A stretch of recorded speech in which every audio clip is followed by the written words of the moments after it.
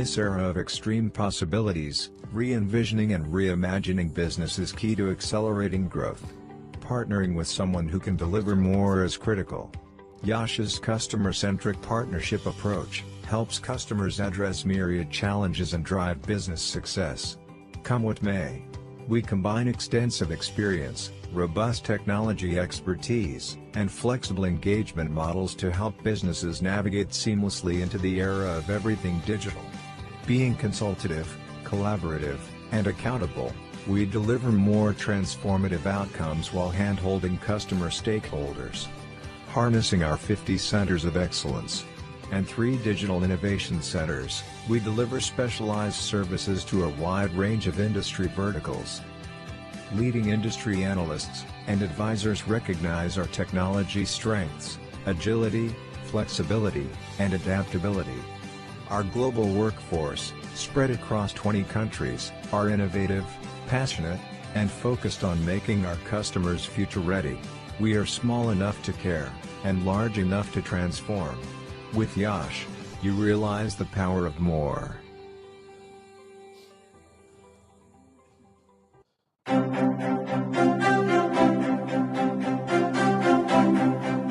Is your practice using a multidimensional EHR? If you're not on eClinicalWorks V12, the answer is no. Experience the power of search at the point of care and gain the deep clinical insights you need to achieve the goals of value-based care. Leverage real-time cloud intelligence to collate and compute patient data from all sources. eClinicalWorks features a floating toolbar for easy navigation, macros that speed workflows, speech-to-text technology to speed documentation, bots to automate routine tasks. See what a multidimensional EHR can do for you.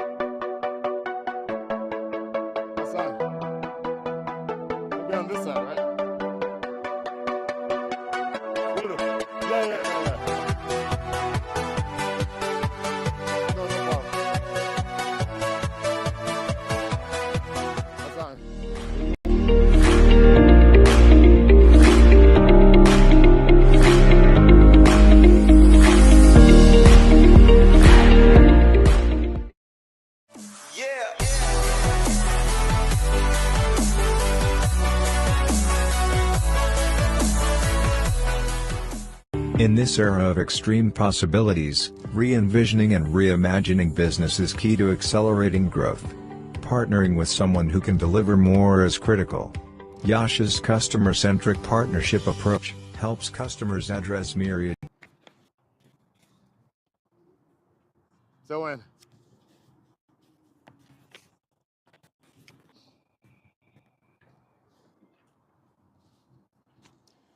welcome to Grand Prairie, Texas. This is the almost at the finals, not quite the finals. This is the opening match of the over-50 Zonal 2023. This is between the North Central and the Eastern sides. Did I get that right? East Central and North. I thought that didn't sound right. Captains Adnan Rao and Pasal Alam, umpires Vishnu Pillai and Jatin Karvir. Home team will be.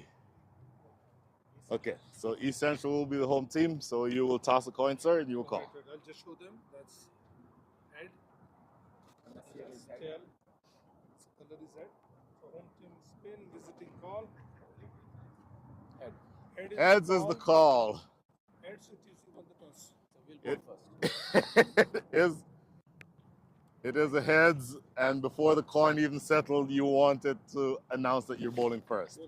I think I know why, but tell me why. Well, it's like a lot of dew here. We don't know the wicket. Oh, my apologies.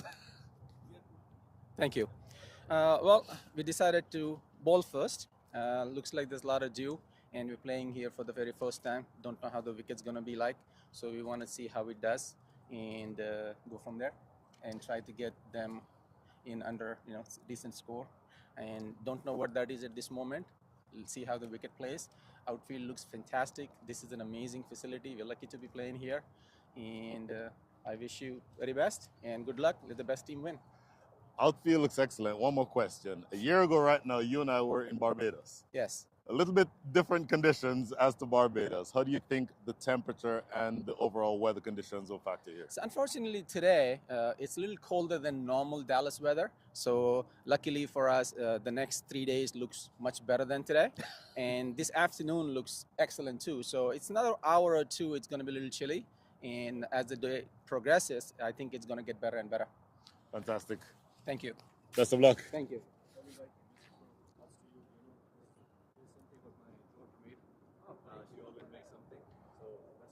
So absolutely wonderful. What a brilliant, brilliant effort. In fact, I want to ask you a little bit more about that, Adnan.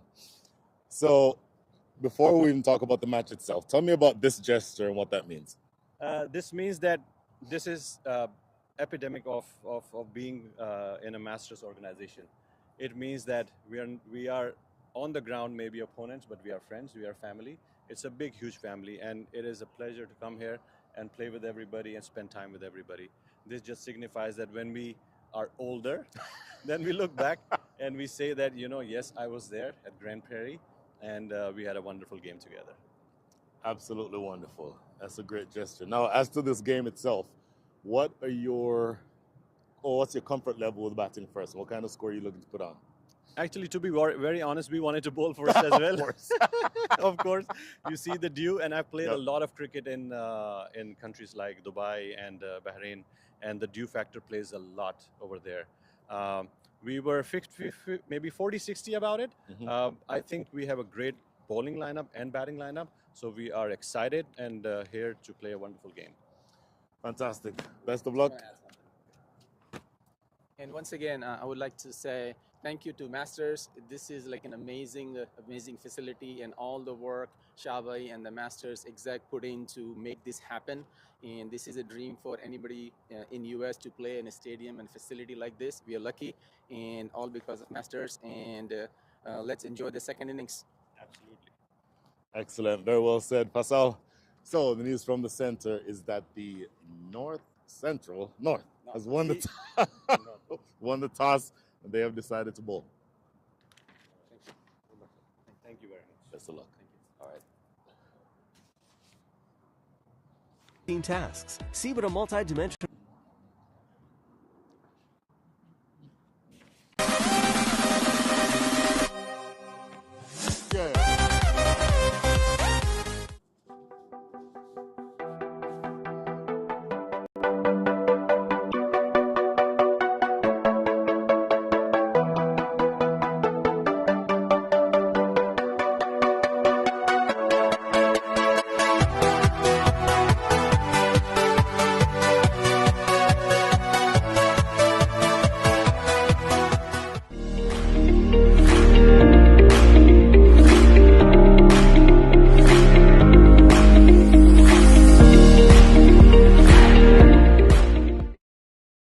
Yeah.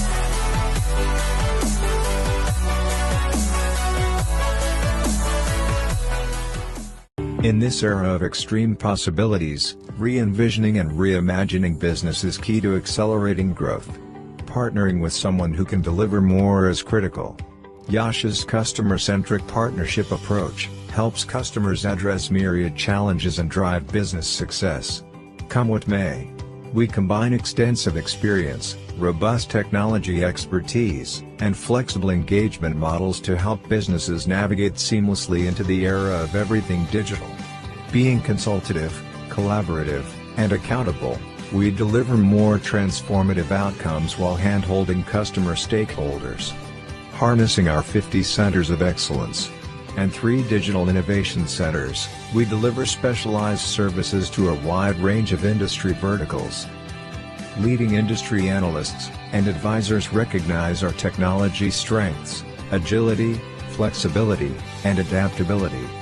Our global workforce, spread across 20 countries, are innovative, passionate, and focused on making our customers future-ready. We are small enough to care, and large enough to transform. With Yash, you realize the power of more.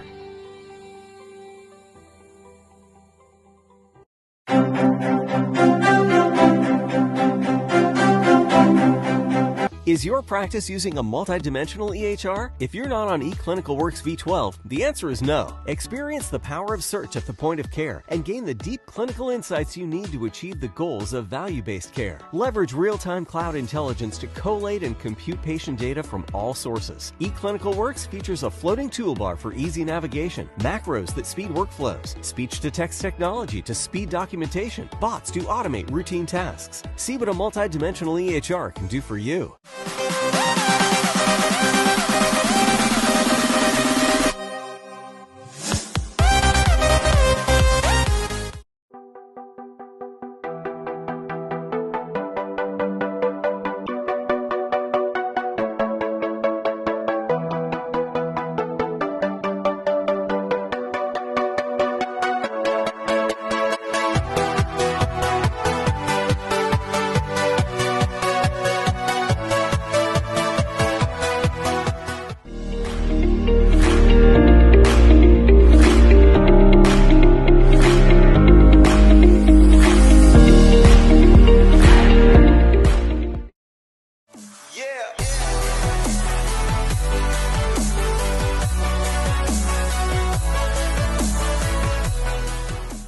In this era of extreme possibilities, re-envisioning and reimagining business is key to accelerating growth. Partnering with someone who can deliver more is critical. Yash's customer-centric partnership approach helps customers address myriad challenges and drive business success. Come what may, we combine extensive experience, robust technology expertise, and flexible engagement models to help businesses navigate seamlessly into the era of everything digital. Being consultative, collaborative, and accountable, we deliver more transformative outcomes while hand-holding customer stakeholders. Harnessing our 50 centers of excellence and 3 digital innovation centers, we deliver specialized services to a wide range of industry verticals.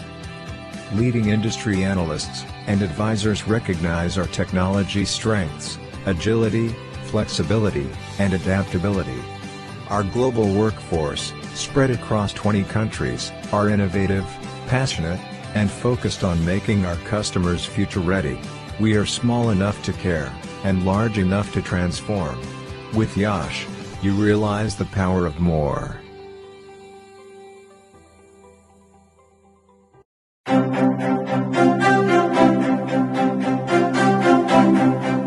Is your practice using a multidimensional EHR? If you're not on eClinicalWorks V12, the answer is no. Experience the power of search at the point of care and gain the deep clinical insights you need to achieve the goals of value-based care. Leverage real-time cloud intelligence to collate and compute patient data from all sources. eClinicalWorks features a floating toolbar for easy navigation, macros that speed workflows, speech-to-text technology to speed documentation, bots to automate routine tasks. See what a multidimensional EHR can do for you.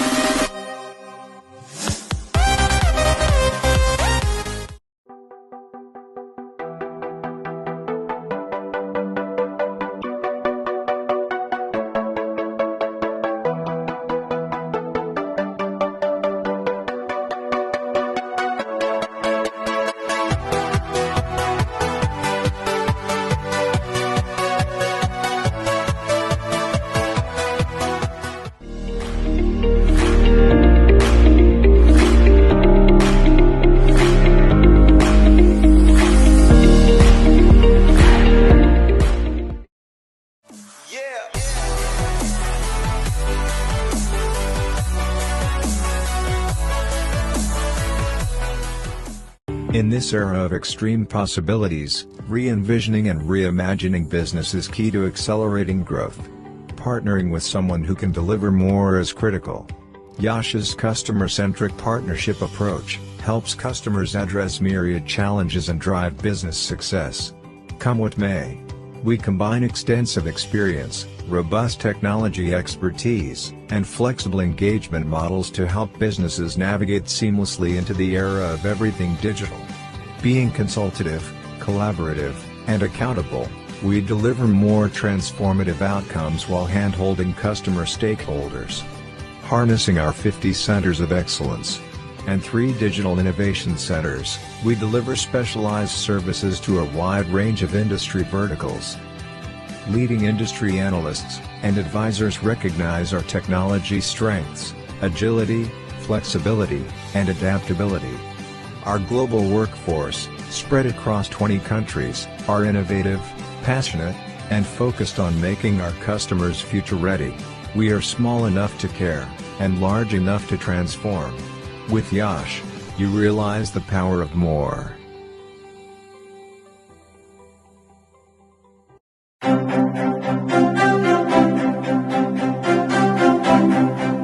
Is your practice using a multidimensional EHR? If you're not on eClinicalWorks V12, the answer is no. Experience the power of search at the point of care and gain the deep clinical insights you need to achieve the goals of value-based care. Leverage real-time cloud intelligence to collate and compute patient data from all sources. eClinicalWorks features a floating toolbar for easy navigation, macros that speed workflows, speech-to-text technology to speed documentation, bots to automate routine tasks. See what a multidimensional EHR can do for you.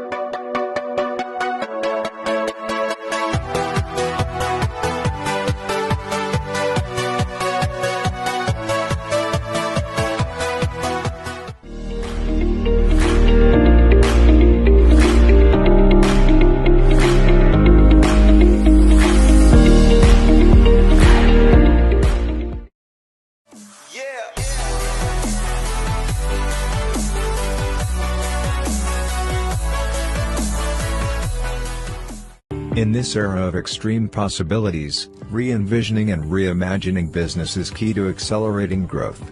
Partnering with someone who can deliver more is critical. Yash's customer-centric partnership approach helps customers address myriad challenges and drive business success. Come what may, we combine extensive experience, robust technology expertise, and flexible engagement models to help businesses navigate seamlessly into the era of everything digital.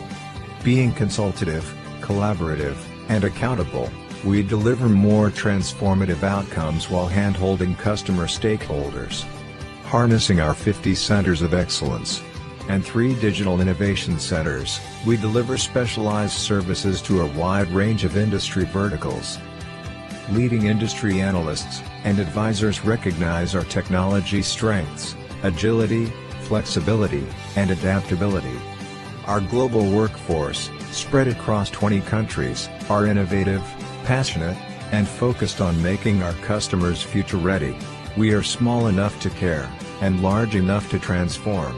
With Yash, you realize the power of more.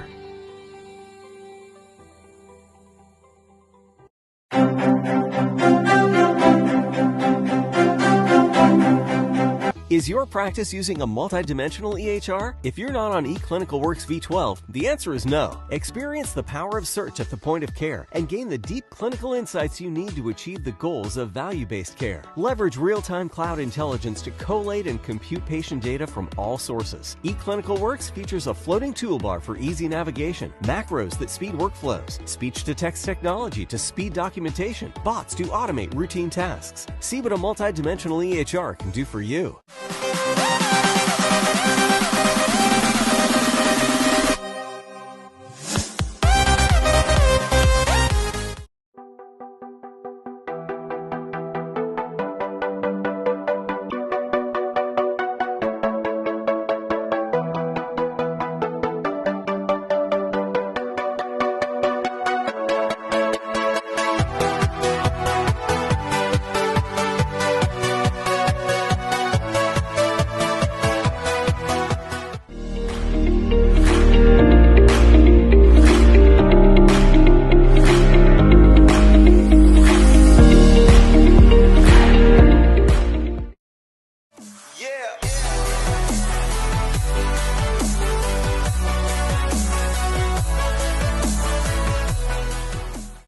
this era of extreme possibilities, re-envisioning and reimagining business is key to accelerating growth. Partnering with someone who can deliver more is critical. Yash's customer-centric partnership approach helps customers address myriad challenges and drive business success. Come what may, we combine extensive experience, robust technology expertise, and flexible engagement models to help businesses navigate seamlessly into the era of everything digital. Being consultative, collaborative, and accountable, we deliver more transformative outcomes while hand-holding customer stakeholders. Harnessing our 50 centers of excellence and 3 digital innovation centers, we deliver specialized services to a wide range of industry verticals. Leading industry analysts and advisors recognize our technology strengths, agility, flexibility, and adaptability. Our global workforce, spread across 20 countries, are innovative, passionate, and focused on making our customers future-ready. We are small enough to care, and large enough to transform. With Yash, you realize the power of more.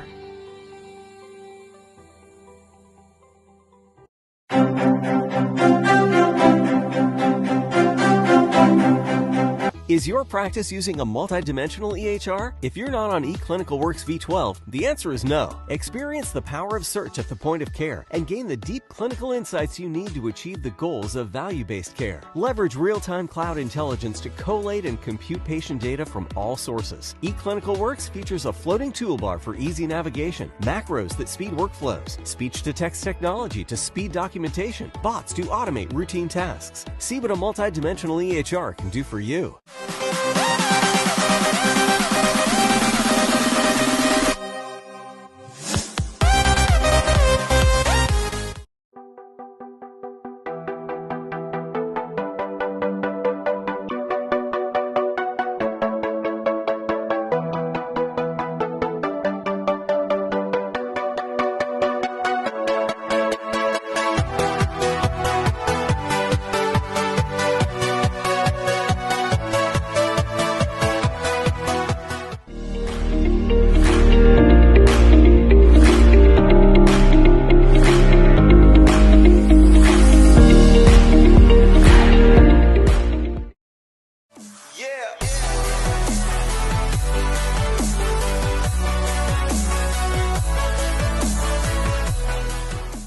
In this era of extreme possibilities, re-envisioning and reimagining business is key to accelerating growth.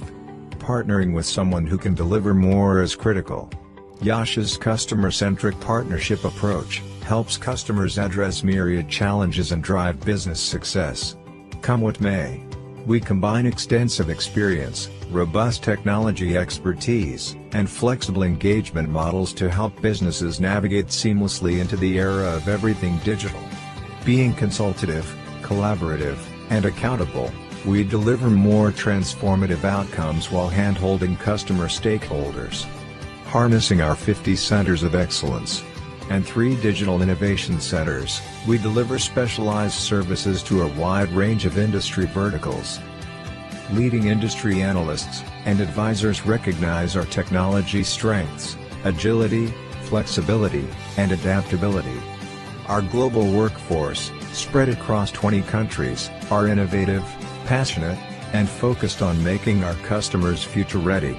We are small enough to care, and large enough to transform. With Yash, you realize the power of more.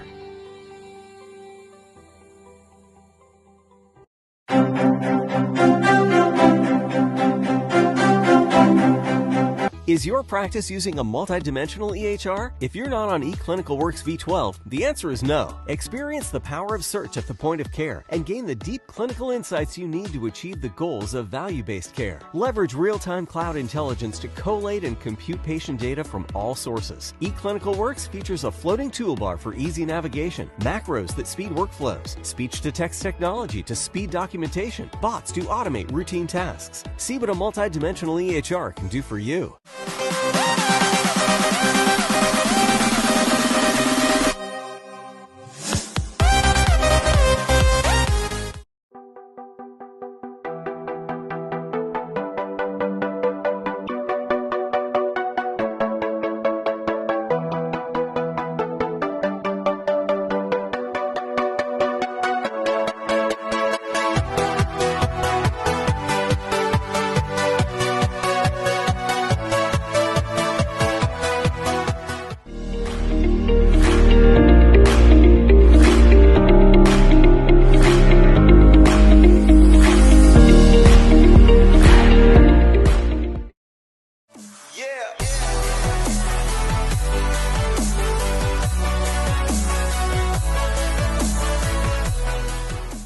In this era of extreme possibilities, re-envisioning and reimagining business is key to accelerating growth. Partnering with someone who can deliver more is critical. Yash's customer-centric partnership approach helps customers address myriad challenges and drive business success. Come what may, we combine extensive experience, robust technology expertise, and flexible engagement models to help businesses navigate seamlessly into the era of everything digital. Being consultative, collaborative, and accountable, we deliver more transformative outcomes while hand-holding customer stakeholders. Harnessing our 50 centers of excellence and 3 digital innovation centers, we deliver specialized services to a wide range of industry verticals. Leading industry analysts and advisors recognize our technology strengths, agility, flexibility, and adaptability. Our global workforce, spread across 20 countries, are innovative, passionate, and focused on making our customers future-ready. We are small enough to care, and large enough to transform. With Yash, you realize the power of more.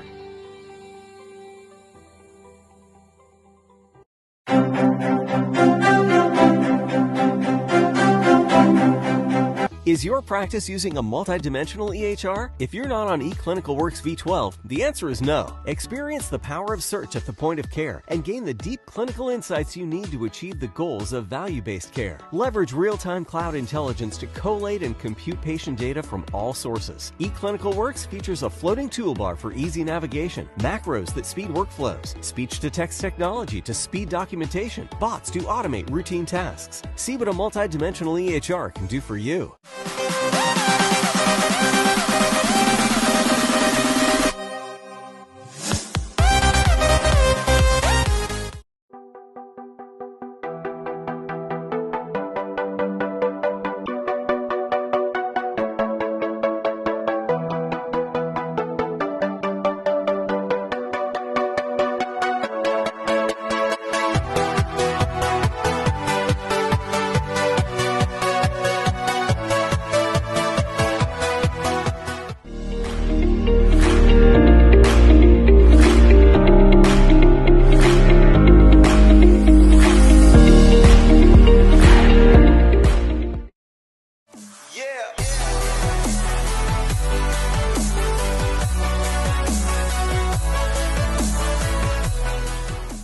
In this era of extreme possibilities, re-envisioning and reimagining business is key to accelerating growth. Partnering with someone who can deliver more is critical. Yash's customer-centric partnership approach helps customers address myriad challenges and drive business success.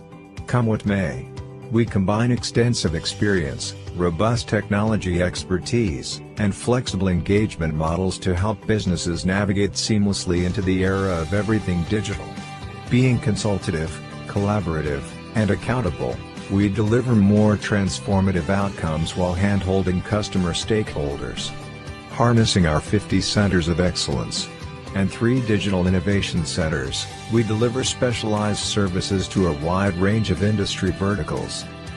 Leading industry analysts and advisors recognize our technology strengths, agility, flexibility, and adaptability. Our global workforce, spread across 20 countries, are innovative, passionate, and focused on making our customers future-ready. We are small enough to care, and large enough to transform.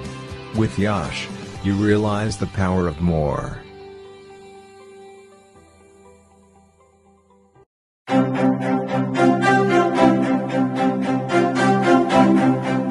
Is your practice using a multidimensional EHR? If you're not on eClinicalWorks V12, the answer is no. Experience the power of search at the point of care and gain the deep clinical insights you need to achieve the goals of value-based care. Leverage real-time cloud intelligence to collate and compute patient data from all sources. eClinicalWorks features a floating toolbar for easy navigation, macros that speed workflows, speech-to-text technology to speed documentation, bots to automate routine tasks. See what a multidimensional EHR can do for you.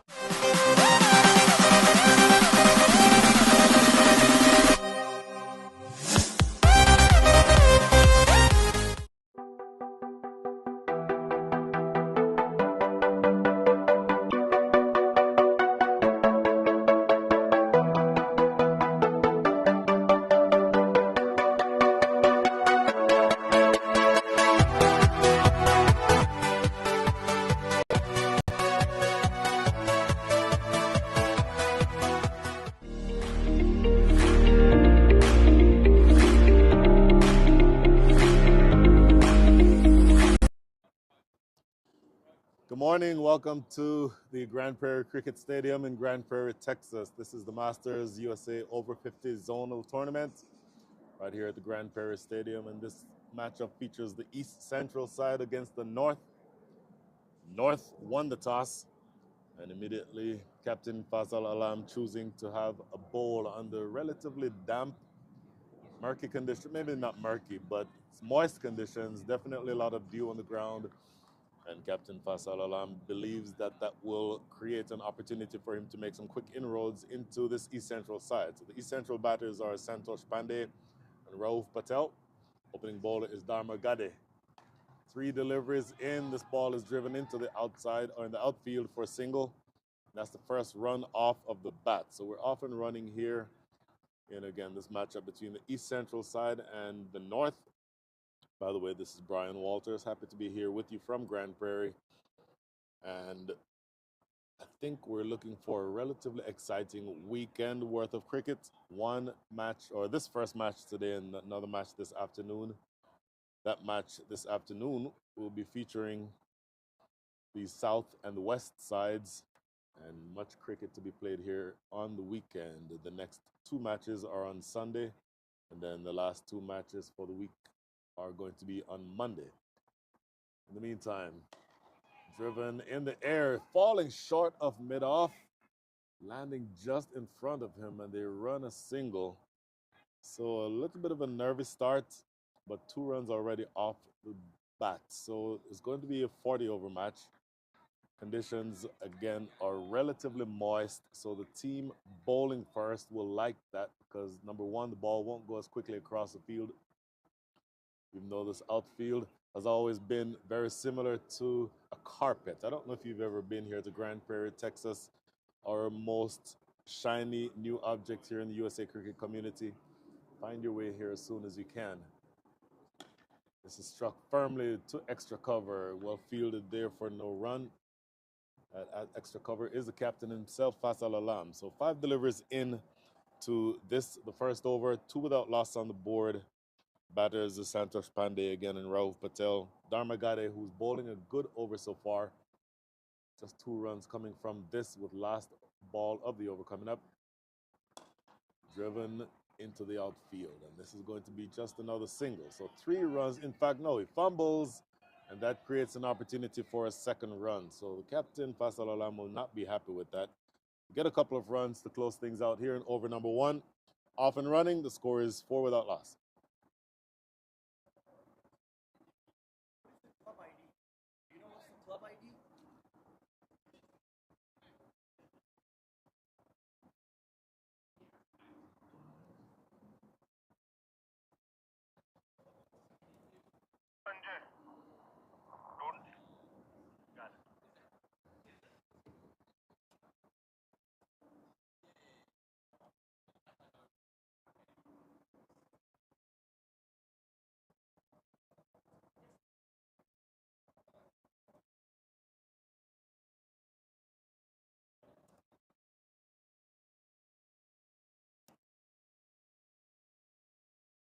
So 1 over up, the score is 4 without loss. The first over bowled by Dharma Gade. And the second over to be bowled from the northern end of the ground, which is the racecourse end here in Grand Prairie. It's going to be bowled by Sanjay Pandya. Sanjay Pandya opening the bowling. Give you a little bit of information about him in just a second.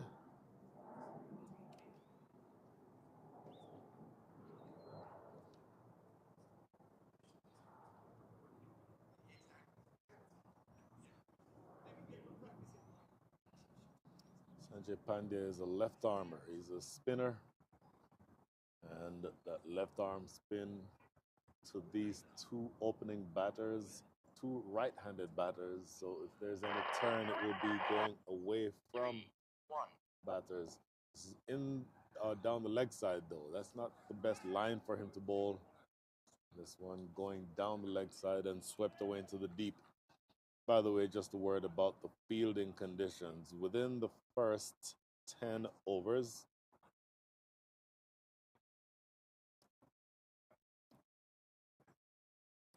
that constitute, in fact, the first 14 overs constitutes the first power play. So within that first 14, you can have a maximum of 3 fielders outside the circle. I'll get back to that in just a second as Pandey continues. Floats this one up, driven, wide off, mid off.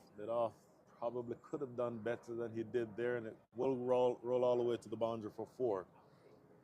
So not quite getting across to the extent that his captain would have wanted him to, mid off, and then ultimately trying to use his foot to stop that one, and that's not going to make his captain very happy either. Of course, bear in mind that these are all players who are over the age of 50, present company included. So apologies if that sounded harsh. Chances are he would have stopped that ball 15 or so years ago. Good delivery, better length, better line, drawing the batter forward, and that one is defended for no run. So obviously a long way to go, and I'll get back to the power play in just a second. Short and cut right to backward point for no run. So the power play overs, 3 allowed outside the circle. Those 3 are down at long on and long off, and then deep backward square leg. In fact, sort of a wideish fine leg. So those are the 3 allowed outside. After those 14 overs, you can have an additional man outside of the circle. We'll get back to that thought shortly. Better delivery here. 2 good deliveries following up. And then the third power play over, you can have as many as 5 outside of the circle. This is played off the back foot. Diving attempt at backward point. Not able to field it cleanly, but I think he saves a couple of runs there. So good delivery. A boundary conceded on the third ball of the over, but then a good close out to the over by Sanjay Pandya. So good comeback for him. 2 overs in the books. The score is 10 without loss.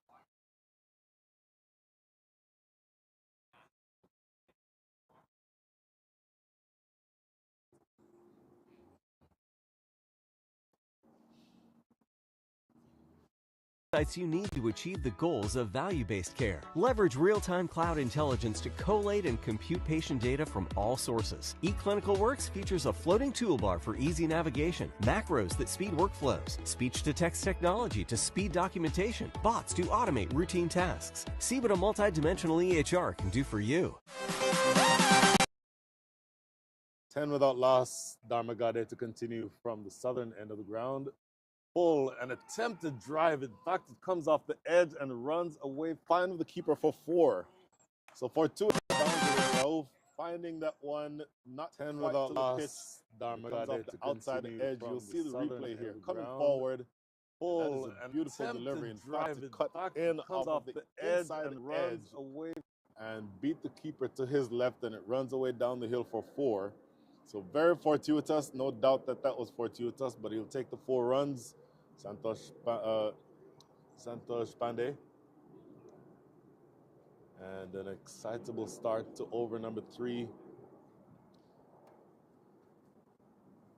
Next delivery, struck firmly, more traditional looking shot this time, and well fielded by the bowler himself in his follow through for no run. So once again, you're looking here at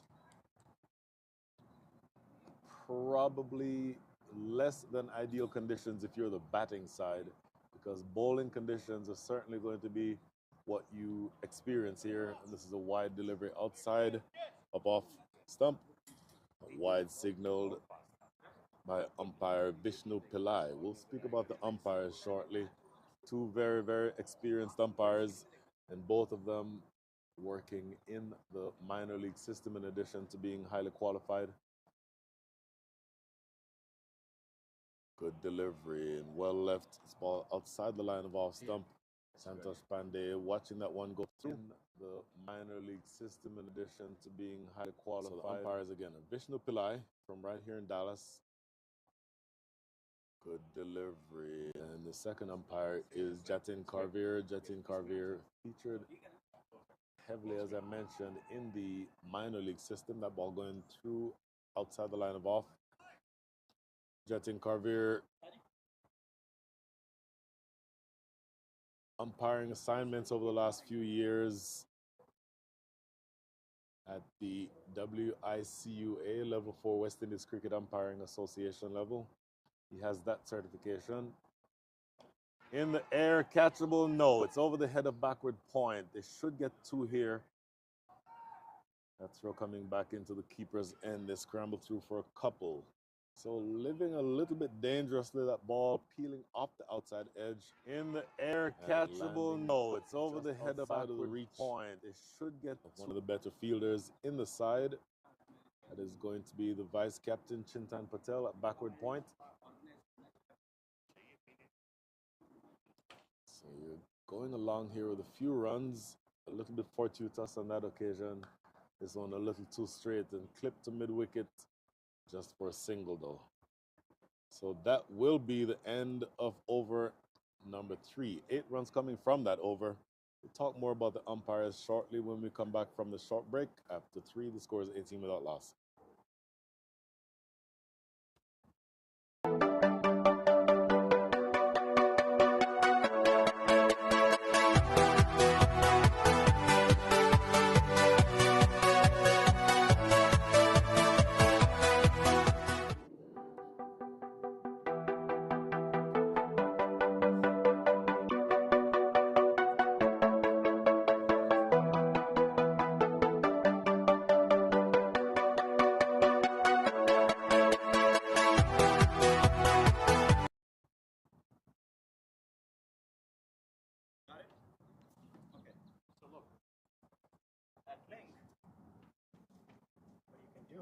Is, for example, let that ball happen and I'll show you.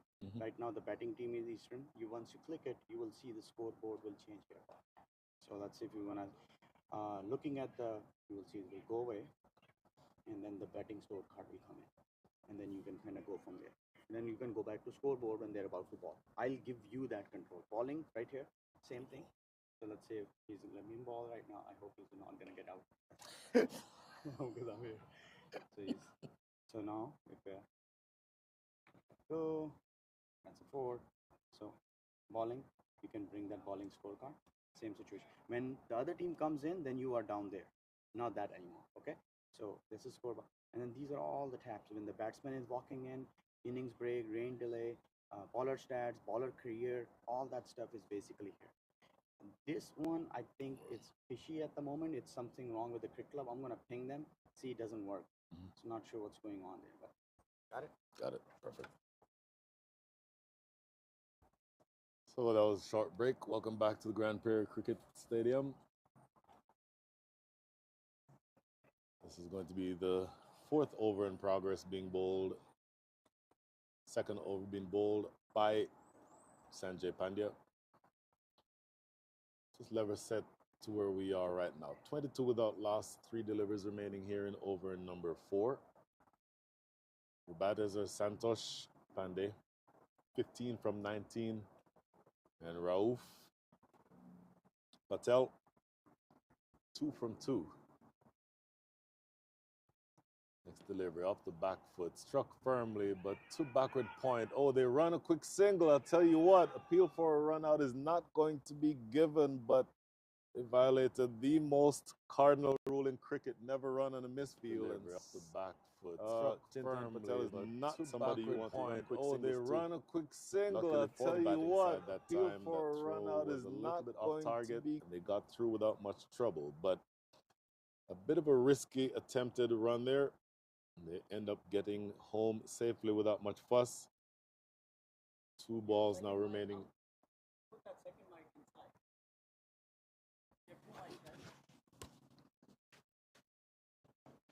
Forced off the back foot, right back to the bowler himself for no run.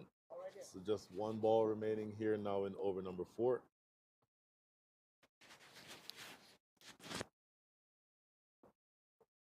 This one, you can put it out here. Oh, knocked him over. Oh, absolutely knocked him over. Full and straight. Apologies, I was just distracted there for a split second. But that is the first wicket to go down. Rauf tossed up, and that was the arm ball, and he chopped it on. Knocked him over. Oh, absolutely knocked him over. That ball was full. Apologies, I was just distracted to just kiss the under edge and go through to take out leg stump. So the first wicket goes down. That's the last ball of the fourth over that produced that wicket. At the end of 4, the score is 23 for 1.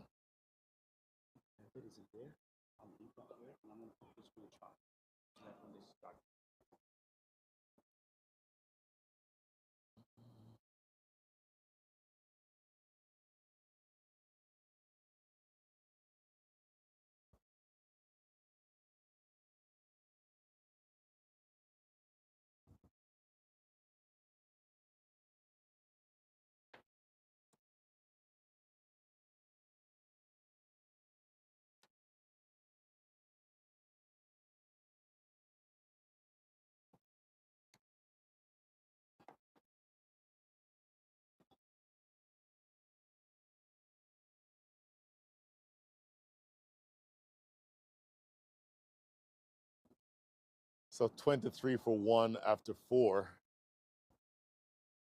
Sanjay Pandey finding success in his second over, the last ball of his second over. Dismisses the opening batter, Rauf Patel. Now the new batter is going to be the vice captain, Kitan Patel, coming into the wicket to join Santosh Pandey. Santosh Pandey is 16 from 20, so he's looked relatively good so far. And this is going to be the third over bowled by Dharma Gade. Good ball outside the line of off and watchfully played there by Santosh Pandey. So once again, we're looking here at a 40-over match. We're in. This is the third over being bowled by Dharma Gade. Santosh Pandey has looked decent so far. A little fortuitous on a couple of his boundaries, but for the most part has looked assuredly like he knows what he's doing with the bat. Dharma Gade, good bowling so far, none for 8 from his 2 overs and 3 balls. A couple of overs ago, I started talking about the umpires, and I never did get back to that. So, 2 umpires of Vishnu Pillai struck in the air. Somebody does not want me to talk about the umpires. Simple catch is dropped by the captain. Oh, he had all day to think about it. And spills about the easiest catch that he will ever have. Faisal Alam will not be happy with that. Ball was in the air for an eternity. He had all day to look at it. And I guess if you wanted to think of a reason why he might have dropped that, he is looking slightly toward the northeast. And so that might have been the case where the sun would have been in his eyes just a little bit. But I think if you ask him, he'll tell you that that is a catch that he should take 10 times out of 10. So he gets a life, Santosh Pandey, and ends up getting a bonus run at the same time. So he's not going to be very happy with that effort. Faisal Alam, a very proud cricketer, a wonderful cricketer, as a matter of fact. And again, he will take much more difficult catches than that one that was just spilled. By the way, you're following us here on YouTube. Please, the YouTube chat section is open. It is extremely difficult to talk for 80 overs. So, my humble request would be that if you are able to join in on the conversation, use the chat section to its full capability. That's why it's there. And to whatever extent you can help me by giving me something to talk about, or if you can contribute anything about any of the players, any of the umpires, or any thoughts about cricket in general, it would be very helpful, at least so that I don't have to find things to talk about. Struck hard, and that's going to go away for 4. Over the top of mid-off, full, and it was in the slot, has to be said, and driven confidently over the top of mid-off, running away down to the boundary for 4. So that is a good-looking shot by Santosh Pandey. And I'll tell you what, earlier I said that he got a bonus single. They, in fact, did not take that single when that ball was dropped by Faisal Alam. And here, it struck down the ground for 4. So just 1 ball remaining here now in over number 5. Dharma Gade has bowled relatively well. Should have gotten a wicket in this over. was not able to get that wicket, and then that error being compounded as that ball struck away for 4. Here's the last ball of the over. Better length, clipped around the corner. They may want 2 here. No, they immediately decide that that's 1 and that's all that they'll get. Santosh Pandey lucky to still be at the wicket. He is 21 from 26. Ketan Patel yet has not faced the delivery. At the end of 5, the score is 28 for 1.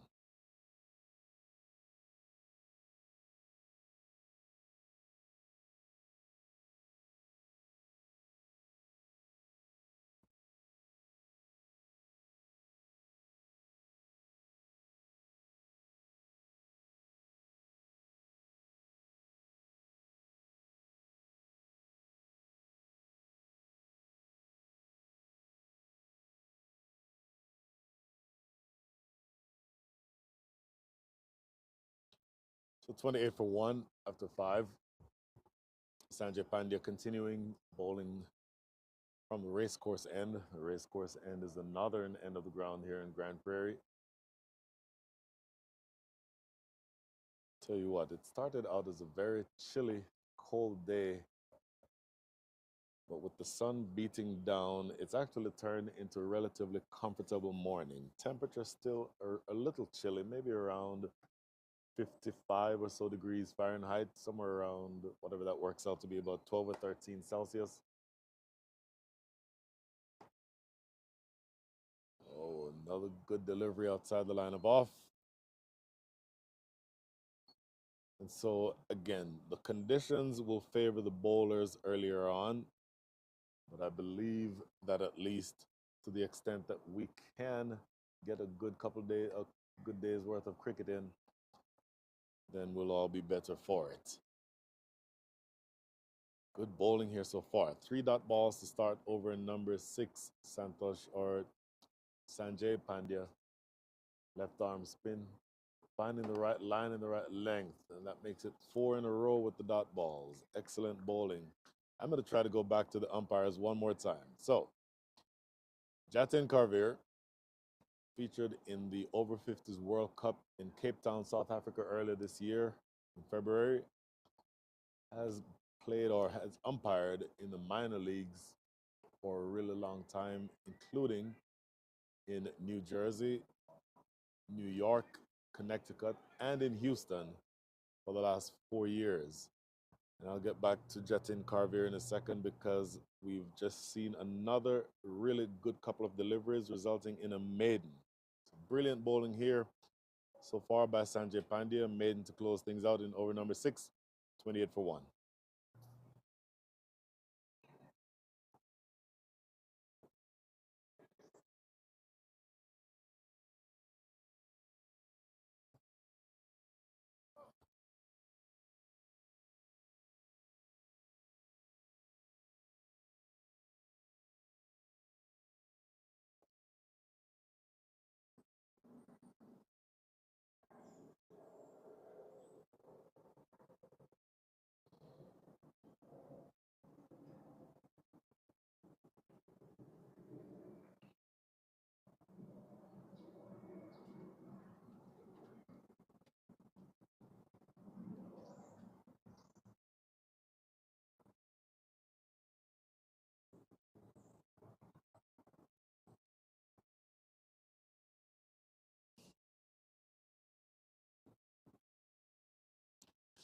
So 28 for 1. Dharma Gade to continue. This is his 4th over outside the line of off. And that's actually the first delivery faced by Ketan Patel. He's a left-handed batter coming in at the fall of the first wicket.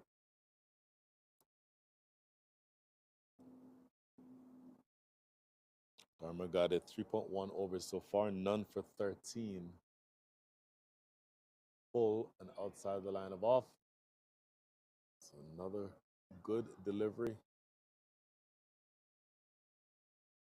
And to the extent that you want to keep the opposing side quiet, this is exactly what you've done here for the last 8 deliveries. All have been dot balls.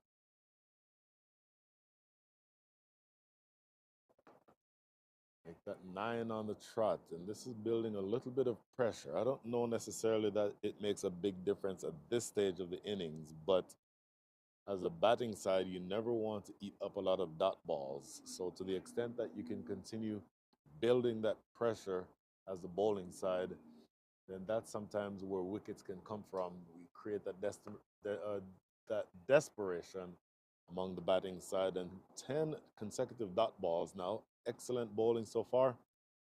Darmagade into his 4th over. You hear the shouts of encouragement from his teammates. 4 dot balls in a row. Can we have 2 consecutive maidens? Here's the 5th delivery. Outside the line of off. We are 1 dot ball away from 2 consecutive maidens. Excellent bowling so far here by the North. Once again, the North winning the toss and choosing to bat, choosing to bowl under relatively difficult batting conditions. And that is, in fact, another dot ball. So 2 consecutive maidens, if you can believe that. The last run that came off of the bat was a single on the 5th ball of the over, or the last ball of the 5th over. We're now through 7, and that score is still 28 for 1.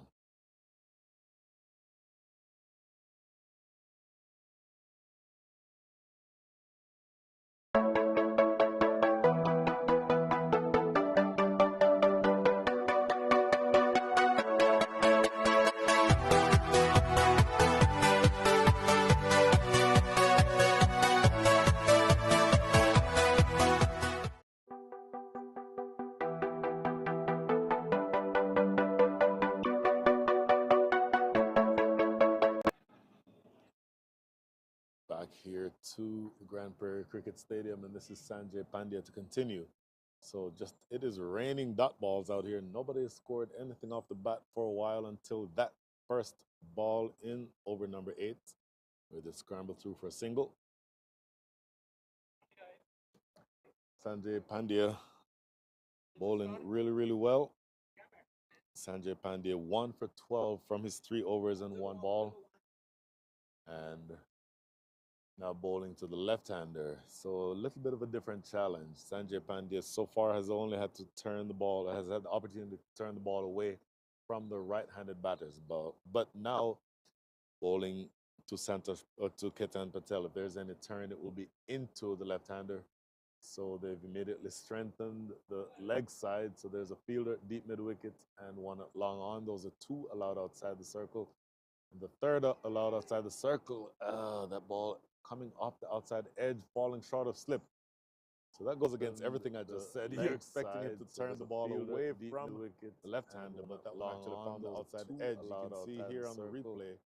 The reason why he was able to find the outside edge is because he's bowling around the wicket, creating that angle. Similar delivery and almost a similar result, but this time they get a single. So Sanjay Pandya certainly a thinking bowler around the wicket, creating that angle. And once again, finding the outside edge. Has to be said that that one was played with soft hands by Ketan Patel. So he didn't go at it hard. And so that way it didn't carry to the fielder at slip. In the air and catchable and caught. So that's a big wicket. Santosh Pandey maybe starting to feel a little bit of the pressure from the dot balls that I mentioned. To the field plays really relatively straightforward in the air and really catchable and caught, taking that extra cover. So that's a big wicket. Santosh Pandey maybe starting to feel a little bit of the not much elevation, and in looking at that replay, maybe reaching a little bit too far in front of him. The ball wasn't quite there for the drive, and he only ended up spooning a pretty simple catch to the fielder at extra cover. So the second wicket goes down. Santosh Pandey dismissed 22 from 33, had a good start, but not able to capitalize. That is the end of his day with the bat. And now the new batter coming in, as the score is now 30 for 2.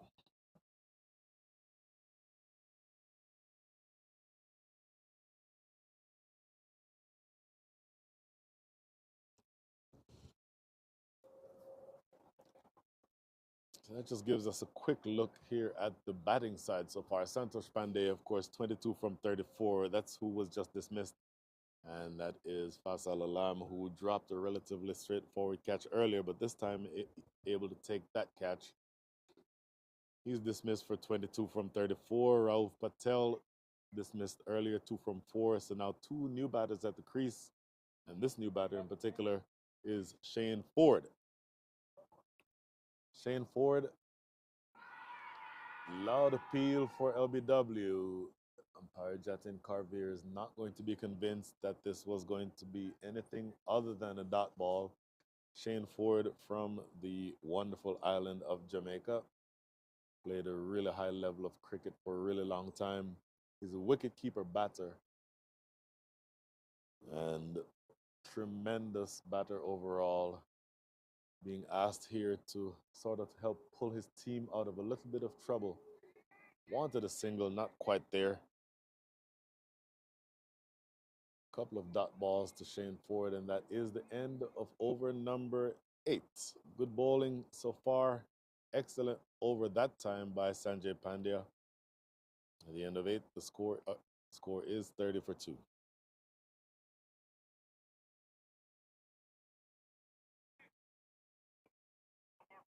And drive business success. Come what may. We combine extensive experience, robust technology expertise, and flexible engagement models to help businesses navigate seamlessly into the era of everything digital. Being consultative, collaborative, and accountable, we deliver more transformative outcomes while hand-holding customer stakeholders. Harnessing our 50 centers of excellence and 3 digital innovation centers, we deliver specialized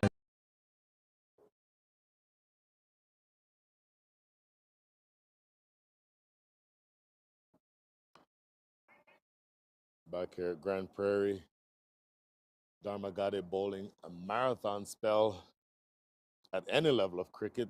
Bowling 5 overs on the trot is not easy for a fast bowler, but certainly for over 50s, it has to be said that this is extremely difficult. So full credit to Dharmagade, bowling really well so far into his 5th over. Good delivery going by the outside edge, finding Ketan Patel on the back foot. He's the vice captain. Shane Ford, of course, just to the wicket. He is the opposite or the batter at the other end. He's a wicket-keeper batter. In the air. It will be a safe catch. In fact, it goes all the way for 6. Well, that was struck better than I realized. It made a sweet sound coming off the bat, but I was expecting it to be skied somewhere, landing short of the wicket for 4. It will be a safe all the catch way into the fact it goes the wicket. That is a monster strike. So it is 70 yards to the boundary, and that ball landed into the seats. And that rope, I would estimate, is about 8 or 9 yards from the boundary. So that's probably an 80 or 83-yard hit. That is not an easy shot to play, and it is struck with some power. So that is a brilliant shot by Ketan Patel. Excellent, excellent shot by him. And I think you'll see that that will have energized him. Ketan Patel has been playing cricket here in the U.S. for the last 33, 36 years, since 1987, if my quick math is correct. Better delivery. This one not quite as full as that previous one that was blasted away for an 80-yard hit.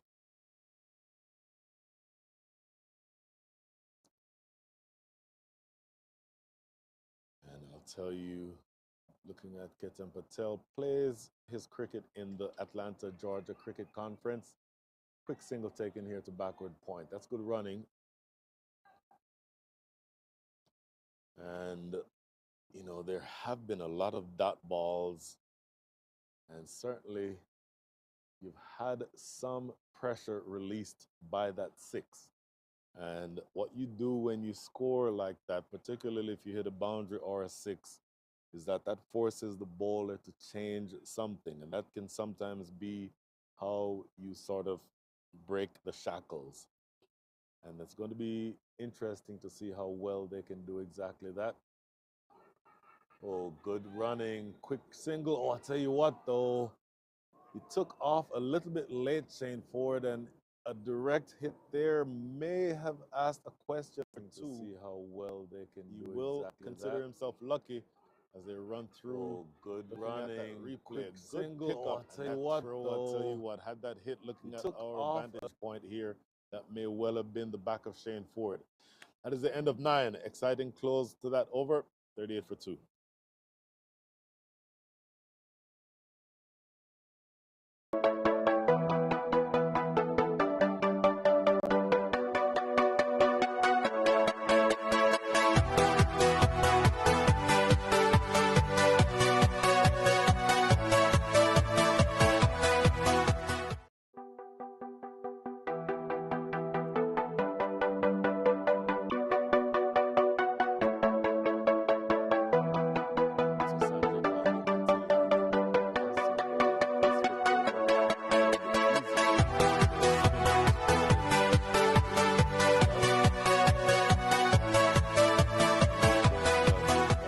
Figures 2 for 13 from his 4.1. Ford off the back foot, playing into the covers for no run. Shane Ford lives these days in the Atlanta area, recently moved from Florida, and in fact used to be here in the Dallas area where he played his cricket at the Dallas Cricket Club. I'll get back to that just a second, as it appears as though that was almost a return catch, and it fell short. But anyway, so he used to play right here in Dallas with BCCC in the 1990s. Dallas Cricket Club. He played with one William King Willie Salmon. Off the back foot, slightly aerial, but didn't carry all the way to backward point. So another dot ball. This is a good over in progress here by Sanjay Pandya. Is bowling well so far. And just 2 balls remaining now. A relatively expensive over in the context of this game, the previous over, and 8 runs coming from it. This is going to be a single. But overall, he's done really well, Sanjay Pandya, pulling things back after, again, what was, in the context of this game, a relatively expensive over. 8 runs coming from that previous over. The overall scoring rate as of right now is 3.97. So we might get into the projections and see where that will allow us to end up. But 1 delivery remaining now here in over number 10.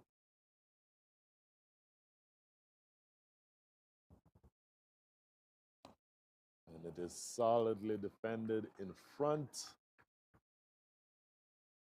That is a good-looking defensive stroke to end things here in over number 10. Ketan Patel, 8 from 13. Shane Ford, 2 from 8. The score is 39 for 2.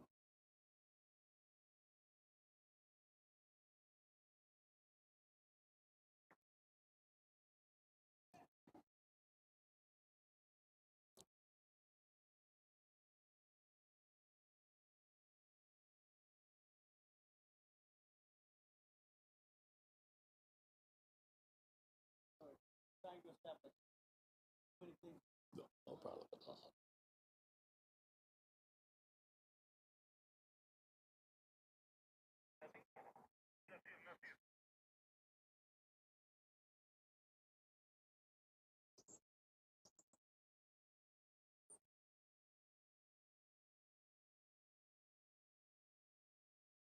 So bowling change for the first time today. This is going to be Nasir Islam bowling from the southern end of the ground, or the river end. Short and pulled into the mid-wicket area. Shane Ford not quite timing that one. In fact, that rehearsed stroke after the actual stroke had a bit of irritability about it, suggesting that he thinks that he should have put that one away.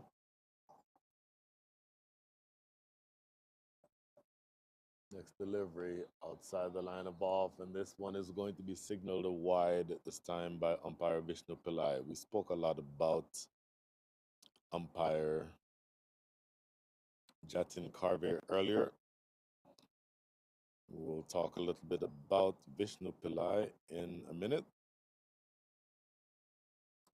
Vishnu Pillai umpired for more than 10 years right here in the Dallas area, including the North Texas Cricket Association, NTCA, and at the MILC level.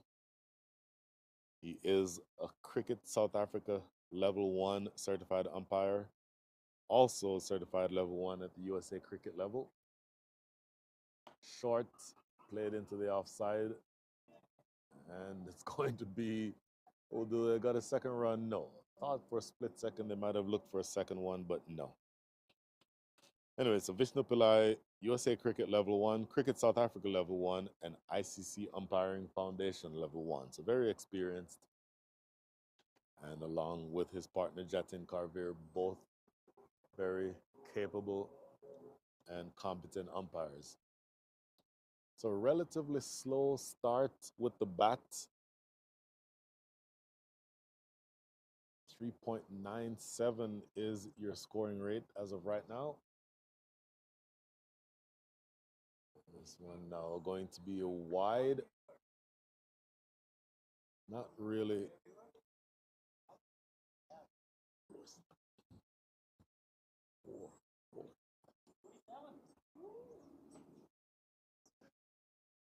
Next delivery. Played off the back foot, back to the bowler himself for no run. So looking to see how they can click through the gears. As I mentioned, it's a relatively slow start. And I'll get to the projections of where they may end up in a second. Oh, that's played off the back foot. Cover could have done better. It goes by to his left and goes away to the boundary. So that brings up, well, they're 46 now. So from that standpoint, they've gotten a few more runs than they should have, because that one really should have been stopped. May well have just been a dot ball, and in fact, it appears as though the captain, Faisal Alam, thinks that one should have been stopped because that fielder has now been replaced. So there's now a new fielder at cover. And now that fielder who misfielded that ball is now at extra cover. It's Faisal Alam himself, who put himself initially at cover, but now is dropping back. So he's about a third of the way away back from the boundary. Next delivery, very full and played down the leg side. Work here to do for fine leg, and he's not going to get there. A little too straight that time from Nasir Islam, and clipped away very nicely off the back foot by Ketan Patel, and it runs away down the hill for boundary. So that will bring up the 50. One ball remaining here in over number 11. 50 comes up with that boundary. Ketan Patel now up to 16 from 17. Shane Ford, 3 from 10. So one ball remaining in over number 11. And welcome to all of you watching here on or from the Grand Prairie Cricket Stadium, all 54 of you. And again, please, it is extremely difficult to find things to talk about other than the game for the entirety of 40 overs in 2 innings. So to the extent that you can help me by joining into the chat section, I would appreciate it greatly. That is the end of over number 11 with a dot ball closing things out, 50 for 2.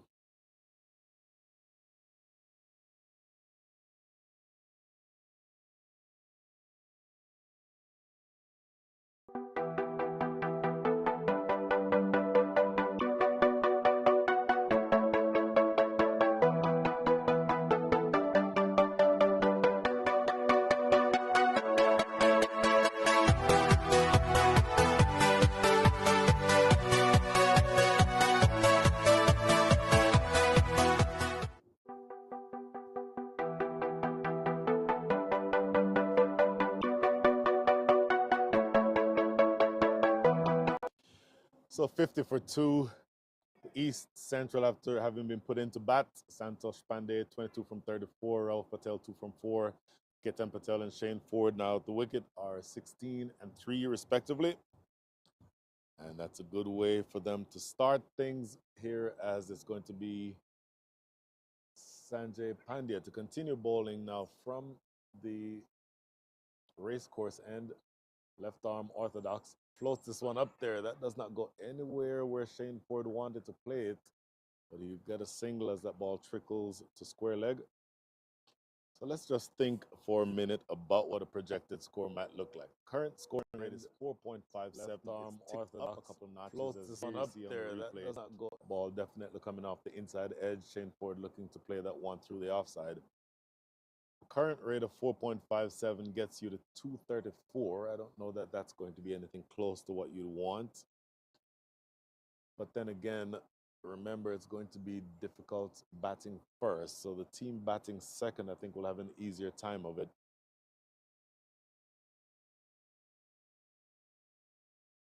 And in fact, we may have to talk about those projections in just a second. Looking to work this one way down the leg side. That might be leg buys, as we'll watch for the signal here from umpire Jatin Karveer. Yep, there's a signal that is a leg buy.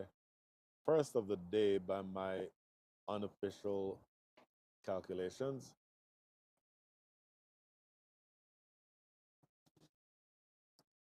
And so again, the batters, Shane Ford, 4 from 11, Ketan Patel, 16 from 19. Sanjay Pandya into his 6th. And this will also be another single. This one a little bit easier, and this one actually going where Shane Ford intended to play that shot. So little by little, the scoreboard is starting to tick along with a little bit more purpose.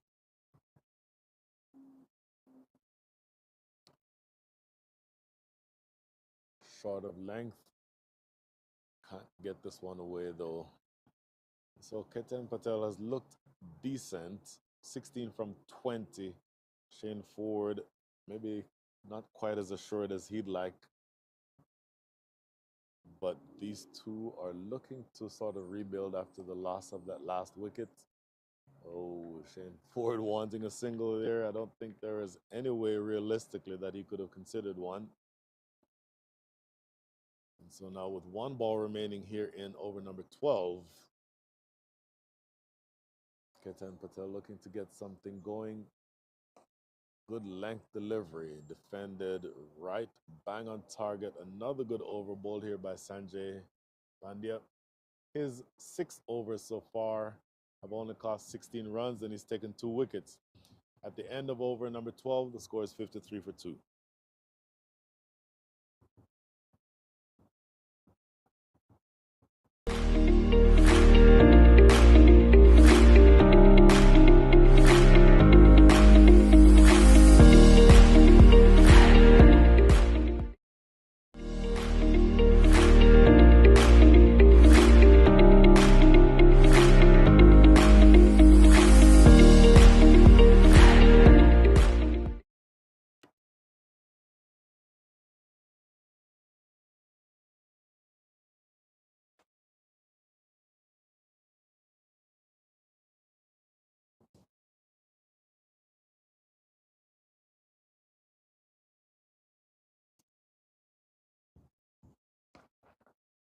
53 for 2, make that 57 for 2 as Shane Ford cracks this one through backward point for 4.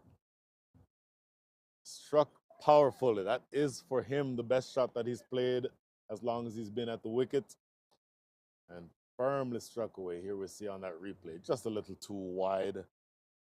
And not even Chintan Patel, who again is the best fielder in the side, but he's not going to be able to stop that one.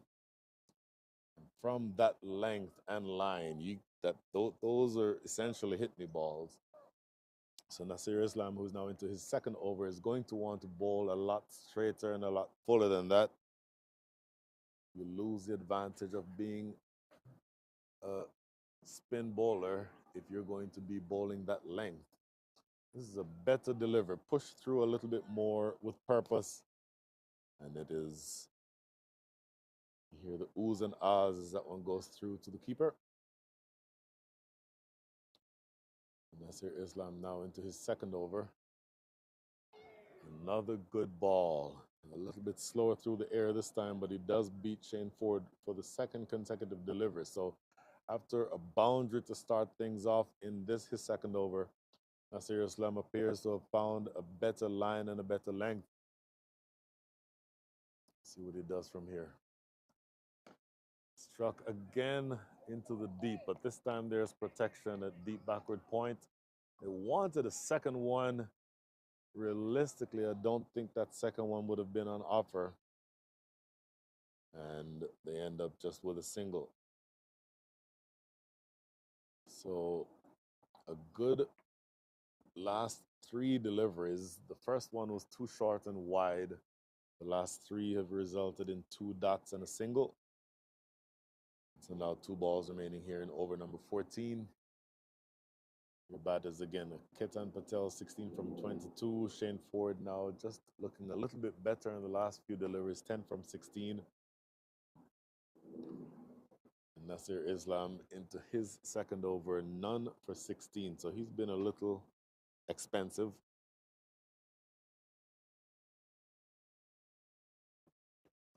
Clipped around the corner. This should be a pretty easy single. In fact, Shane Ford just jogging, running to what in theory would have been the danger end, but absolutely no trouble there getting that single. So just 1 ball remaining here in over number 13.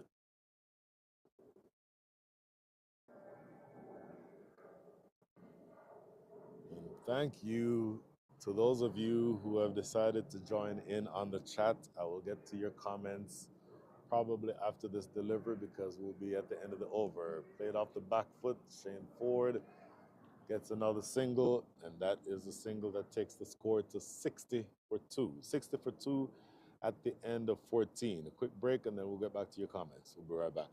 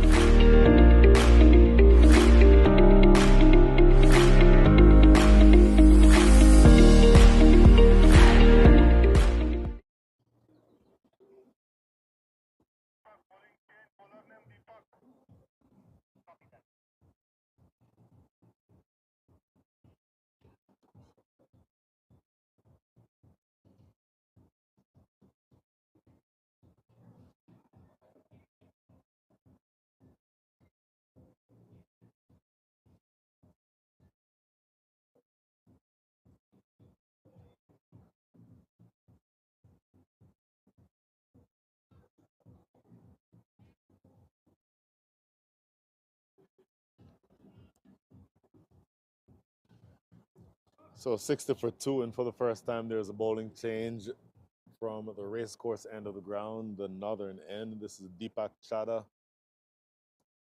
left arm orthodox spinner, replacing the left arm orthodox Sanjay Pandey, who's bowled very well.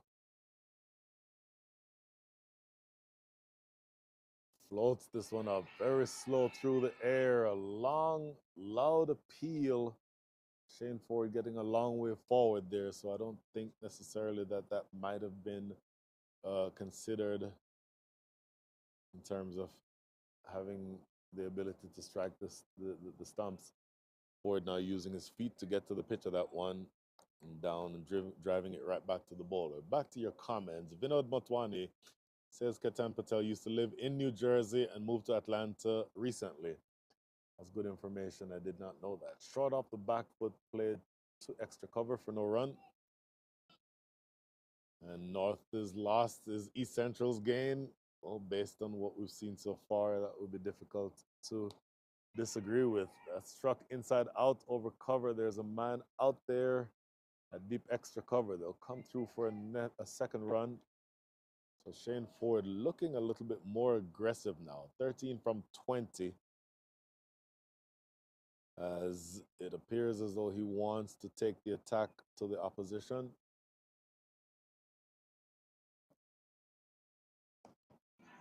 Using his feet, trying to get down to the pitch. Didn't quite get to the pitch that time. Lucky not to have struck that one right back into the hands of Deepak Chadha. Next delivery, floated up slowly and hammered over the top of extra cover. This will go for 4. So again, he's looking to use his feet, looking to get aggressive. And you saw at least 3 deliveries in this over where he's attempted to use his feet to come down. And this time he definitely came down, got right to the pitch and played with the turn. Again, it's a left arm orthodox spinner, turning it away from the right-hander. But he struck it well, and that is a boundary to close things out in over number 14, 66 for 2.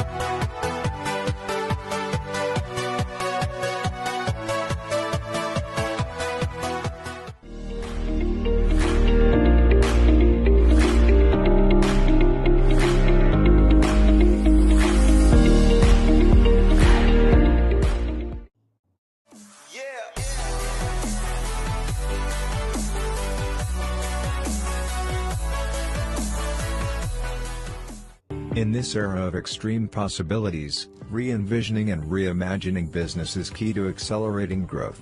Partnering with someone who can deliver more is critical. Yash's customer-centric partnership approach helps customers address myriad challenges and drive business success.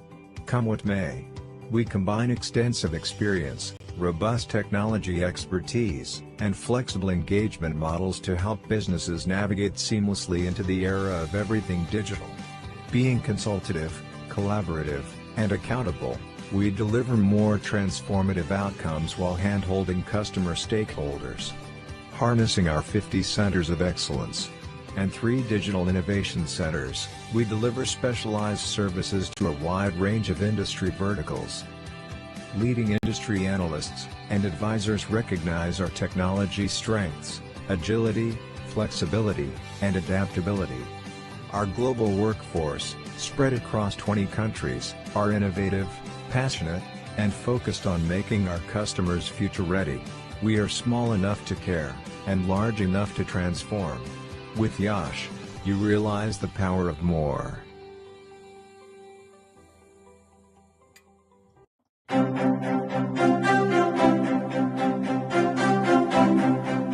Is your practice using a multidimensional EHR? If you're not on eClinicalWorks V12, the answer is no. Experience the power of search at the point of care and gain the deep clinical insights you need to achieve the goals of value-based care. Leverage real-time cloud intelligence to collate and compute patient data from all sources. eClinicalWorks features a floating toolbar for easy navigation, macros that speed workflows, speech-to-text technology to speed documentation, bots to automate routine tasks. See what a multidimensional EHR can do for you.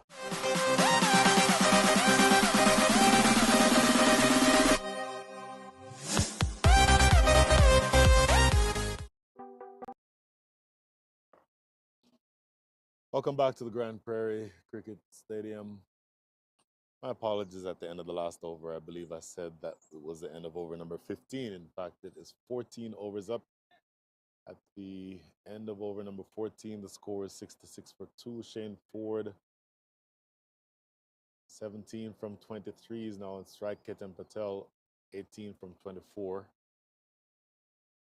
And this is Nasir Islam continuing. Stroked into the extra cover area at that time, no run.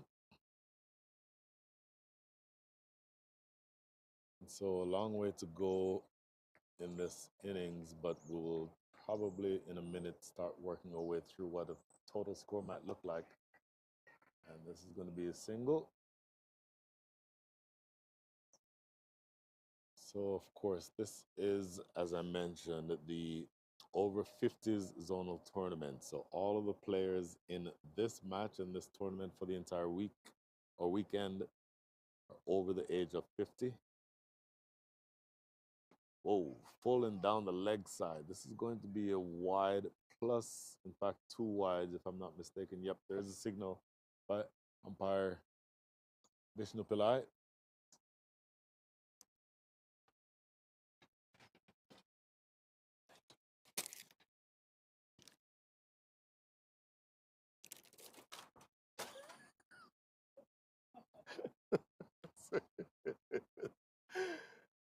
Nasir Islam to continue, looking to play this one off the back foot. And apologies. What happens off the camera is sometimes more interesting than what happens on the camera, and you should probably not put that camera on me. This one is played off the back foot for a single. So the scoreboard is starting to tick along with a little bit more purpose. 1 delivery remaining here in over number 15. Score up to 71 for 2. So that overall scoring rate's now up to 4.79.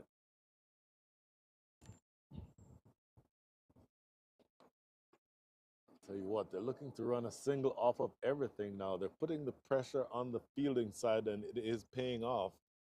Runs are now starting to come at a little bit more of an assured rate. That's the end of 15. The score is 72 for 2.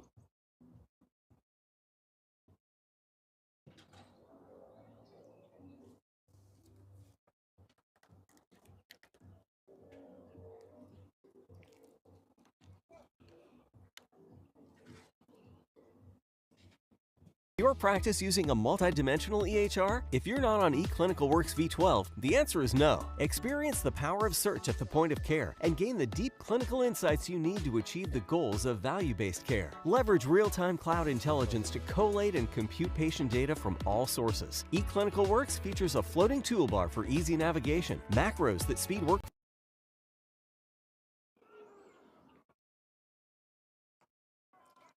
Back here at the Grand Prairie Cricket Stadium. 72 for 2, as this is going to be Deepak Chadha to continue. This is his second over. Right off the back foot, they'll get another single. So once again, by the way, running quick singles is a really important part of cricket, but to the extent that you can do that when you are a 50-plus-year-old, says something about the level of cricket that you're able to play at that age. And I think more than anything else for players this age, what will separate the good teams from the great teams will be the ones that have been able to not only show good cricketing ability, but fitness levels. And you'll see here, this pair in particular has put on a really good partnership just from the standpoint of being able to keep the fielding side on the back foot. They've run several quick singles.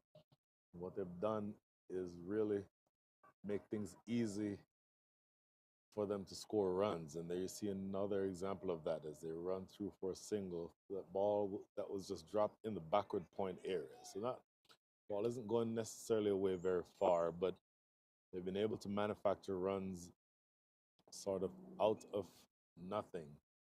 Next delivery, floated up, and there we go again. Shane Ford taking off from the non-strikers and almost immediately as that ball was played. So you're able to manufacture these runs in a way that puts, I think, doubt in the minds of the bowling side as to whether or not they can restrict the batting. Now here's Shane Ford again down the wicket, and this one is driven past the bowler himself. And they'll get a relatively easy single to close things out here in over number 16. Another good over.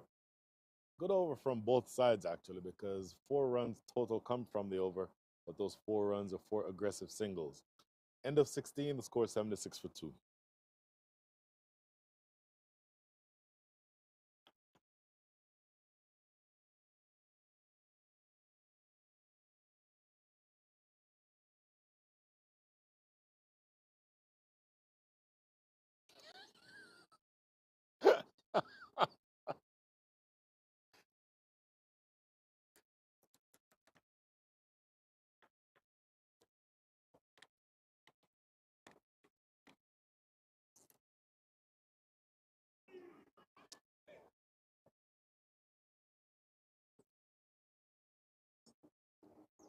So back here, Nasir Islam into his 4th over, none for 25 from 3. And Vinod Motwani, no, I did not drop the bottle like the North drop catches today. In my defense, I'm pretty sure I held that one long enough for it to come to count as a catch. And no, we will not be seeing any replays of that drop. Going by the outside edge this time. Nasir Islam has started out this over better than the last few that he's had. Going by the outside edge again. So dot and then 2, or at least a single and then 2 dots. His figures so far, none for 25 into his 4th over. So he's looking to recover from a relatively expensive start, and he gets another one to go by the outside edge. He's bowling well to a man who's on 21 from 31 into his 4th. Patel has actually now been surpassed by Shane Ford from a relatively expensive start, and a partnership building in confidence. But this is a good over in progress here, and another dot ball. So 5 balls bowled in the over so far, just 1 run coming from it.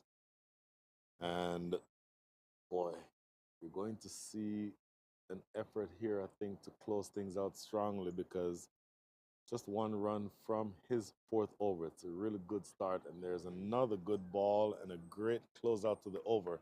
Just 1 run total coming from that over. Good one here from Nasir Islam at the end of 17. The score is 77 for 2.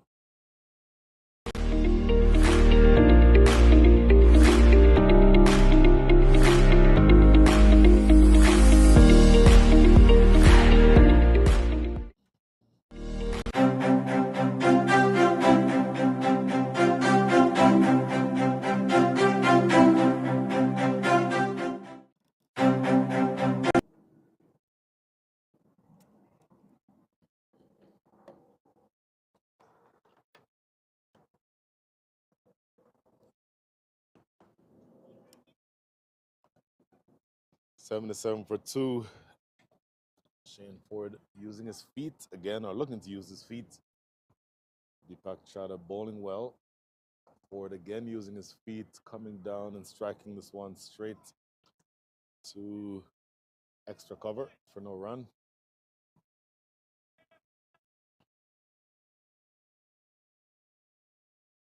Deepak Chada again floats this one up again. Shane Ford again looking to use his feet just about every delivery now. So question to be asked is, what is Deepak Chada going to do to try to counteract that? This is struck in the air and all the way for 6. Firmly struck over the top, because you see that he was using his feet, trying to get to the spinner, and that may have just upset his length just a little bit, and then Ford using his feet that last time, coming down to meet that 1.5 volley, fearfully striking that over the top of long on for 6. Not worried about that fielder in the deep, clearing him easily for that 6. Once again, using his feet every delivery now. He's looking to come down, and this is really aggressive batting here by Shane Ford, who is now certainly taking the lead, or taking the bowling by the scruff of the neck. Heel again for LBW. He's low. He's going to give him, I think, that slow finger of death. And it took a while to come up, but Jatin Carvier eventually raises the finger. So Shane Ford looking to come down. Every single delivery, he was coming all the way down. This time he chose to stay in his crease. And that slow finger of death indicating by Jatin Carvier that this one trapped him in front. Looking at that replay, and I think that's a fair decision. Left arm around the wicket, pitching, probably middling leg and straightening. And I think that one would have struck a leg stump about a third of the way up. So an aggressive innings played by Shane Ford, but that is the end of him, at least with the bat for the day. You'll see him feature with the gloves later on. So that's the end of him with the bat.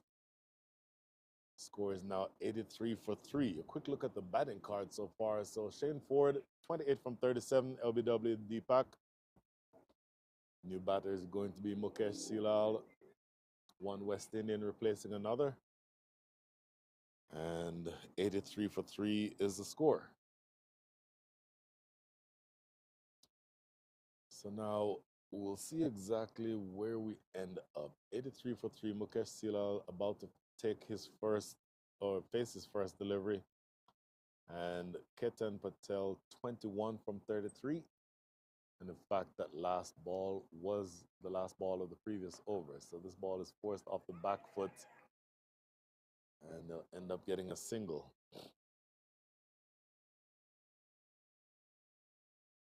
Boy, let's see here where there has been a lot of activity. Single to start things here in over number 19. So we're almost at the halfway stage of the innings. 84 runs on the board. So it will be interesting to see how far they can get. Batting conditions have gotten a lot better in the last hour. So the temperature, I would estimate, is now, in fact, according to my weather app, the temperature is now 57 degrees Fahrenheit. So it's warmed up tremendously since this morning, and the sun is beating down. So conditions are certainly getting better for batting. Quicker through the air. Nasir Islam into his 5th over, none for 26 so far from 4.2.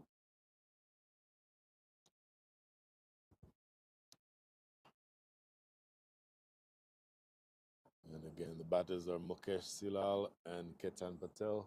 Silal just coming to the crease.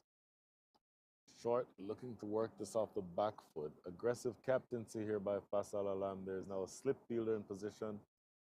And that slip fielder, in fact, was at slip, now dropping back. No, the slip fielder is remaining at slip. He's a relatively deep slip fielder, almost as though it was a medium pacer bowling. And then there's a fielder now at short third. Continuing with this off-stump line, so good bowling by Nasir Islam. In fact, I mentioned that it was almost as though he was bowling, or the field was almost as though it was a medium pacer bowling. Well, he right now really, Nasir Islam, is essentially bowling medium pace. He's actually pushing it through at pace, even with the keeper keeping up. Another one going by the outside edge. And that should just now be the last ball of over number 19 coming up.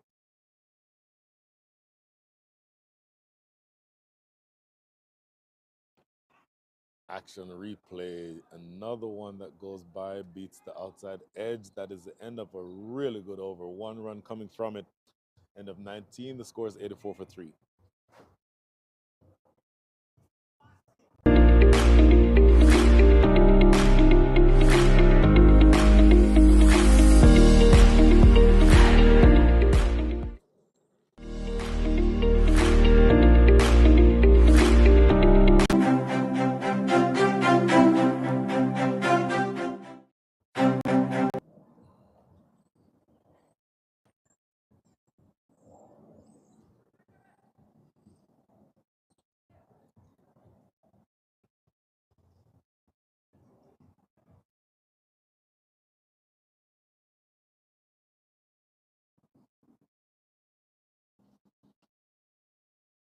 So 84 for 3. Deepak Chada continuing. Back to your comments just for a second. Saurabh Verma, I do agree with you that the pitch looks great. It's a little grassy, but I think that it will play true. What I mean by that is it's grassy on top, but it's really firm, very hard. The groundskeeper, David Agnew, is absolutely competent, knows exactly what he's doing. And even with the moisture and the difficult conditions this morning, the pitch itself, I think, is going to be fine. This is struck away hard. A lot of work for the sweeper down there. Oh, diving attempt. And it goes away for 4. Tremendous effort by that fielder, running all the way from deep cover. Actually got a hand to it, but not able to prevent it from going away for 4. So hard. A lot of work for the sweeper down there. Oh, deep diving attempt, but not able to prevent it from goes away for 4. Tremendous effort by that fielder. It's a good effort, but again, just out of his way and not able to prevent that from going across the rope. Now a slight adjustment in the field. Of course, we're now outside of the first power play. So in the second power play, you're going to have as many as 4 fielders outside the circle. Good comeback delivery and defended in front of the stumps. And should now just be the last 2 balls coming up in over number 20, one of which is a dot. By my unofficial calculation, this should be the last ball of the over. Single taken, underhand throw to the keeper's end. In fact, there will be 1 ball left here in the over. So they take a single from the penultimate ball of the 20th over. We're just short of the halfway stage.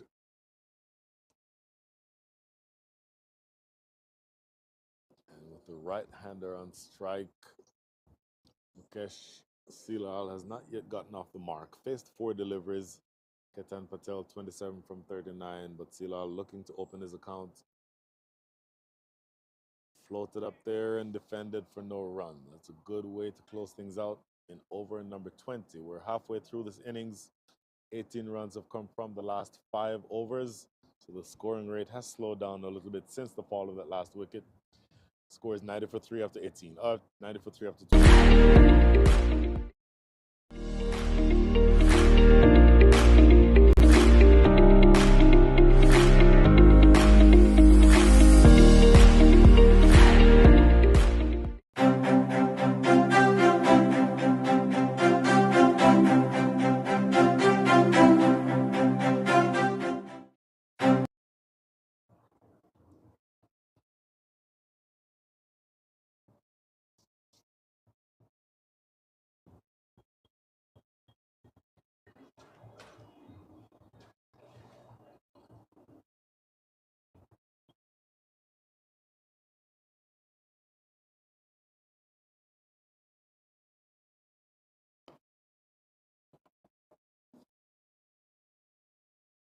Back live, we're into now the second half of the innings.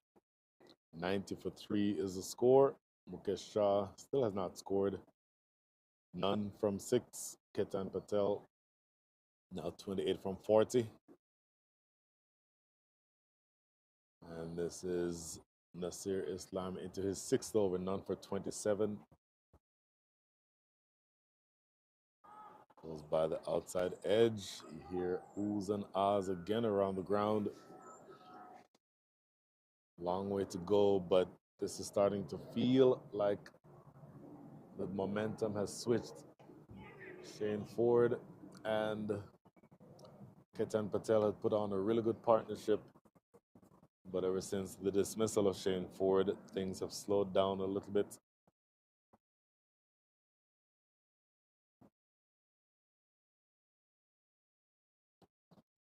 This is now going to be the left-handed Ketan Patel on strike again.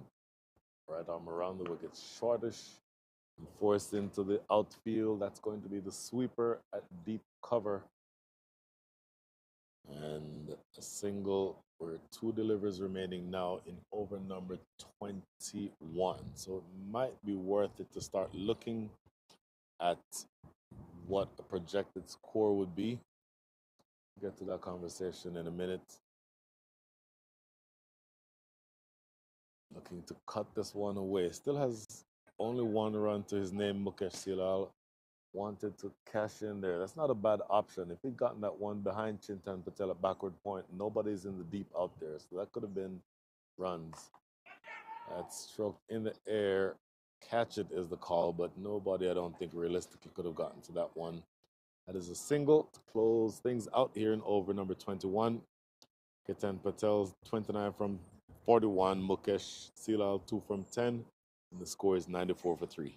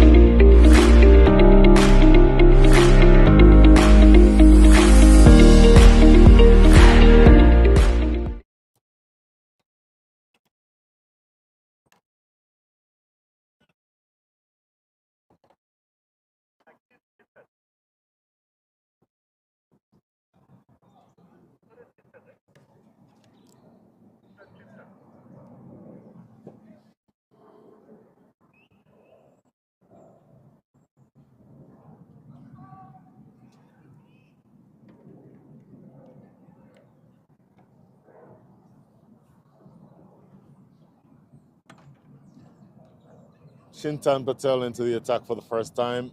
Left arm orthodox. So everyone who's bowled from the northern end of the ground, the racecourse end, has been a left arm orthodox. That's what we've gotten from this end so far. Chintan Patel is the vice captain. Floats this one up. They run through for a single. A bit of an overthrow, but no additional runs conceded there. So Vinod Motwani giving us a little bit of information about Nasir Islam. He's a star player in the DC area. Played for the USA team in the past. I did not know that. Of course, several of these players have played a really high level. A number of former USA players are playing in the tournament this weekend, and we'll talk about them as they come up or as they are featured.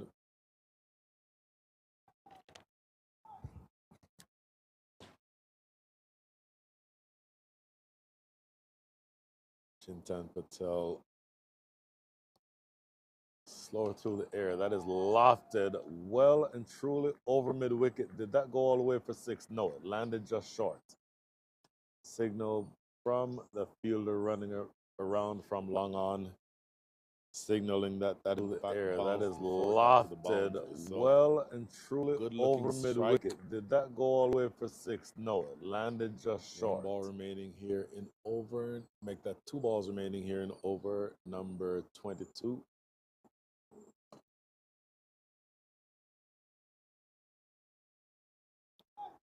Good couple of deliveries, and then that big strike that almost went for 6.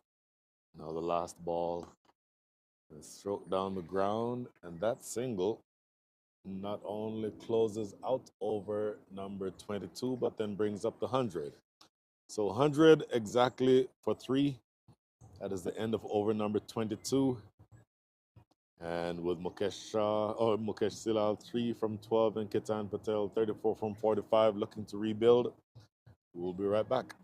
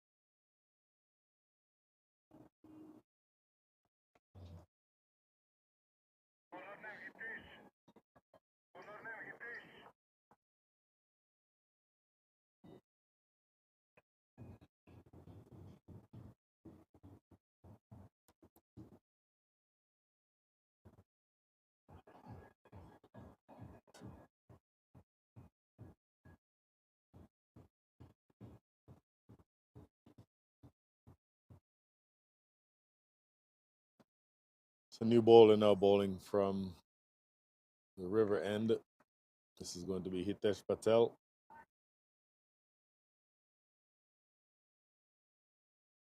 Yet another left arm orthodox. And this is floated up there. Struck to mid-on for no run. Hitesh Patel, yet again another left arm orthodox bowler.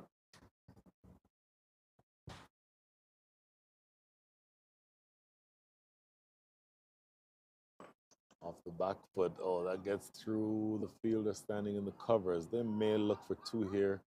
Yeah, in fact, they get there eventually. It took a while for that throw to get back to the crease. So Hitesh Patel, left arm spinner, played as a Division C player in 1982 in Mumbai. Good delivery there. And played in the National MC USA side. Very accurate left arm spinner. Floats this one up there. And this is driven to mid-off for no run.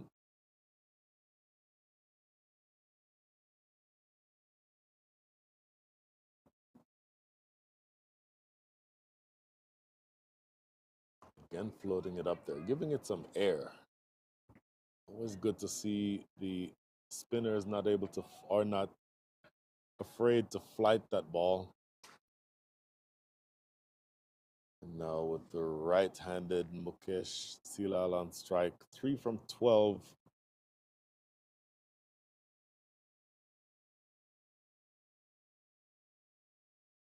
Absolutely floated that one up there again, and that's struck directly to mid or to extra cover. He's limping a little bit, Chintan Patel, but I think he did what he needed to do, just preventing the run from being scored. That is the end of over number 23. Score is 103 for 3.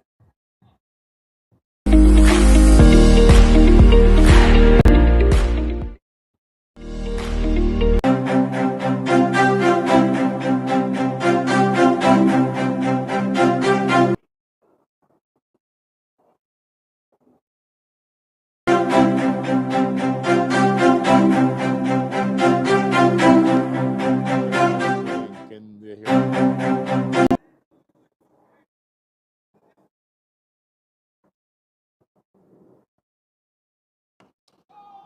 Off the back foot to start over number 24, and it is hammered away for 4. That is a good looking shot. Going onto the back foot, Ketan Patel, he's now up to 41 from 51 with that boundary. Struck away with some power. And now into over number 24. So we're down to the last 102 deliveries. Make that 101 as that one is struck down the ground for a single. Ketan Patel, 42 from 52. Mukesh Silal, 3 from 13.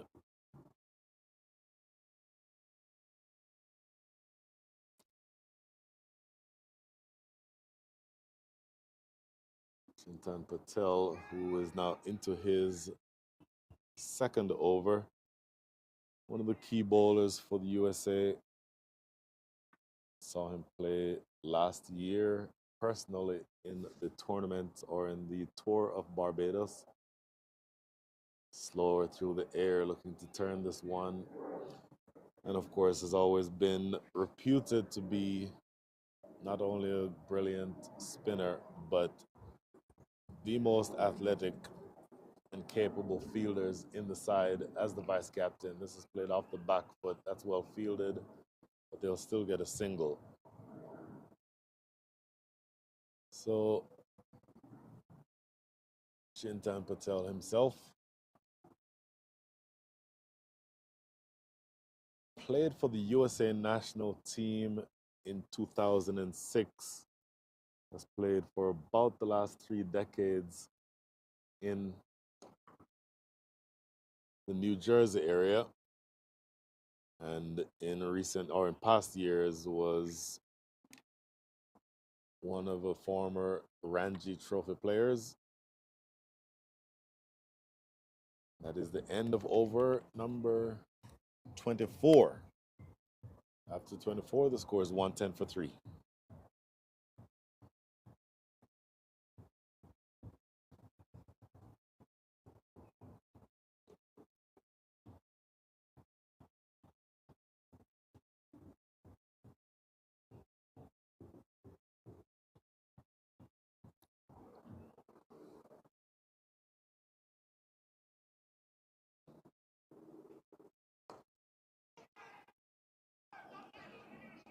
Starting now over number 25, and that is a good example of putting pressure on the fielding side.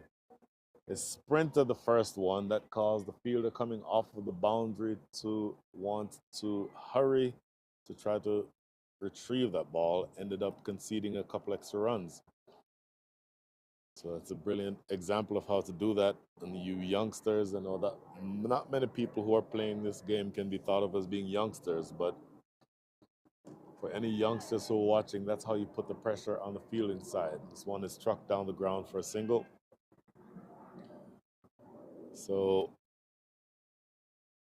looking to see how they can sort of shift through the gears at this stage. We're down now to the last 94 deliveries of the innings. Floated up there, this one by Hitesh Patel, who's now into his second over. Hitesh Patel played for the USA in the recent tour that the over 50s had of England and Wales.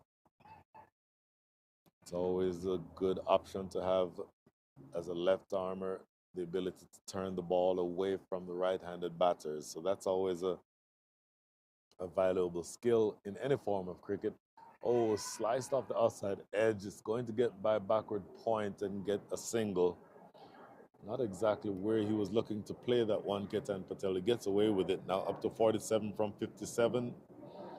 Mukesh Silal, 5 from 17. So not quite having it come off the middle of the bat just yet, Mukesh Silal. He has an opportunity to do something with that, though. Floated up there, struck down the ground. It's going to be in between long on and long off.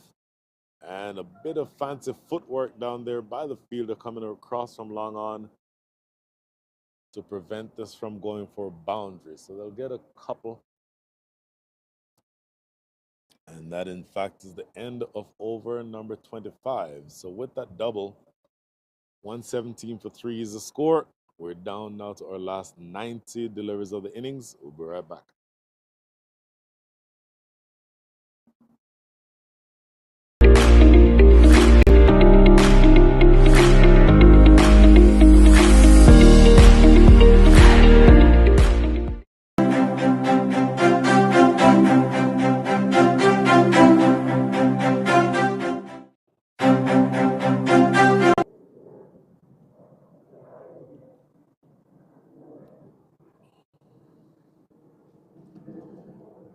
Chintan Patel continuing. Oh, this is a dot ball, but I very much believe that Ketan Patel was trying to leave that one.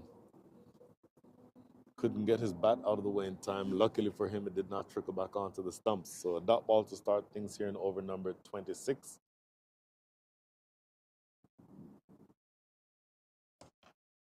Stroked back to the bowler himself for no run. So a good start to the over here by Chintan Patel. Once again, he's one of the more prominent fielders and all-rounders that you'll see in this tournament, and a former USA player. Stroked down to deep extra cover. Do they want 2? No, they'll only get that 1. So halfway through over number 26. This is Chintan Patel into his 3rd over. Brilliant conditions now. The sun is baking down, even though it's still relatively cool. Temperature around 60 degrees. But looking to warm things up here is this batting pair of Mukesh Silal and Ketan Patel, 48 from 60 and 7 from 19 respectively. Looking to play this off the back foot and they'll get a single. So you're getting to the point of the innings now where you're looking to start thinking about what sort of total you're going to set. And Chintan Patel is relatively difficult to get away, but at some point you're going to have to start attacking. Fires this one through at pace, good change of pace. Dot ball closes things out here in over number 26. 2 runs coming from that over. After 26, the score is 119 for 3.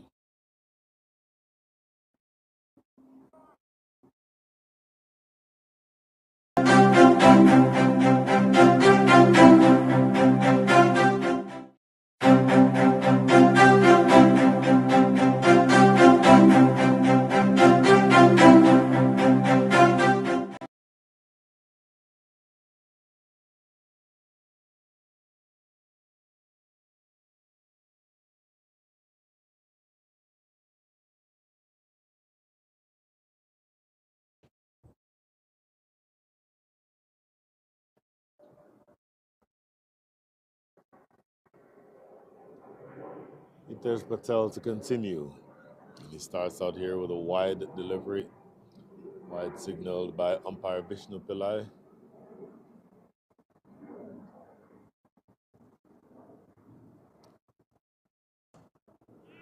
It's now stroked down the ground, just going to be a single. So again, Mukesh Silal not having the best of times getting the ball away. 8, make that 9 from 21 balls faced. So his strike rate is well below what he would like for it to be.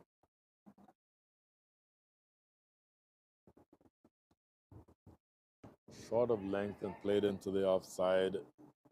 Ketan Patel will be thinking now about being the linchpin in this innings. 48 from 62 are his numbers. So a couple away from a 50. That gets through that fielder in the covers. So make that 1 away from his 50 as he's able to work this one into the deep. So I think you'll see just a touch of frustration seeping in. You could hear almost a groan by one of those fielders as that ball went through the fielder short extra cover. Oh, he went for the big strike, comes off the outside edge and is put down at short third. Every day you would think that he would want to have taken that catch. It was low, but it was very catchable, short, probably knee height. And oh, he went for the big strike, comes up to play that one down the ground, and it definitely came off the outside edge and definitely carried to that man at short third. So you'll be disappointed with that. In the air, and it will land short, and that is going to be 50 for Ketan Patel. You might be able to hear the applause from his teammates. He's batted well so far. I think he knows that his work is not done. He has a lot of work still to do, but it's always a good thing to have a 50 against your name. So, looking to see how he can push on from here. Thought a split second about going big for that one. Decided not to at the last second. That is a dot ball to close things out here in over number 27. 124 for 3.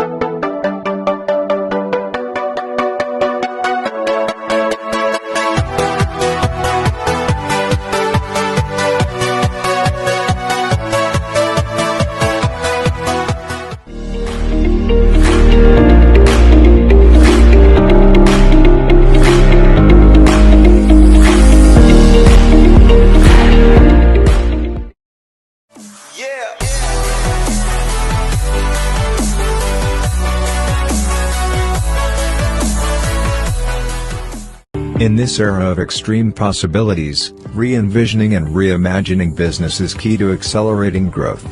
Partnering with someone who can deliver more is critical.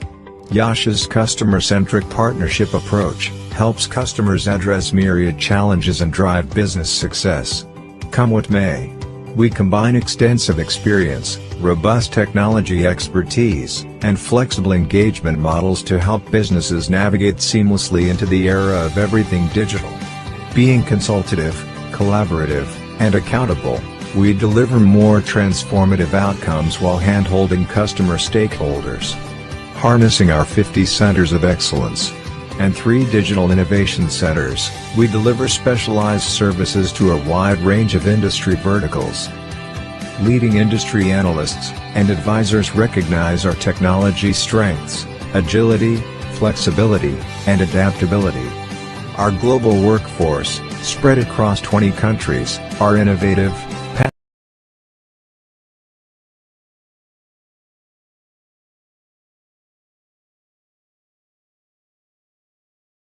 down to our last 7 to 8 deliveries, our last 13 overs. This is Chintan Patel to continue. Fires this one through quickly, but the line is off. Going down the leg side, he concedes an extra. So once again with the power plays, the first 14 overs, sliced off the back foot and gone. Taking it deep backward point. Backward point is on the circle, and it was struck firmly, but directly to that fielder backward point, who takes it. I believe that's Sanjay Pandya. Takes that one chest height, and it goes straight to him, and a pretty straightforward catch. So that is the end of Kitan Patel. Batted well, but he gets out exactly on 50. 50 from 64. And he'll be disappointed with that because sometimes coming out of a break, you lose your concentration. And that's exactly, I think, what happened there. Was not able to keep that one down and certainly wasn't able to elevate it over the top of that fielder at backward point. So that is the next or the 4th wicket to go down. 125 for 4 is now the score. One delivery into the 8th, into the 28th. So the new batter is going to be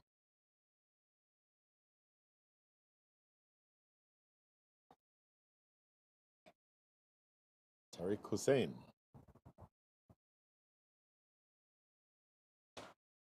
Tariq Hussain now coming to the crease.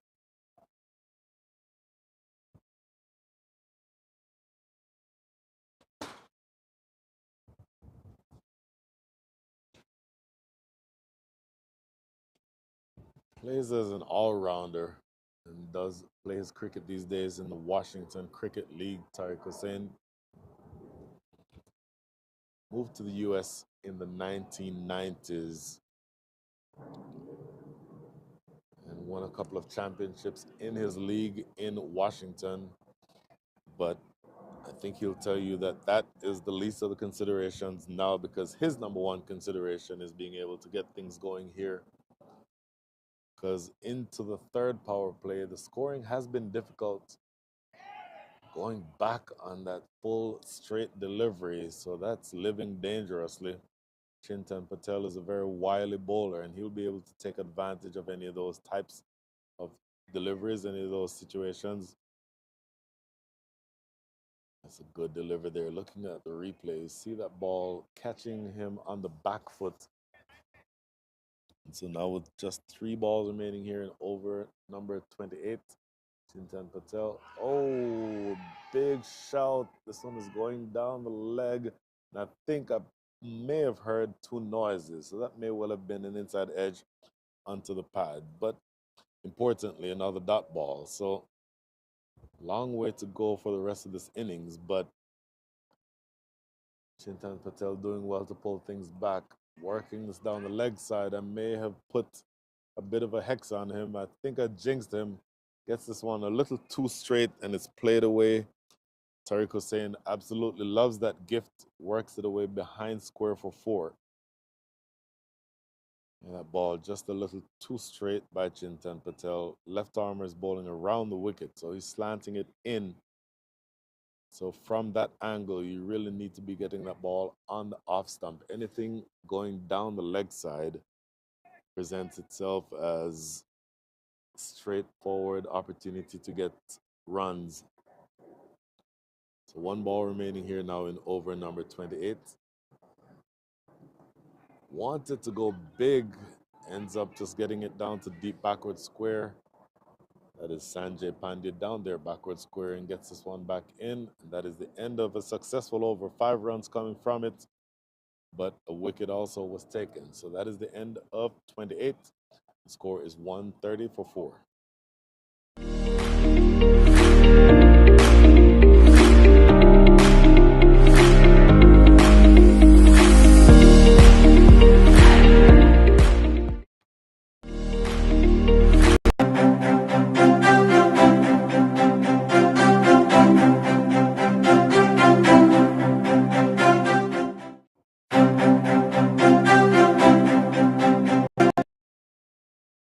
So 130 for 4, Hitesh Patel to continue. And I actually feel like there are 2 commentators here instead of 1 because Vinod Motwani, you are playing the role of color commentator, which I really appreciate. That is struck firmly down the ground, hammered, in fact, and goes away for 4.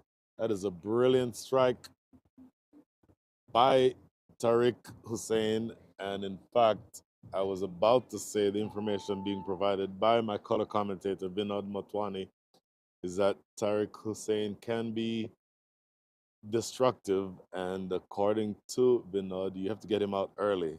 Well, we're not able to get him out early on that occasion. And he's looking, just from the last couple of aggressive shots that he's played, that he can be indeed destructive, as Vinod suggests. So the first delivery powered down the ground for 4 and then single after that. So looking to see exactly how you can accelerate from here.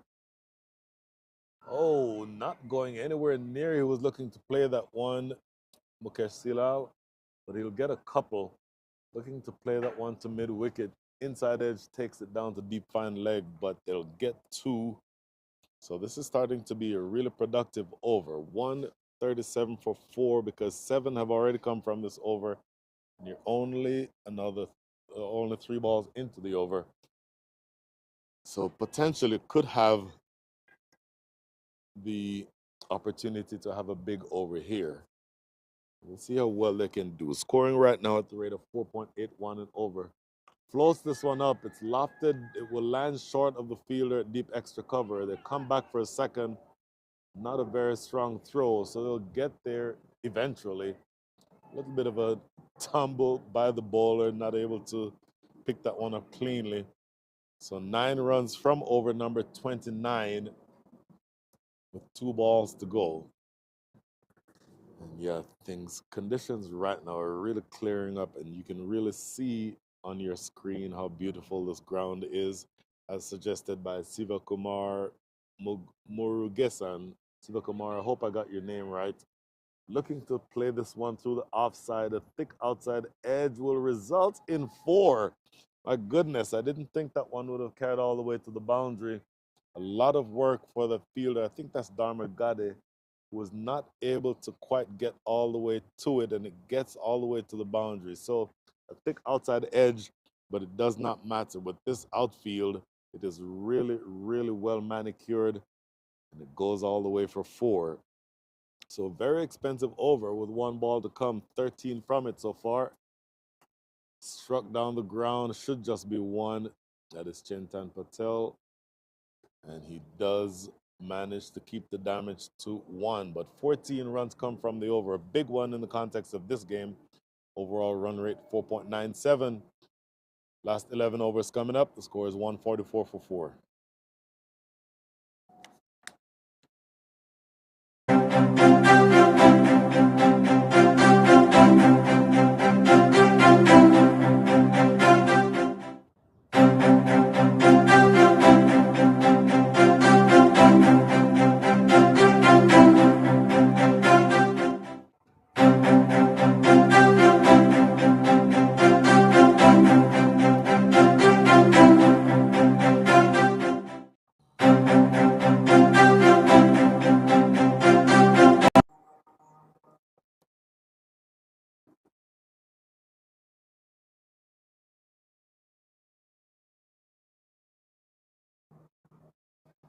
So Chintan Patel continuing.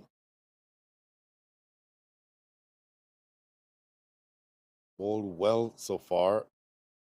4 overs, 1 for 21. Off the back foot, this should just be a single.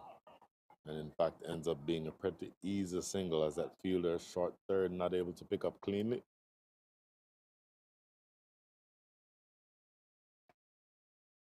Chintan Patel is expected to be the holding type of bowler. I don't know necessarily that you can attack him very easily because he generally has really good control of line and length. But speaking of attacking him, my goodness, that is drilled. So the second 6 of the innings, and there's the signal that we see from Tariq Hussain, who, according to Vinod Matwani, is the most destructive player probably in this match. That is hammered away over wide, long on for 6.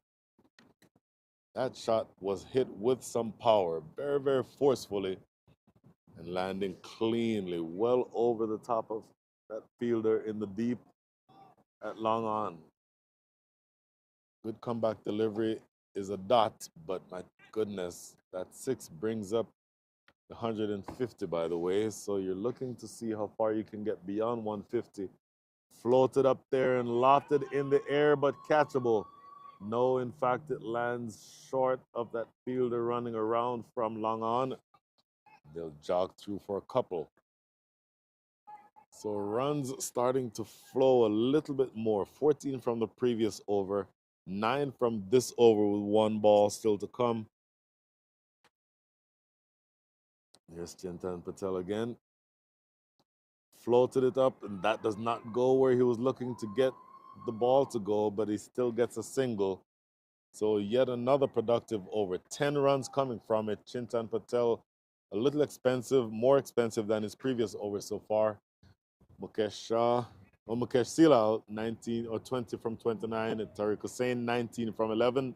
Scores 154 for 4.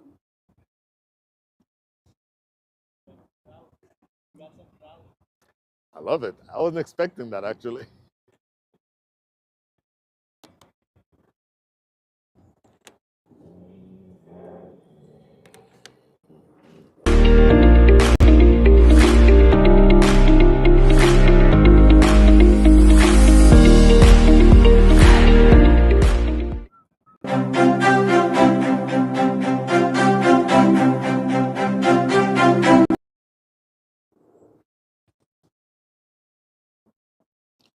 So the last 10 overs,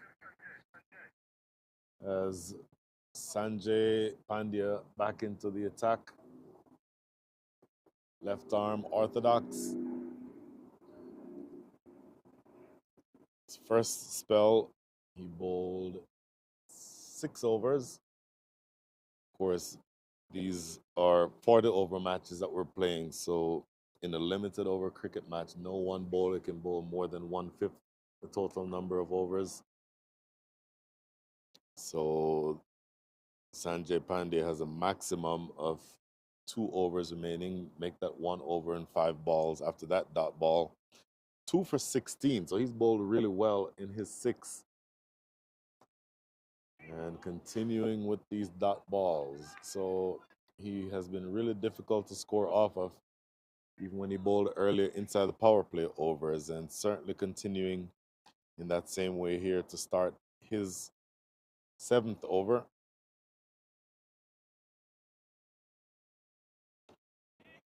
Good delivery again, played back to the bowler himself, Sanjay Pandya, who has been one of the key bowlers for the USA for the last couple of years, at least at the Masters level. Big hit. Boy, I have a talent of jinxing these bowlers because this one is hammered. The first time it lands is on the terrace over wide long on. And we unfortunately may have a delay here because that one big hit has gone out of the park. I have literally out of the park. The first time it landed was on that terrace, and then it bounced beyond the field. You might hear the umpires calling for a new ball. Well, not a new ball, but a replacement ball, because this one has been hammered away. Tariq Hussain Boy, Vinod Matwana, you have been absolutely spot on in your analysis of Tariq Hussain because he's only been there for 15 deliveries. He's already raced to 25. His 25 runs so far have included 2 4s and 2 6s. So his strike rate is 167. Mukesh Silal actually is warming up now. For a while, he was in relatively sedate fashion, but has picked up his scoring in the last few deliveries. He's now up to 20 from 29, Mukesh Silal. And this partnership now looking to be a little bit more destructive, particularly if Tariq Hussain is the one who is on strike. So really appearing to take the bowling by the scruff of the neck. Haven't seen a whole lot of turns, so you'll think that even though these left arm bowlers are turning the ball in theory away from the right-handers,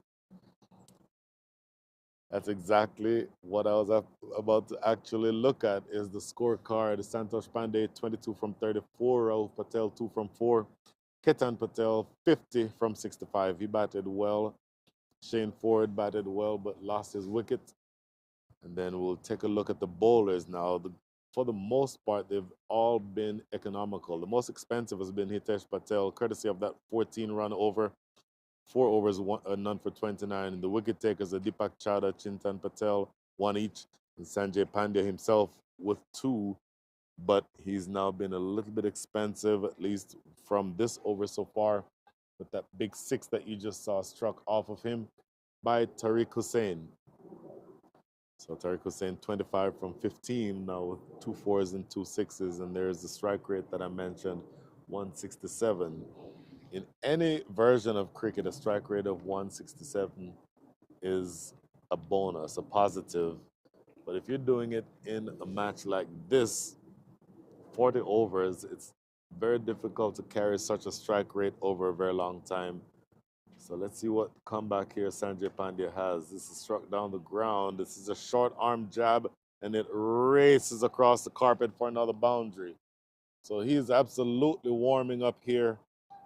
Sanjay Pandey has been treated pretty rudely here by Tariq Hussain, who's now up to 29 from 16. That was a thing of beauty. Very little flourish in that shot. Just short arm jamming it down the ground. Next delivery, plays it off the back foot. They'll get a single here, pretty straightforward one. So the scoring rate certainly has picked up in the last couple of overs. Over number 29 went for 14. Over number 30 went for 10. And so far in over number 31, 4 deliveries in. In fact, that is the end of the over. So at the end of the over, 11 runs come from that over. And at the end of 31, the score is 165 for 4.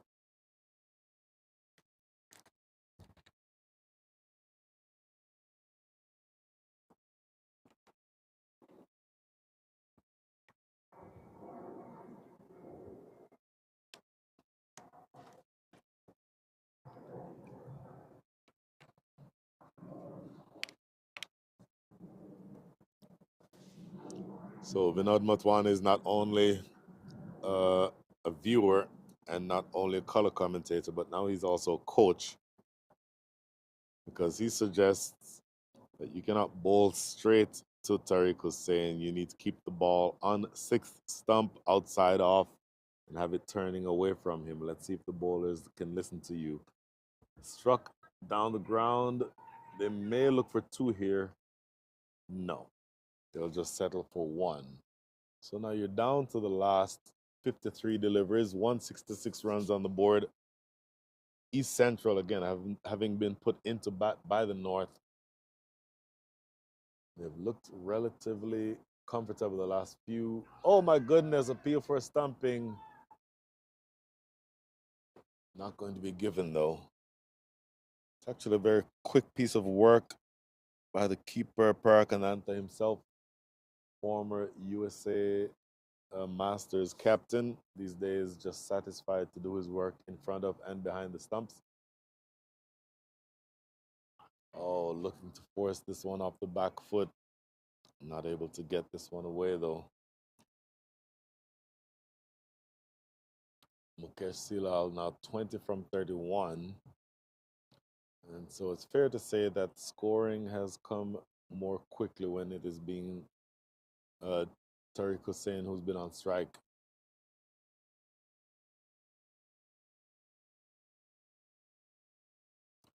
Here's the next delivery by Chintan Patel. Oh, this time he's going to go looking to come down and go over the top, but that delivery from the left arm ball. In fact, he may have been bowled.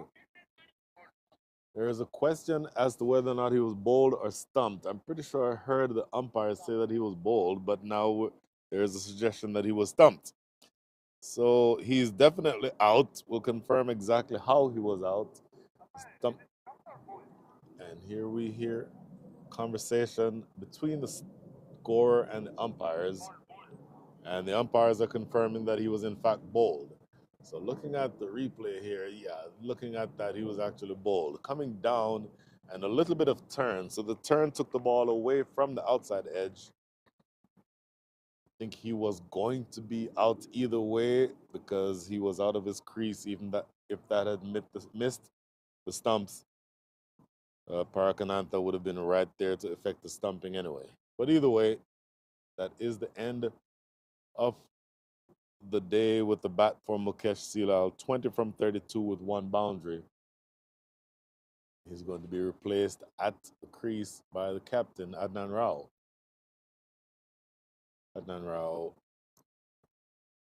is going to be asked to partner with Tariq Hussain, who I would imagine the captain realizes that Tariq Hussain is having a really good day with the bat, and it's just a matter of keeping up with him.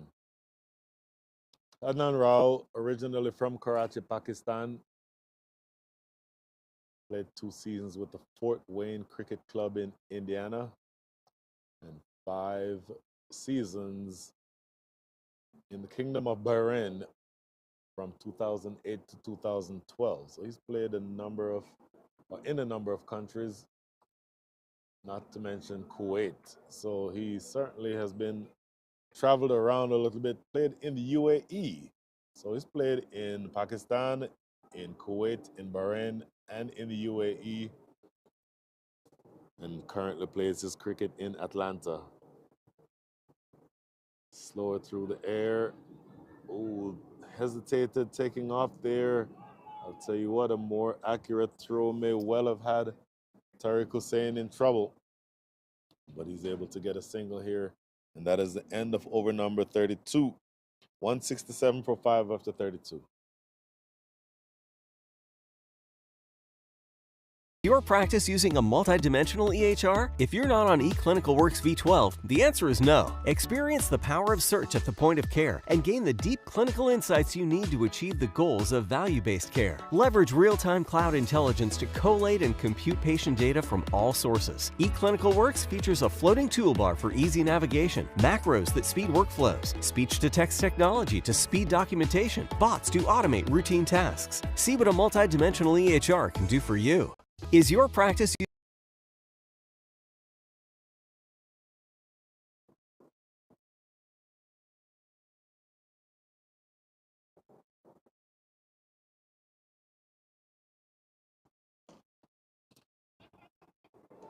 So back live here, this is Chintan Patel in the deep, who does well to prevent anything other than just that one single you just saw. So you're down now to the last 47 balls. It is not quite desperation time, but I think you'll see the pair start to be a little bit more aggressive. Tariq Hussain, 31 from 18. Adnan Rao, 2 from 3. It is now Tariq Hussain who's on strike. Plays it off the back foot. That's going to be 4. Fielder in the deep on the offside is entirely too square. And once it got past backward point, it was always going to run away for 4. So even though Vinod Matwan is suggesting that you keep that ball outside off, that one was outside off, but it was too short. So cut away pretty easily and a boundary. So Tariq Hussain now up to 35 from 19. Score 132 for 5 would suggest that they're looking for something in the region of 2 40 from here, I would imagine. At least something in that range. Now, a little bit of a change in the field, as bearing in mind you're in the third power play, so you can have as many as 5 fielders outside the circle. Those 5 are deep point, deep extra cover, mid on, or long off, long on, and deep mid wickets. And that is in the air toward deep mid wicket and goes over deep mid wicket into the seats. So another 6 struck by Tariq Hussain. That takes him up to 41 from 20. So a touch too straight. In fact, no, that was not too straight. Let's give him credit.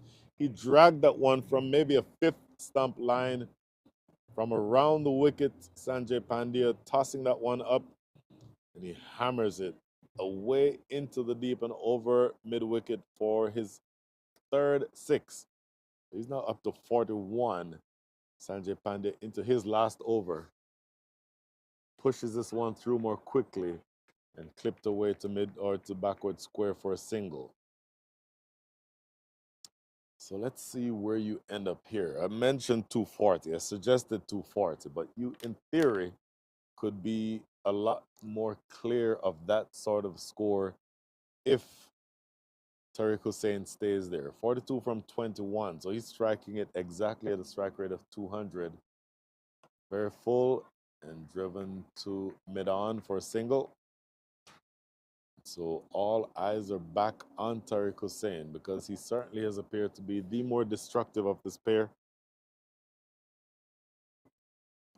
So this should be the last ball of the spell, and a huge swipe and a miss.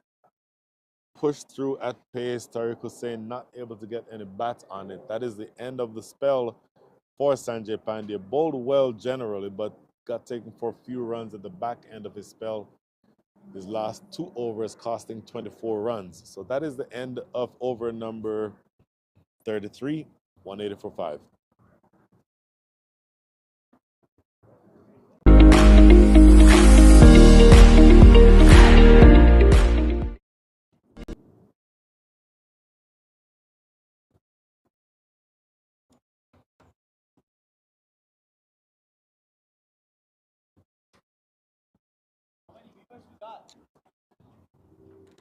$58.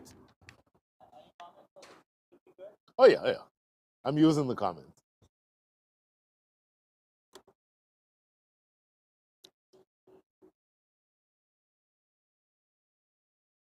So down to the last 7 overs, last 42 balls in this innings. 180 for 5. Tariq Hussain looking dangerous. 42 from 22. Adnan Rao, who is now on strike. 3 from 4, facing up to Chintan Patel. And I would think that the job of the captain here, at least until he gets going, is to make sure that Tariq Hussain gets the strike, because he is striking it really, really well. And I think he's going to be looking to carry his team toward a big total. That is in our direction and goes all the way for 6. Well struck. And I suggested that he might want to get Tariq Hussain on strike. Well, he won't need to if he keeps doing that. Carry his team toward that ball a little big total. That is in our direction. Kind of hard to see from the angle where we're sitting. We're sitting square of the wicket. But he jumped all over that one and pounced on it. Okay, this should give us a good look. Yeah, too straight and too short. Either one of those would have been problematic. When it's straight and short, then that allows you to get a power stroke that the one that you just saw the captain with. So it goes away for 6. Chintan Patel, that's a better delivery. Played now down to long off for a single. So runs certainly coming at a much more, if not a torrential rate, certainly a lot more aggressive than they've been so far. So including the over in progress, this is played off the back foot. In fact, excluding the over in progress, the last 5 overs had gone for 50 runs. So, and on top of that, 8 runs already have come from this over. Make that, 8 from this over. And this is hammered in the air. Where does this go? And it goes all the way, I believe, for 6. Yep, there's a signal from the umpire. Goes all the way for 6. So Adnan Rao, who is now standing at the non-strikers end, manages to see Tariq Hussain go big down the ground again, and he now gets up to 48 from 24, still striking it at a rate of 200. And he's now 2 runs shy of an aggressive 50. That does not go where he was looking for it, and it lands short at backward point. It was in the air for an agonizingly long time, but what is important is that that is the end of the over, an over that yields 14 more runs. And at the end of over number 34, just the last 6 remaining, the score is 194 for 5.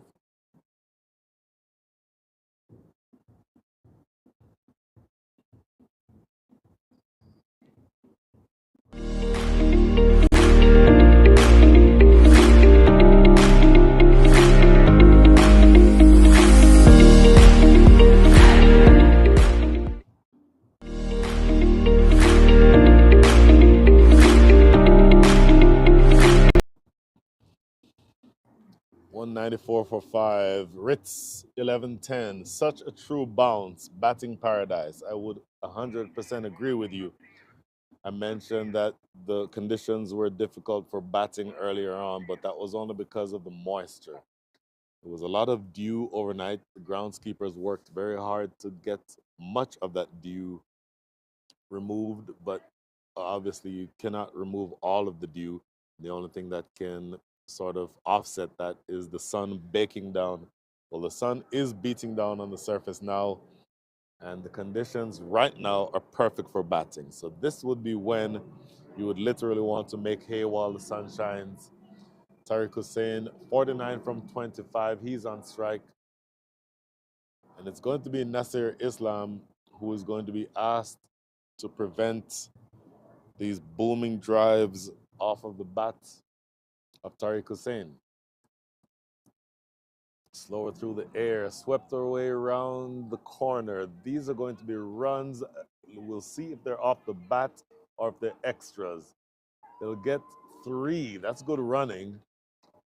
And bear in mind, let's see if there's a signal from the umpire. No signal from the umpire. So those are runs, and that takes Tariq Hussain to his 50. 52 from 26. Really aggressive innings so far. Gets to 50, gets a hug from his captain. He knows that his work is not done, but what he's done so far has been more than enough to put his side in a really good spot. 197 for 5 on the board. Still have another 35 balls remaining in this innings, and there is his figures. Tariq Hussain, 52 from 26, 4 4s and 4 6s. So he's batted really well. Next delivery, played into the mid-wicket area for no run. So look at what he's going to be able to do here. Slower through the air, in the air. That's going to land safely, I believe. Yep, lands in front of Chintan Patel coming in from the boundary at long off. So you're getting a few more runs now. And with that single, that does bring Tariq Hussain back on strike. So pay attention to what he does here because he has gotten to 50. You would think with 33 balls remaining that he knows that he can play maybe with a certain amount of freedom, and that's hammered around the corner. That's at least 2. Oh, it goes all the way for 4. The fielder running around from square leg was not able to get there in time. Tried at the last second to do some football work and try to get his foot in the way. Don't know that you definitely, that partnership now up to 36 from 18. Absolutely brilliant partnership underway by this pair. Partnership of 36 may not sound like a lot, but it's at a 200 strike rate. So what you've done is that you've allowed your team to shift through the gears. So let's see how well you can do from here. In the air, this is catchable, I believe. And it is taken. Oh, that was well judged. He looked it right in. That's not a good. That's not an easy catch. And in fact, so let's see how well you can do from here. I believe, in the air, the captain himself, catchable, I believe, who put himself past and it is taken. Dropped about the simplest that was well that he will ever drop earlier in the innings, but takes this one easily, coming in off the boundary at long on and taking that catch. So Tariq Hussain, who batted really well, but he is done for the day. 56 from 27. That is going to be the end of his day with the bat. You hear the applause from him or from his teammates as he goes back in. He gives it the salute. That's an excellent salute there. Good camera work where you can see him walking off and pleased to be joined by his teammates as he did very, very well to accelerate. And now maybe his team is in fourth gear, I would think. Do they have one more gear to shift to? It's going to be harder to shift to those higher gears when your most destructive batter has just been dismissed. But one ball remaining here now in over number 35. So the job is not quite done yet. So we'll see exactly how Adnan Rao, who is the captain and now the new batter at the crease, see how well he's able to do here. This is going to be interesting to see exactly what the next several deliveries are going to bring. And this is defended in front of the stumps for no runs. So it started out being an expensive over, but it ends with only 8 runs coming from that over and a wicket of the dangerous Tariq Hussain. So that is the end of over number 35, 202 for 6.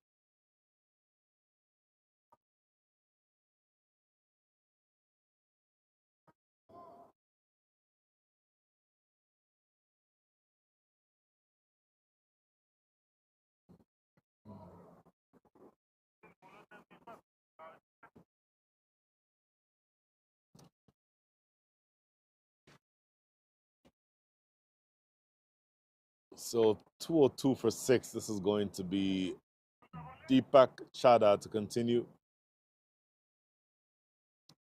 Deepak Chada, his figures so far.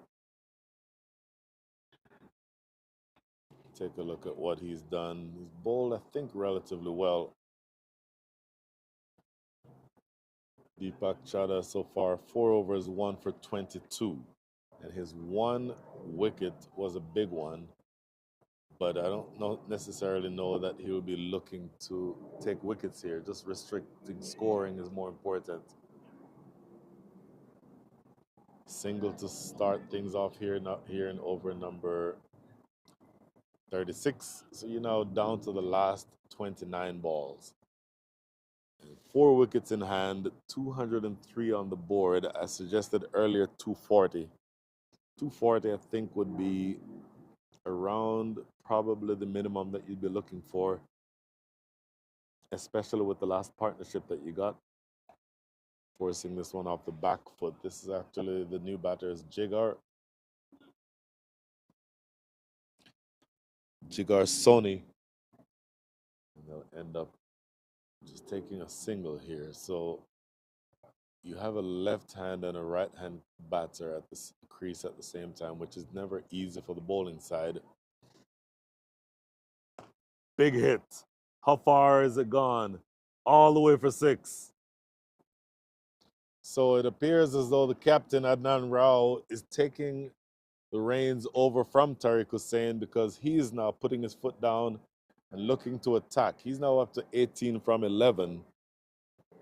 Jigar Soni just now at the crease, just now getting started. 1 from 2.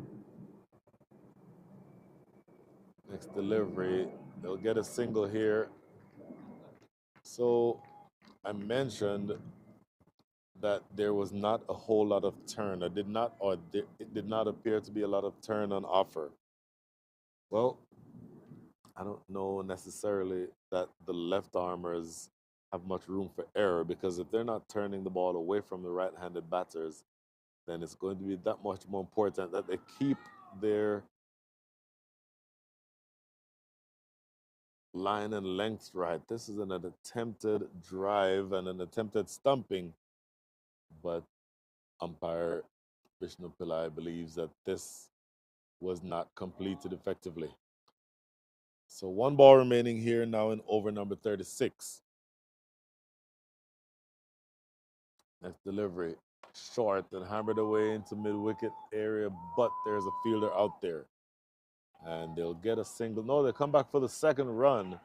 That's good running, very aggressive running, and that converts a single into a double. So that is exactly what you want to see from the two at the wicket.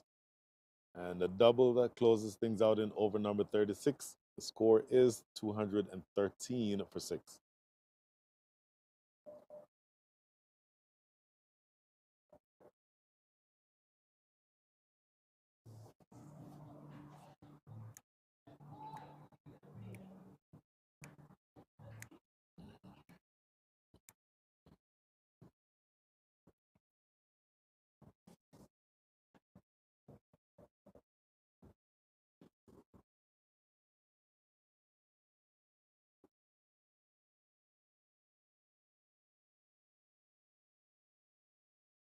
To 13 for 6. Nasir Islam to continue.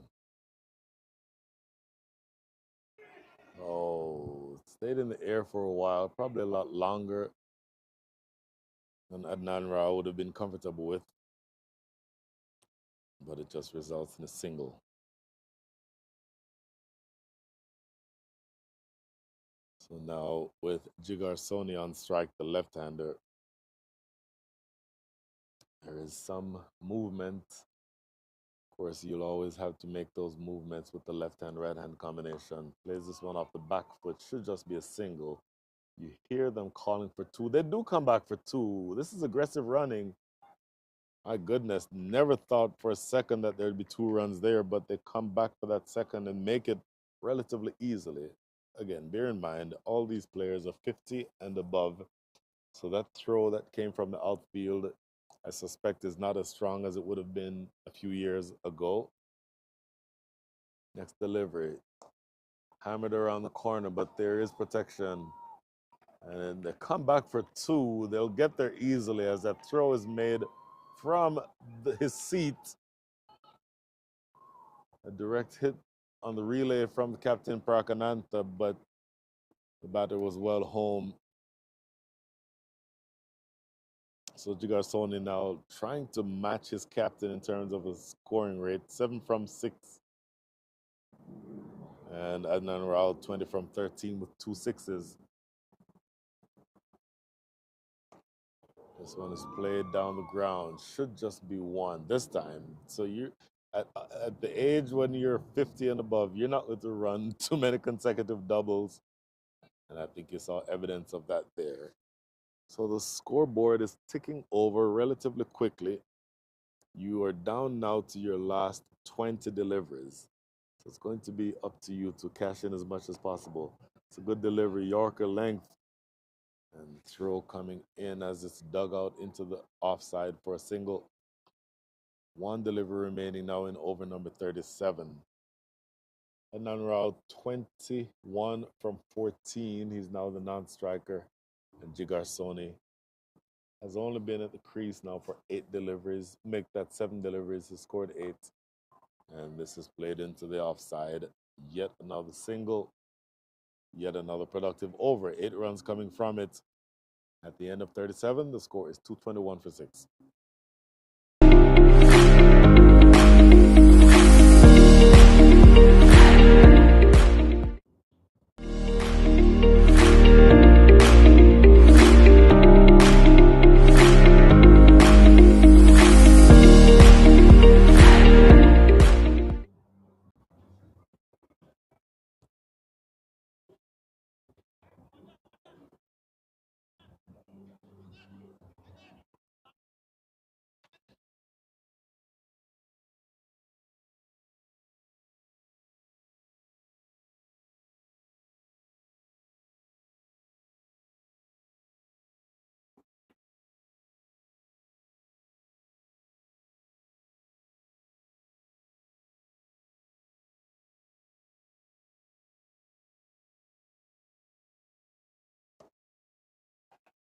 in the air. And did he take that? That is a brilliant catch, taken down low to start over number 38. That is a brilliant catch in the deep. Jigarsoni looking to accelerate and playing that one to wide in the air. Only able to find. And did he take that? That is a sharp low catch, ankle height. That is never an easy catch to take, and that is good work in the deep. So that is the 7th wicket that goes down. Adnan Rao still at the crease, 21 from 14. Jigar Soni came in, threw his bat around for a while, but unfortunately for him, he is dismissed. Now, that brings to the crease new batter, who is now going to be asked to pull things. At least maybe his job at this point is to get his captain back on strike. This is Rauf Patel. And he does exactly. Oh my goodness, that could have been a run out at either end, but everybody is home safely. Just for a split second there, I thought that may have found either batter short. In fact, this is actually Jwalan Vakil who's on strike. Played off the back foot. No, this is not Jwalan Vakil. This is, in fact, Rauf Patel, I would believe, unless the numbers on the shirts are wrong. His next delivery tries to go big.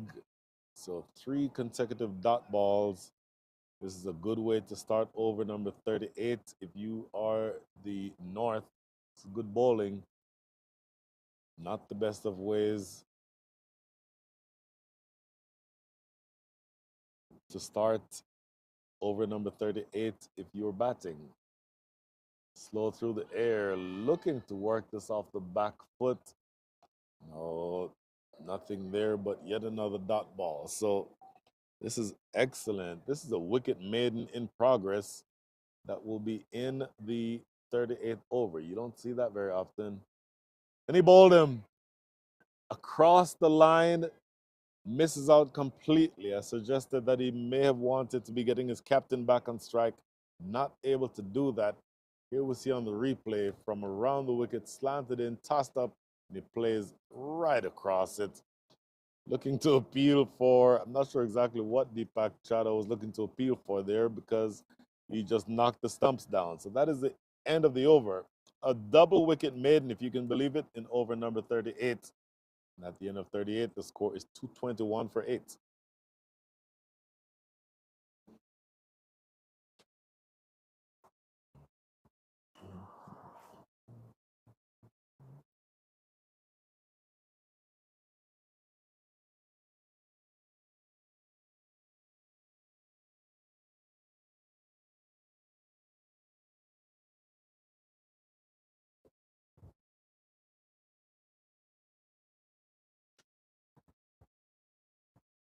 So we're down to the last 12 deliveries in this first innings. East Central side, after having been put into bat, are now 221 for 8. And this is going to be Chintan Patel coming into bowl. In fact, we'll see how many overs he's bowled. This is the penultimate over of the innings. This is struck well. This may get to the boundary, and it does get to the boundary. Good, firm, square drive. Played it off the front foot, and the fielder sweeping on the offside was at traditional cover, so he wasn't at cover point.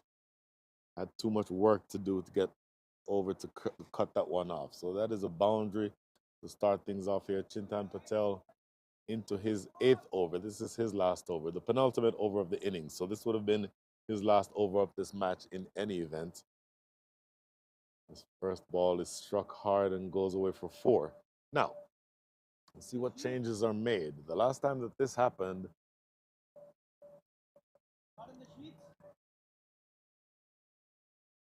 in fact, we have a bit of a delay as the ball somehow is hiding. It came directly in our direction, so it should be right in this area. I'm not exactly sure why we cannot find this ball, but to the extent that that gives us a little bit of time to see where we are here. So let's look at the full scorecard as we pay attention to where we are for the entire team. Scorecard looks like this. The numbers that will stand out there are Ketan Patel, 50 from 65, and Tariq Hussain with a very destructive 56 from 28, striking it exactly at 200. Notable scores from Shane Ford, 28 from 37, and Santosh Pandey helping to set the table up top, 22 from 34. There is some suggestion to rewind the tape to see where the ball went. As we look at the bowlers, what have the bowlers done? Relatively decently, the most expensive bowlers have been the last two on your screen, Chintan Patel and Hitesh Patel. Dharma Gade, I thought, bowled very well. I would suspect that he would bowl the last one. Sanjay Pandya, 2 wickets with an economy rate of 5.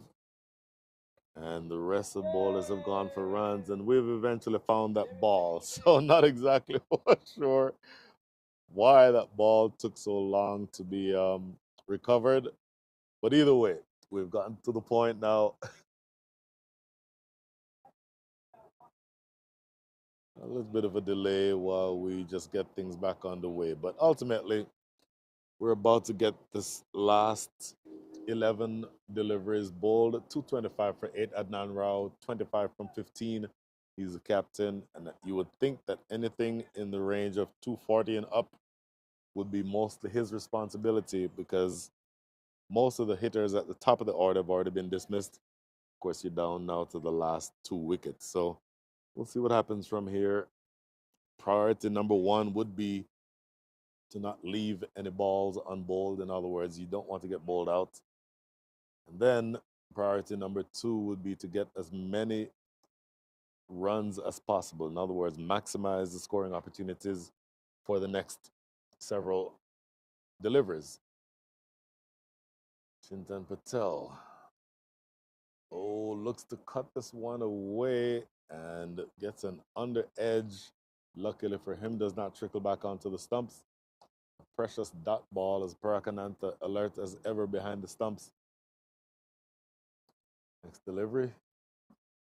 Slower through the air, my goodness. Beat him in flight, but he finds the outside edge, and it's going to run away for 4.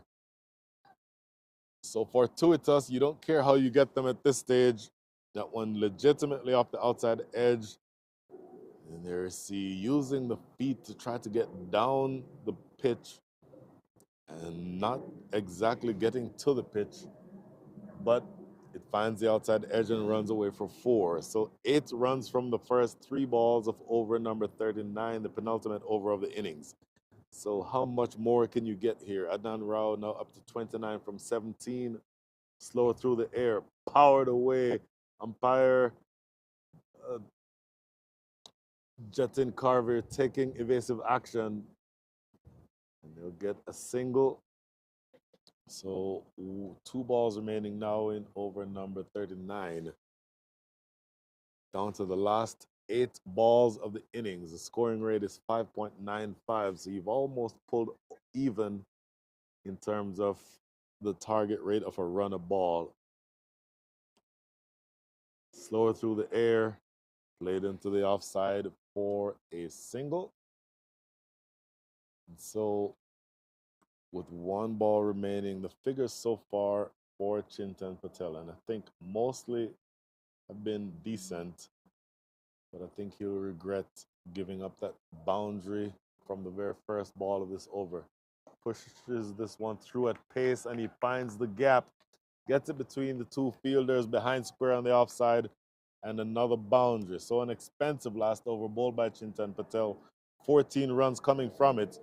That is the end of over number 39, a really productive over. Score is 235 for 8.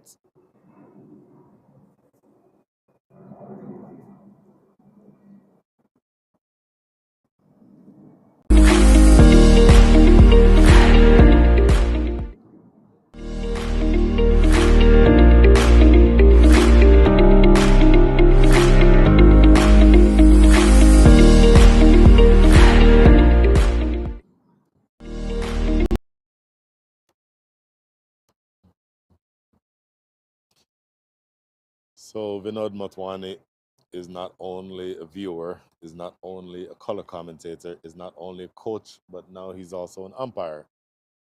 As he's suggesting that Adnan Rao is running straight down the pitch and wanting to see whether or not the umpire is going to warn him for that. We'll get back to that thought. This is lofted down the ground for a couple. Deep mid wicket, and I suggested that it might have been Dharmagade who was bowling the last over. In fact, it is being bowled by Deepak Chada. Deepak Chada, 6 overs so far, 3 for 33. Appeal for LBW, not given. They get one. They will come back for a second, and I think they'll come back for the third. Definitely coming back for the third. And these are going to be leg buys, but I don't think it matters. No, in fact, not leg buys. No signal from umpire Carvier. So apparently those are actual runs off the bat. And you'll absolutely accept these runs any way you get them. That brings up the 240, by the way. 240 for 8. We're down to the last 4 balls of this innings. In the air, catchable, and taken. Tell you what, Chintan Patel with a good catch. He was probably in a yard or so too far. And so he ended up having to reach awkwardly over his head, but he did take that without much fuss in the end. There you see, taking that one maybe a foot above his head and then just tumbling backward just to make sure that he did not step over the rope. But he does take the catch, which is the important part, and managed to keep his body inside the ropes. So that is wicket number 9. Enterprising innings played by the captain Adnan Rao. But he is dismissed. Once again, you hear the little bit of applause for him. Much of the damage done so far by the batters higher up the order. But this contribution from Adnan Rao is important. You never know how important it will be in the context of this game. But that does bring the last pair to the crease. So Himanshu Patel is at the crease. He's the non-striker. My apologies, Himanshu Patadia. And then this is the new batter, who is Ranga Rajan.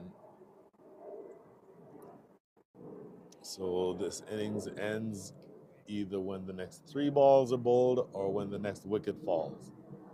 So, see where we end up here. The 240 number is what we talked about earlier, and that's where they are right now. Strokes this in the gap between extra cover and long off, and it goes away for 4.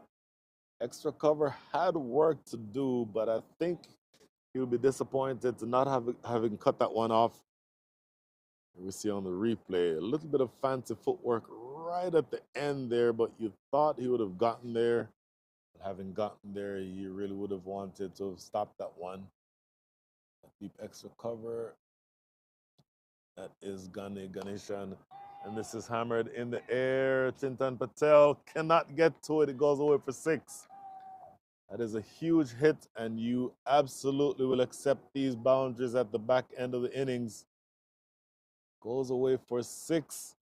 And so 1 ball remaining, 15 runs coming from the over, 1 wicket and 15. This is good productivity at the back end of the innings. And that, by the way, brings up 250. So when you were put into bat, I don't know that you would have thought you've gotten to 250, but this is certainly a good close out to the innings. Excellent work by the East Central side. Goes for another big hit. This is the last ball. They have to come back for the second. They do come back for the second. And I'll tell you what, this is going to be a run out, I believe. It is given. So effectively, you are bowled out. You get 1 run from the last ball and then run out going for the second. So that is the final ball of the innings, 251 all out. But that's, for me, an excellent close out to the innings. So we'll look at the total batting card. Santosh Pandey, 22 from 34. Rauf Patel, 2 from 4. Ketan Patel, 50 from 65. Shane Ford, 28 from 37. Mukesh Silal, 20 from 32. Tariq Hussain, 56 from 28. Adnan Rao, 34 from 20. couple of single-digit scores, and then Rangarajan at the back end, 11 runs to his name. For the bowlers, I think you'll see they started out well, but sort of became a little ragged at the end. So the bottom three end up with economy rates above 7, as Deepak Chada, Chintan Patel, and Hitesh Patel all. Deepak Chada did take 4 wickets though, so you'll like that. And that is the end of the innings. So instead of the overall innings or the overall lunch break being 30 minutes, I believe because of the late start that the break will be 15 minutes. We'll confirm that as soon as we can, but for the time being, that's your summary. 251 all out is what the East Central was able to score after having been asked to bat. And so after a short break, which I believe is going to be around 15 minutes, we'll be back for the chase from the north. For now, we're signing off for the moment from the Grand Prairie Cricket Stadium in Grand Prairie, Texas. This once again is the Masters USA Over 50 Zonal Tournament. Played this one for the Chalice Cup. We'll see who has a leg up on the way to getting the Chalice Cup. We'll be back in a few minutes.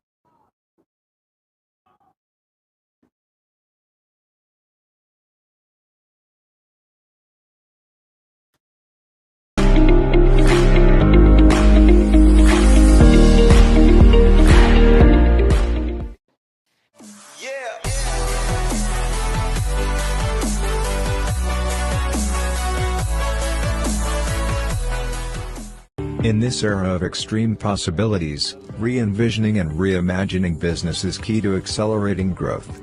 Partnering with someone who can deliver more is critical. Yash's customer-centric partnership approach helps customers address myriad challenges and drive business success. Come what may, we combine extensive experience, robust technology expertise, and flexible engagement models to help businesses navigate seamlessly into the era of everything digital. Being consultative, collaborative, and accountable, we deliver more transformative outcomes while hand-holding customer stakeholders. Harnessing our 50 centers of excellence and 3 digital innovation centers, we deliver specialized services to a wide range of industry verticals. Leading industry analysts and advisors recognize our technology strengths, agility, flexibility, and adaptability. Our global workforce, spread across 20 countries, are innovative, passionate, and focused on making our customers future-ready. We are small enough to care, and large enough to transform. With Yash, you realize the power of more.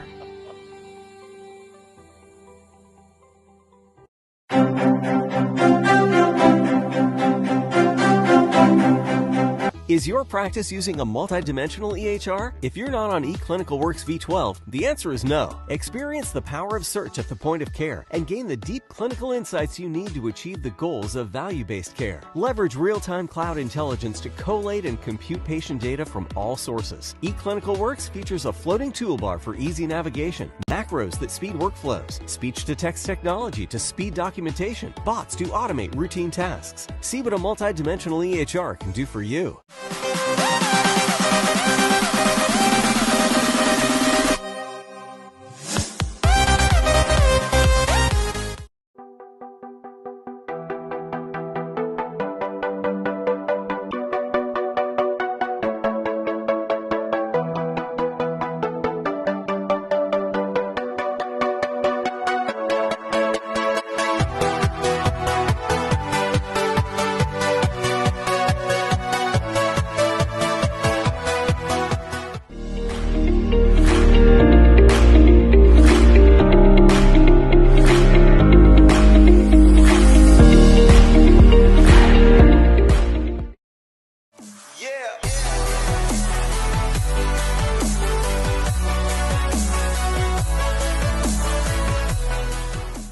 In this era of extreme possibilities, re-envisioning and reimagining business is key to accelerating growth. Partnering with someone who can deliver more is critical. Yash's customer-centric partnership approach helps customers address myriad challenges and drive business success. Come what may, We combine extensive experience, robust technology expertise, and flexible engagement models to help businesses navigate seamlessly into the era of everything digital.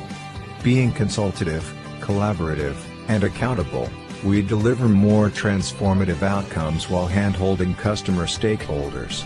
Harnessing our 50 centers of excellence and 3 digital innovation centers, we deliver specialized services to a wide range of industry verticals. Leading industry analysts and advisors recognize our technology strengths, agility, flexibility, and adaptability. Our global workforce, spread across 20 countries, are innovative, passionate, and focused on making our customers future-ready. We are small enough to care, and large enough to transform. With Yash, you realize the power of more. You have the absolute best attitude.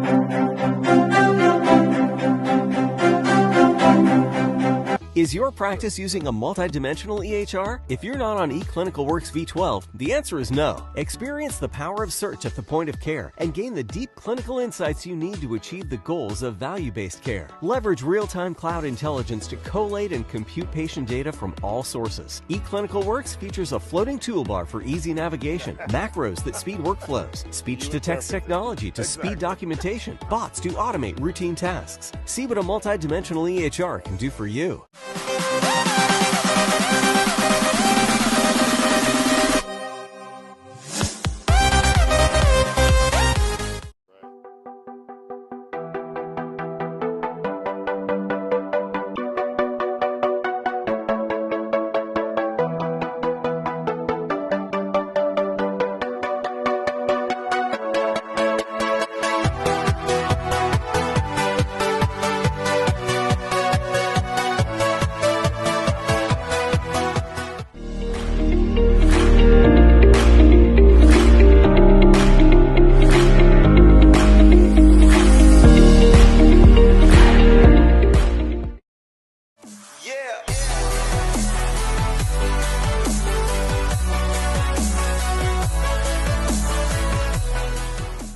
In this era of extreme possibilities, re-envisioning and reimagining business is key to accelerating growth.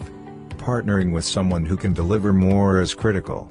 Yash's customer-centric partnership approach helps customers address myriad challenges and drive business success. Come what may, we combine extensive experience, robust technology expertise, and flexible engagement models to help businesses navigate seamlessly into the era of everything digital. Being consultative, collaborative, and accountable, we deliver more transformative outcomes while hand-holding customer stakeholders. Harnessing our 50 centers of excellence and 3 digital innovation centers, we deliver specialized services to a wide range of industry verticals. Leading industry analysts and advisors recognize our technology strengths, agility, flexibility, and adaptability. Our global workforce, spread across 20 countries, are innovative, passionate, and focused on making our customers future-ready. We are small enough to care, and large enough to transform. With Yash, you realize the power of more.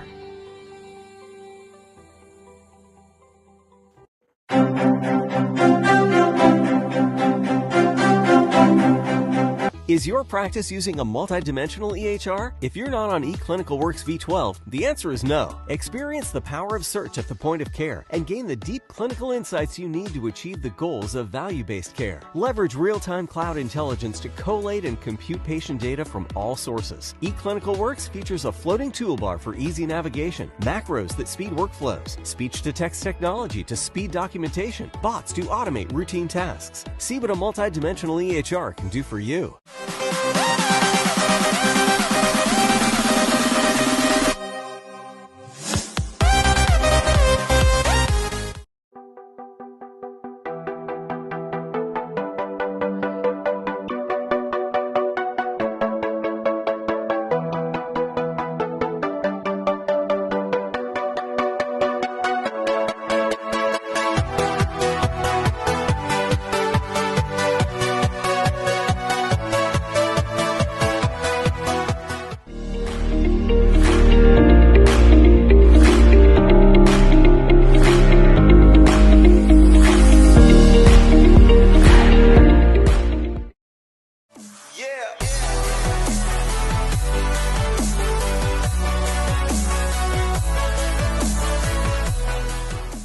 In this era of extreme possibilities, re-envisioning and reimagining business is key to accelerating growth. Partnering with someone who can deliver more is critical. Yash's customer-centric partnership approach helps customers address myriad challenges and drive business success. Come what may, we combine extensive experience, robust technology expertise, and flexible engagement models to help businesses navigate seamlessly into the era of everything digital.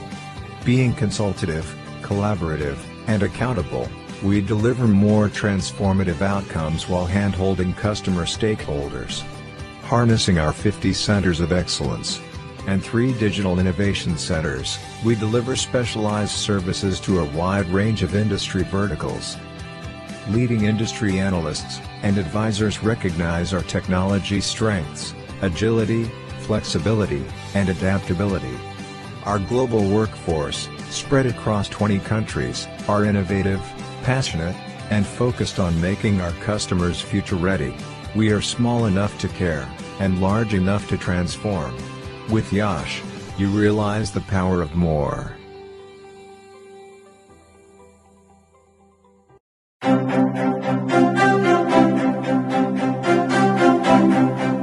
Is your practice using a multidimensional EHR? If you're not on eClinicalWorks V12, the answer is no. Experience the power of search at the point of care and gain the deep clinical insights you need to achieve the goals of value-based care. Leverage real-time cloud intelligence to collate and compute patient data from all sources. eClinicalWorks features a floating toolbar for easy navigation, macros that speed workflows, speech-to-text technology to speed documentation, bots to automate routine tasks. See what a multidimensional EHR can do for you.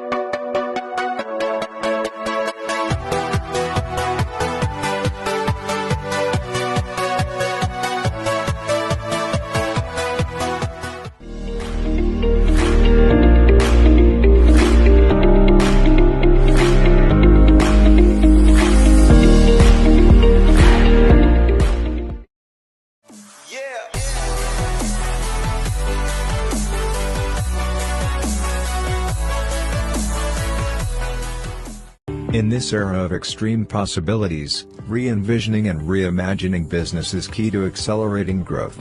Partnering with someone who can deliver more is critical. Yash's customer-centric partnership approach helps customers address myriad challenges and drive business success. Come what may, we combine extensive experience, robust technology expertise, and flexible engagement models to help businesses navigate seamlessly into the era of everything digital. Being consultative, collaborative, and accountable, we deliver more transformative outcomes while hand-holding customer stakeholders. Harnessing our 50 centers of excellence and 3 digital innovation centers, we deliver specialized services to a wide range of industry verticals. Leading industry analysts and advisors recognize our technology strengths, agility, flexibility, and adaptability. Our global workforce, spread across 20 countries, are innovative, passionate, and focused on making our customers future-ready. We are small enough to care, and large enough to transform. With Yash, you realize the power of more.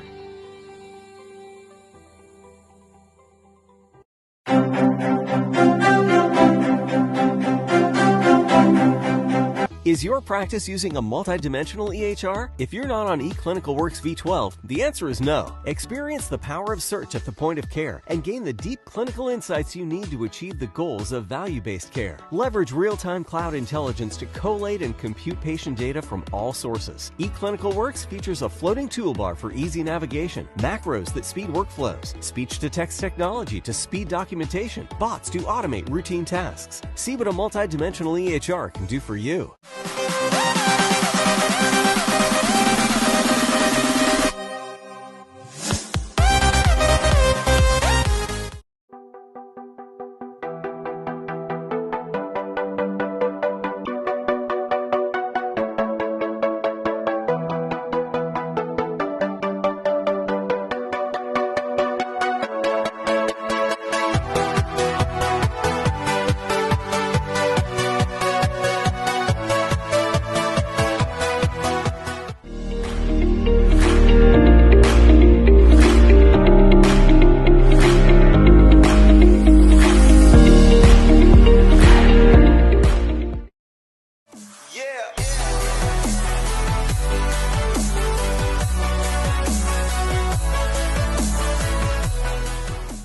In this era of extreme possibilities, re-envisioning and reimagining business is key to accelerating growth. Partnering with someone who can deliver more is critical. Yash's customer-centric partnership approach helps customers address myriad challenges and drive business success. Come what may, we combine extensive experience, robust technology expertise, and flexible engagement models to help businesses navigate seamlessly into the era of everything digital. Being consultative, collaborative, and accountable, we deliver more transformative outcomes while hand-holding customer stakeholders.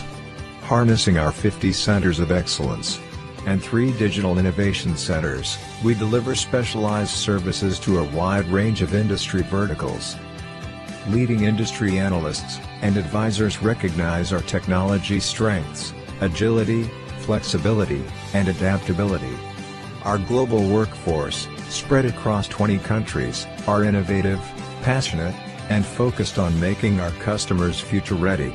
We are small enough to care, and large enough to transform. With Yash, you realize the power of more.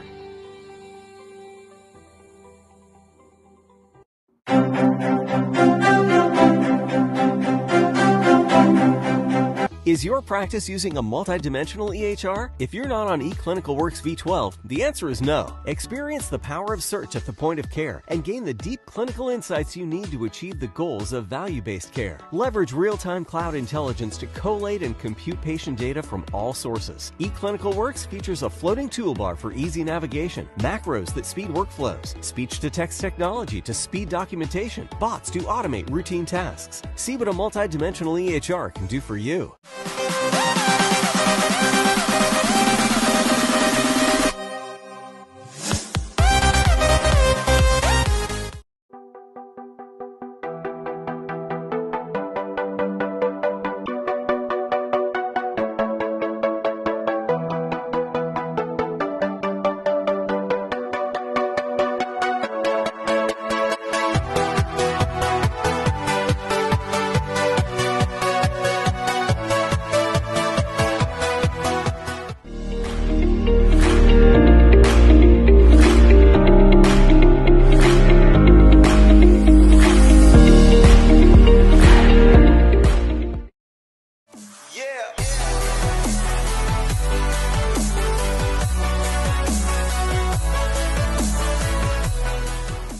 In this era of extreme possibilities, re-envisioning and reimagining business is key to accelerating growth. Partnering with someone who can deliver more is critical. Yash's customer-centric partnership approach helps customers address myriad challenges and drive business success. Come what may, we combine extensive experience, robust technology expertise, and flexible engagement models to help businesses navigate seamlessly into the era of everything digital. Being consultative, collaborative, and accountable, we deliver more transformative outcomes while hand-holding customer stakeholders. Harnessing our 50 centers of excellence and 3 digital innovation centers, we deliver specialized services to a wide range of industry verticals. Leading industry analysts and advisors recognize our technology strengths, agility, flexibility, and adaptability. Our global workforce, spread across 20 countries, are innovative, passionate, and focused on making our customers future-ready. We are small enough to care, and large enough to transform. With Yash, you realize the power of more.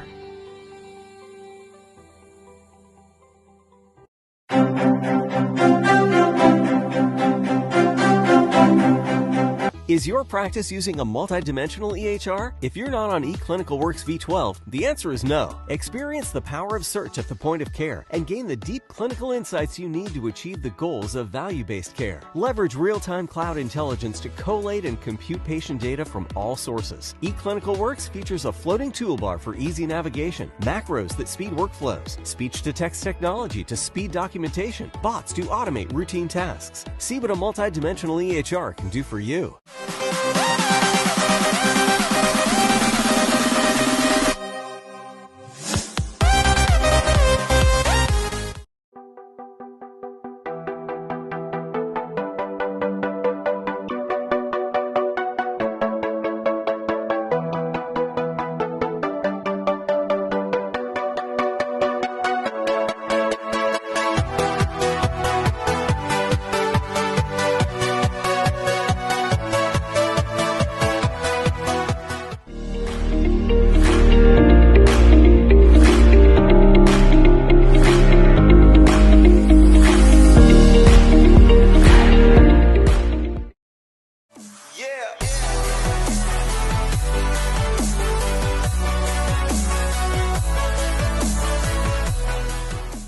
In this era of extreme possibilities, re-envisioning and reimagining business is key to accelerating growth.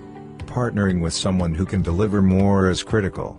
Yash's customer-centric partnership approach helps customers address myriad challenges and drive business success. Come what may, we combine extensive experience, robust technology expertise, and flexible engagement models to help businesses navigate seamlessly into the era of everything digital. Being consultative, collaborative, and accountable, we deliver more transformative outcomes while hand-holding customer stakeholders. Harnessing our 50 centers of excellence and 3 digital innovation centers, we deliver specialized services to a wide range of industry verticals. Leading industry analysts and advisors recognize our technology strengths, agility, flexibility, and adaptability. Our global workforce, spread across 20 countries, are innovative, passionate, and focused on making our customers future-ready. We are small enough to care, and large enough to transform. With Yash, you realize the power of more.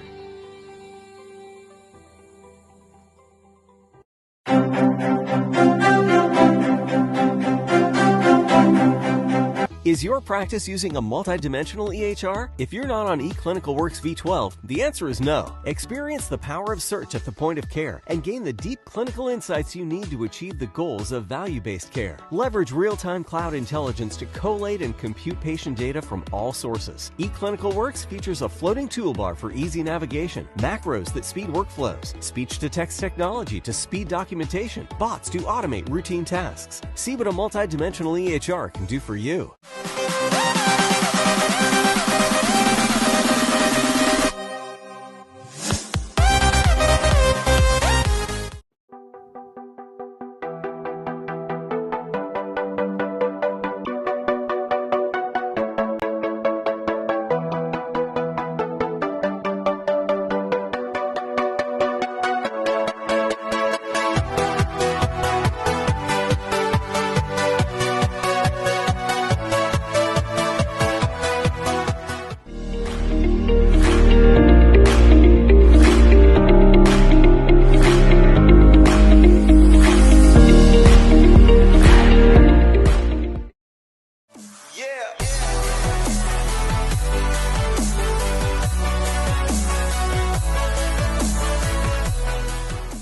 In this era of extreme possibilities, re-envisioning and reimagining business is key to accelerating growth.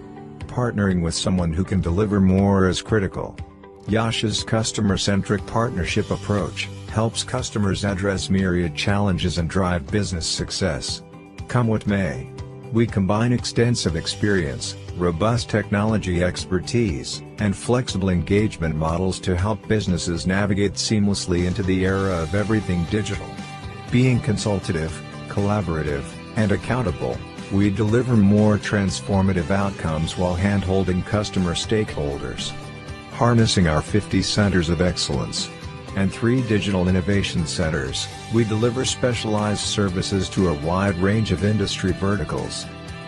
Leading industry analysts and advisors recognize our technology strengths, agility, flexibility, and adaptability.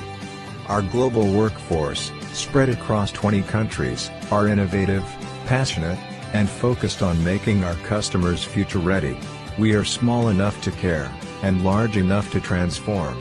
With Yash, you realize the power of more.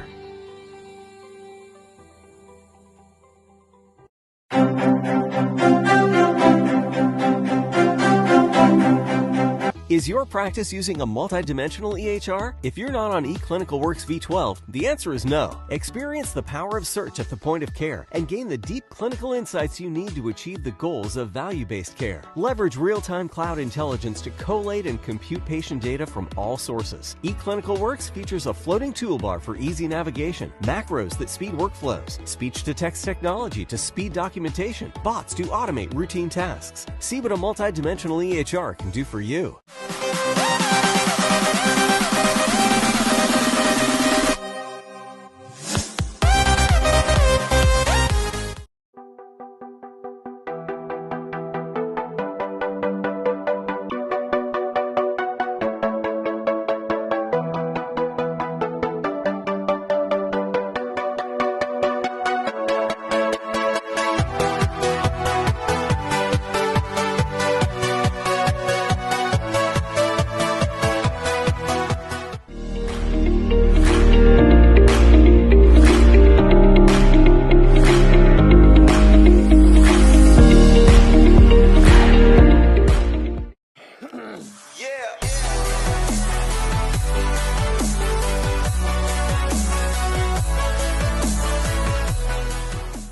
In this era of extreme possibilities, re-envisioning and reimagining business is key to accelerating growth.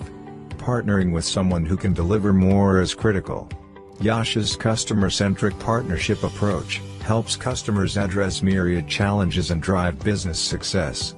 Come what may, we combine extensive experience, robust technology expertise, and flexible engagement models to help businesses navigate seamlessly into the era of everything digital.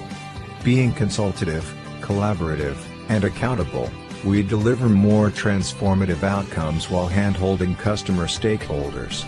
Harnessing our 50 centers of excellence and 3 digital innovation centers, we deliver specialized services to a wide range of industry verticals. Leading industry analysts and advisors recognize our technology strengths, agility, flexibility, and adaptability.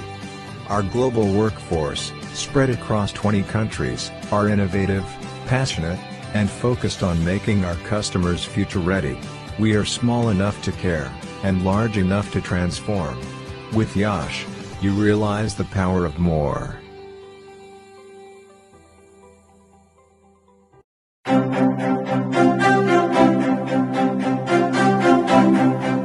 Is your practice using a multidimensional EHR? If you're not on eClinicalWorks V12, the answer is no. Experience the power of search at the point of care and gain the deep clinical insights you need to achieve the goals of value-based care. Leverage real-time cloud intelligence to collate and compute patient data from all sources. eClinicalWorks features a floating toolbar for easy navigation, macros that speed workflows, speech-to-text technology to speed documentation, bots to automate routine tasks. See what a multidimensional EHR can do for you.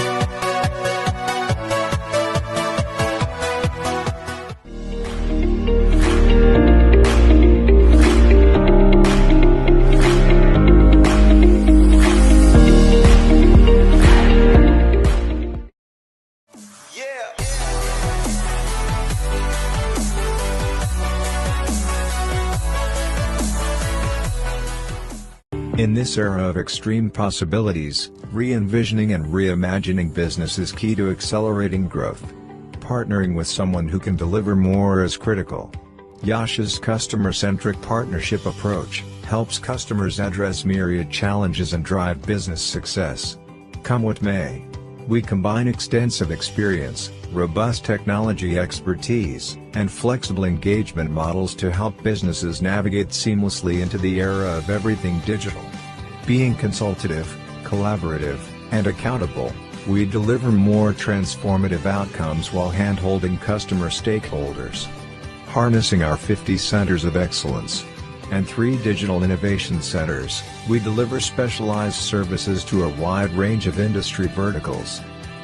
Leading industry analysts and advisors recognize our technology strengths, agility, flexibility, and adaptability. Our global workforce, spread across 20 countries, are innovative, passionate, and focused on making our customers future-ready. We are small enough to care, and large enough to transform. With Yash, you realize the power of more.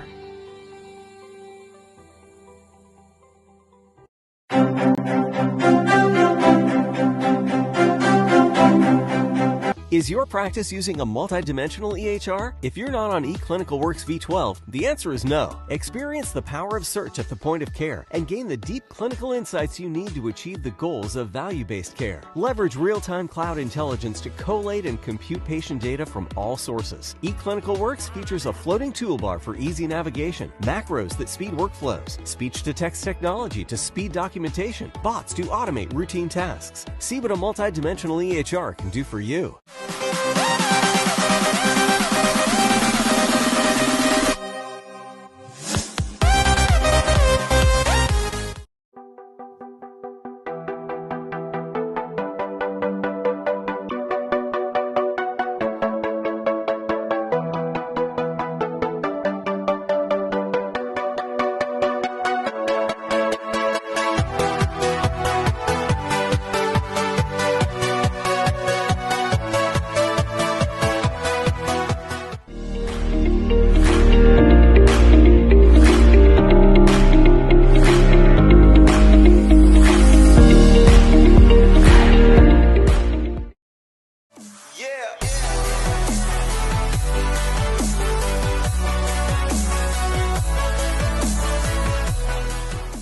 In this era of extreme possibilities, re-envisioning and reimagining business is key to accelerating growth.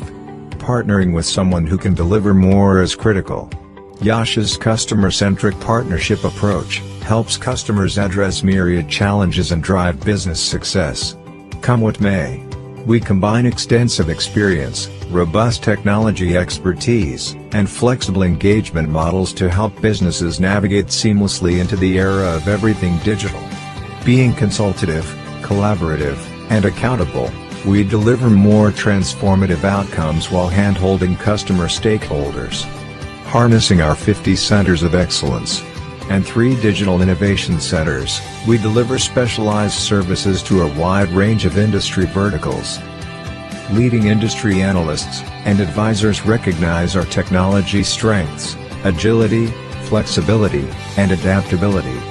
Our global workforce, spread across 20 countries, are innovative, passionate, and focused on making our customers future-ready. We are small enough to care, and large enough to transform. With Yash, you realize the power of more.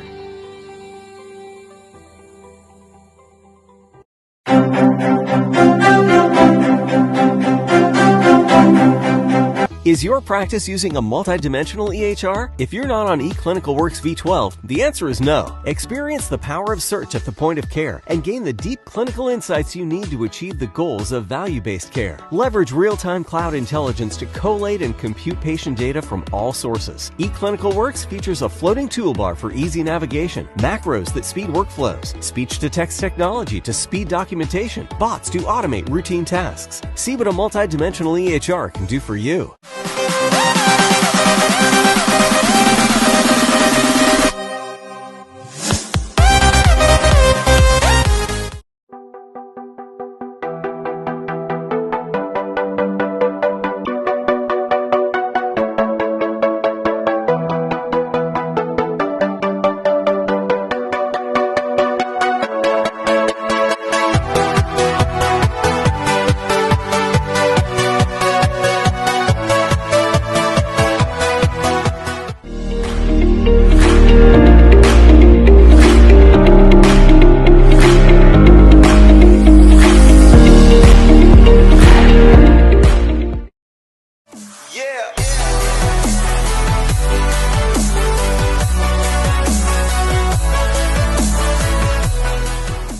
In this era of extreme possibilities, re-envisioning and reimagining business is key to accelerating growth. Partnering with someone who can deliver more is critical. Yash's customer-centric partnership approach helps customers address myriad challenges and drive business success. Come what may, we combine extensive experience, robust technology expertise, and flexible engagement models to help businesses navigate seamlessly into the era of everything digital. Being consultative, collaborative, and accountable, we deliver more transformative outcomes while hand-holding customer stakeholders. Harnessing our 50 centers of excellence and 3 digital innovation centers, we deliver specialized services to a wide range of industry verticals. Leading industry analysts and advisors recognize our technology strengths, agility, flexibility, and adaptability. Our global workforce, spread across 20 countries, are innovative, passionate, and focused on making our customers future-ready. We are small enough to care, and large enough to transform. With Yash, you realize the power of more.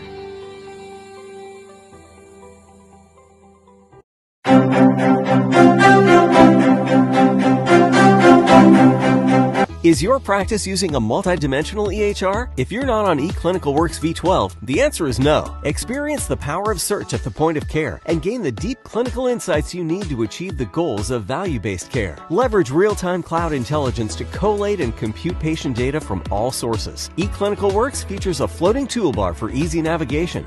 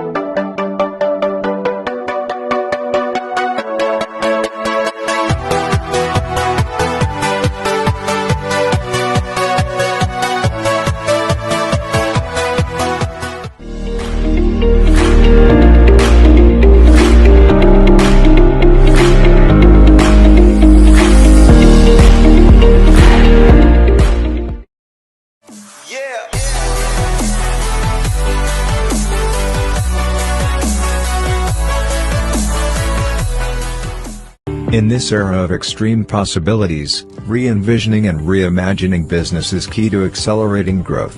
Partnering with someone who can deliver more is critical. Yash's customer-centric partnership approach helped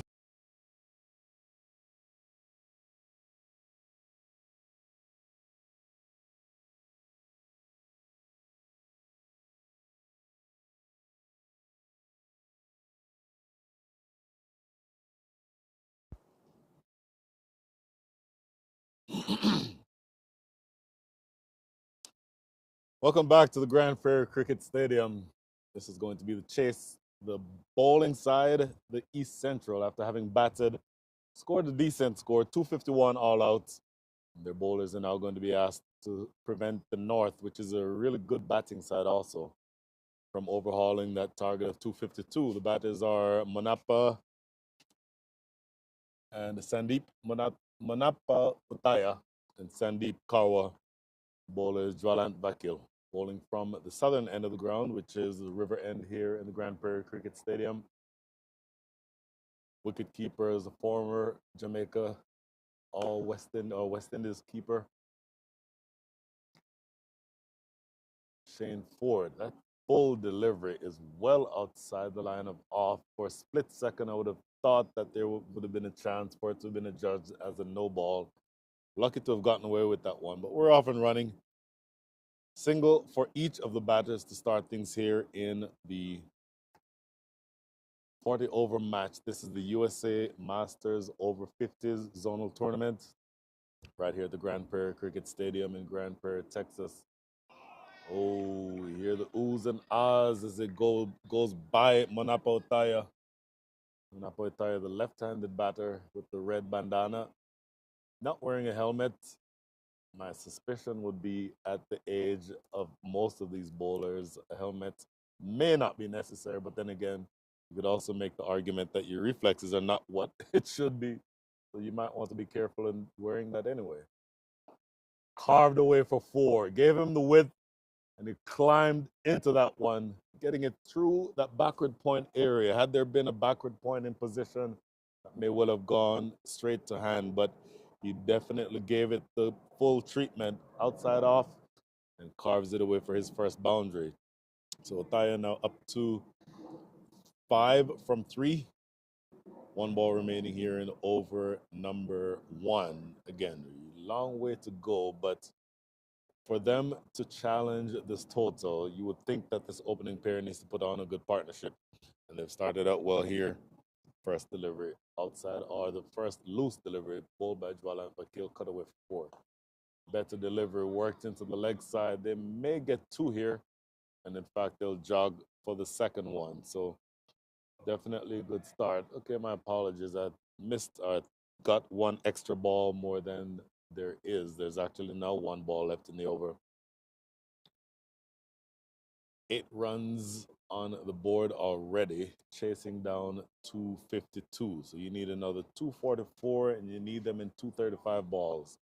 You're needing to go at around 6.23 and over, just more than a run a ball. Looking to work this off the back foot.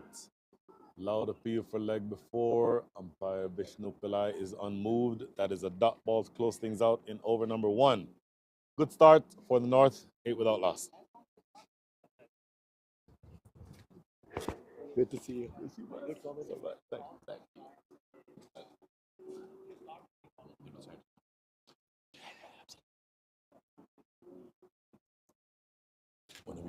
When you finish.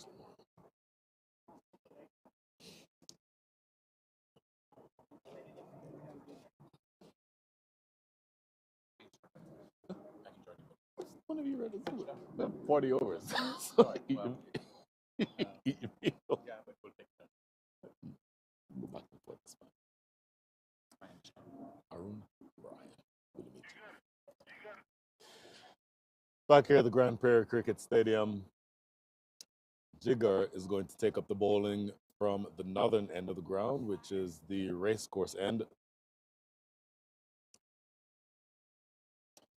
And we will be able to see exactly what he can do in just a second. He's a left-arm orthodox bowler. Bowling around. No, in fact, only bowling over the wicket to the right-hander.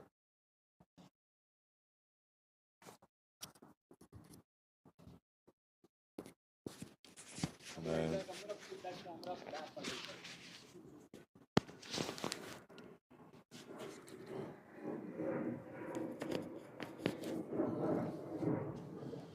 so once again, this is the Masters USA over 50 zonal tournament. Left arm over the wicket, swinging down the leg side. That's going to be wide.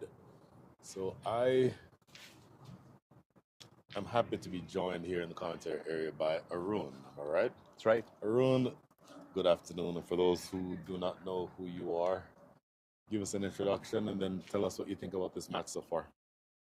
Excellent. It's wonderful to be here, Brian, and in this beautiful stadium. My name is Arun Tholador. I actually play for the West Zone. So we'll be playing our game against South later this afternoon. So this is into the night. This is a scouting assignment for you. A little bit of scouting. I was working in my hotel room with an iPad on the left, tuned into this game. So, absolutely. A wonderful start to the tournament. Beautiful facilities, of course, but we also saw some really good batting in the first innings. Good bowling as well. And when you're in facilities like this, cricket comes out on top. At the end of the day, you saw the skill of players, batsmen, bowlers, and look forward to doing the same thing and continue it this afternoon and for the rest of the tournament. So, question, is this the first that you've actually been to this facility? Yeah, that's right. I just walked in literally and just my eyes bugged out. It was, it's impressive. It's impressive. I haven't played in facilities such as this. Uh-huh. It's great to see here in Dallas, Texas, this particular ground of Grand Prairie. Mm-hmm. And of course, in Houston, we have several facilities that are very nice, good pitches, good outfields. But to put the rest of the pieces together to have a bona fide stadium that can seat quite a number of people, that's awesome. And then this is also ICC certified, right? So there'll be games that'll be played here next year as part of the World Cup. So again, for us as Masters in our second inning to be able to play in some of these facilities, that's great. Sure. I was on the tour to the UK earlier this year in July. Okay. And so we got to play in some really amazing grounds as well. Grounds like where Marnus Labuschagne went and scored a double century. So, Mm-hmm. These facilities compare to those facilities out in England for sure, in the UK. I can tell you, first of all, the first time I was in this facility for an actual game was early this summer. So let's just say the temperature is different now from what it was then. Very pleasant today. I would estimate somewhere around 65 degrees right now. When we were here earlier in the summer, the temperature was 105, which feels a little different. In the air, that's going to clear the infield and run away for 4. So when you are here watching this, yes, you're watching just for the entertainment value, but what are you looking to pick up from the particular players? And what are you looking to hope in terms of knowledge that you can gain to take into your match? What are you looking for? I think a few things, just to see how the wicket is playing. It clearly there is enough for both batsmen and bowlers. Mm-hmm. It's a very true wicket. As a batsman, I think you can play your strokes freely. You do expect the ball to come on nicely. As a bowler, it's going to be very important to get the right length, and that's an example of a length where you can't bowl. There was width on offer. He had pitched up the ball, and the batsman just climbed into it. So, yeah, those are probably the things that I was looking for from a scouting perspective. Is what are the right lengths to hit? There will be boundaries, and also just what is a par score? How do you play positively throughout the inning? I thought East Central started off and were very positive right off the bat. There were I think there were 2 maiden overs on the trot, mm-hmm. and then they came back in, and then they just launched at the very end. I thought they paced their innings really well. Worked their way down the leg side, getting this one 2 straight, and I believe those are runs. And in fact, no signal yet And I thought that would have been the last ball of the over. In fact, that is the last ball of the over, even though the bowler is going back to his mark. So I don't know that the umpires and the bowlers are on the same page as the scorer. So we'll confirm shortly, because the scorecard officially says 22 without loss at the end of 2, but everyone is in place to face another delivery. So maybe let's stipulate that the scorecard might have had it wrong. This may be the last ball of over number 2. In the air, catchable. Does the free ball get him a wicket? No, it does not. And they'll get 2 more runs. So in what I believe was a 7-ball over, it ends up at 24 without loss. 2. So 2 overs up, 24 in the loss. Air, catchable. Does the free ball get him a wicket? No, it does not.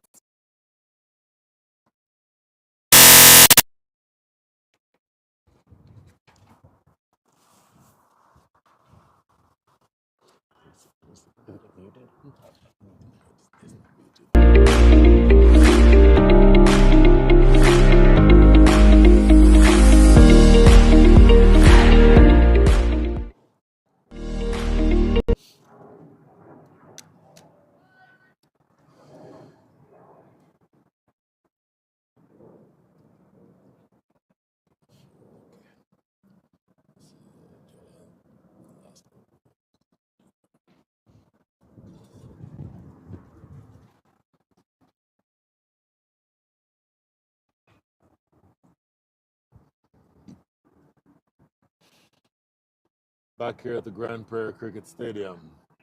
This is going to be Jwalant Bakil into his second over, 24 without loss. So Arun, back to you for a second. Yes, you're looking to see how the wicket is playing and so on, but how do you judge what's a good par score? 24 without loss.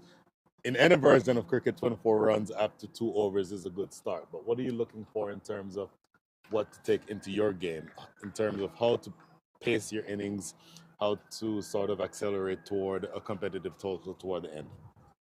I think the East Central gave us a blueprint on how to set a score. Right, 250 is a big total in 40 overs. So anytime you have to go 6 runs and over right from the beginning.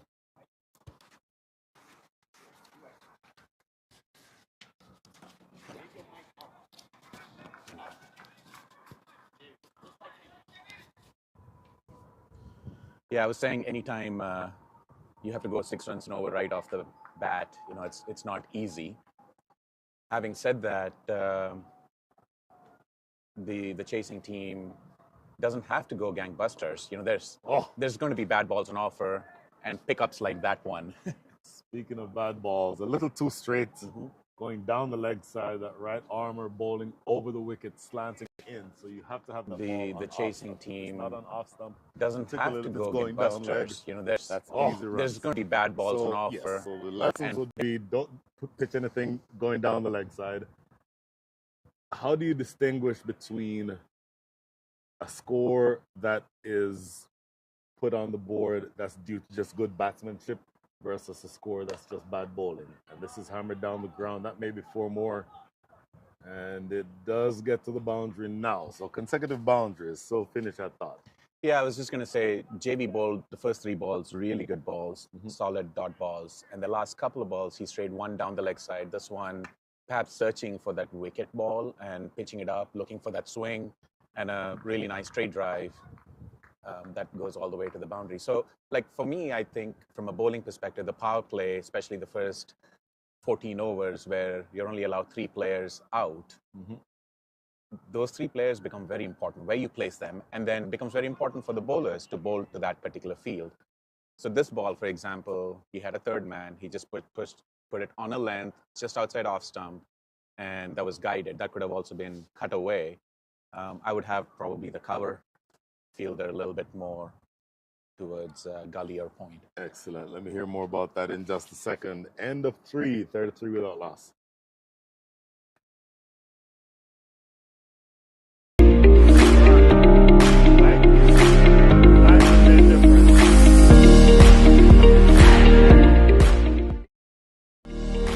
So when the ads are playing here, we'll be looking. Okay. 33 without loss. 3 overs up. Once again, the North are chasing 252. They've made a brilliant start, scoring at the rate of 11 and over. So they only need another 219 runs in another 222 balls. They've definitely gotten the sort of start that they've wanted from their openers. Monapa is 21 from 9, and Sandeep, having faced the same number of balls, has 11 to his name. And there's your full scorecard. Big hitters to come next. Faisal Alam is probably the biggest hitter, not just in this match, potentially in the tournament, even though Arun might have something to say about that. No, you're right. You're absolutely right. Fazal is a very devastating batsman. Once he gets going, he's unstoppable. But having said that, as a bowler, I personally love when batsmen take you on, because there is that opportunity to create a chance, and wickets can happen. And then that's where fielding and catching becomes very, very guess important. that you're a spin bowler, am I right? No, I open the bowling. Open the bowling? Yeah. I've never heard a pace bowler say what you just said. In what way? A pace bowler, okay. A spinner, in fact, I heard Murali say something similar to what you just said. Matai Muralitharan said, you know, a batter can hit me for 4 sixes in a row, but on the 5th one, if I get him caught, I've done my job. Mm-hmm. A bowler, a pace bowler, does not want to get hit at all. Well, I mean, what I like, so if they bring it on, I think it just opens up an extra possibility. I'm not saying I want to get hit. No bowler ever wants to get hit, just to be very clear. And neither does Murali, by the way. This is true. This is true. Direct hit there would have been troublesome, but he gets home with no trouble. Now, you have 33 runs on the board, so is there a reason to be trying to sneak cheap singles? No, that's definitely the batsman's call, and Manappa should be actually looking at Sandeep rather than just taking off down the pitch like that. Well, let me ask you this after this ball. Oh, look at this strike. That is going to be 6. Well over the top. And that bangs off of the facing of the facade down there at Long On. That is a brilliant strike by Sandeep. Sandeep Karwa now up to 17 from 13. Tossed up and in the slot. Looking at that replay, that was absolutely a hit-me ball. Yeah. Bowling a spinner inside the power play is always tricky. But if you serve it on a platter like that, you can expect that to happen. Yeah, you saw Sanjay Pandya bowl, I think, 6-7 overs on a trot right at the beginning for the North. And I know that in the World Cup and anytime the North Zone play, that is their MO. They always have Sanjay opening and bowling, and he's got the right line and length and control. And yes, you're right. In fact, I actually think this is a good idea to bring on Ranga as a spinner. I've seen him bowl. He's a good bowler. And that's another 4-hit streak down the field. I think it's just going to come down to him bowling in the right length. Like any bowler, at the end of the day, you still need to put it in the right place. Absolutely. Get back. I want to hear the rest of your thoughts on that in a second. 4 overs up. The score is 4-3 without loss.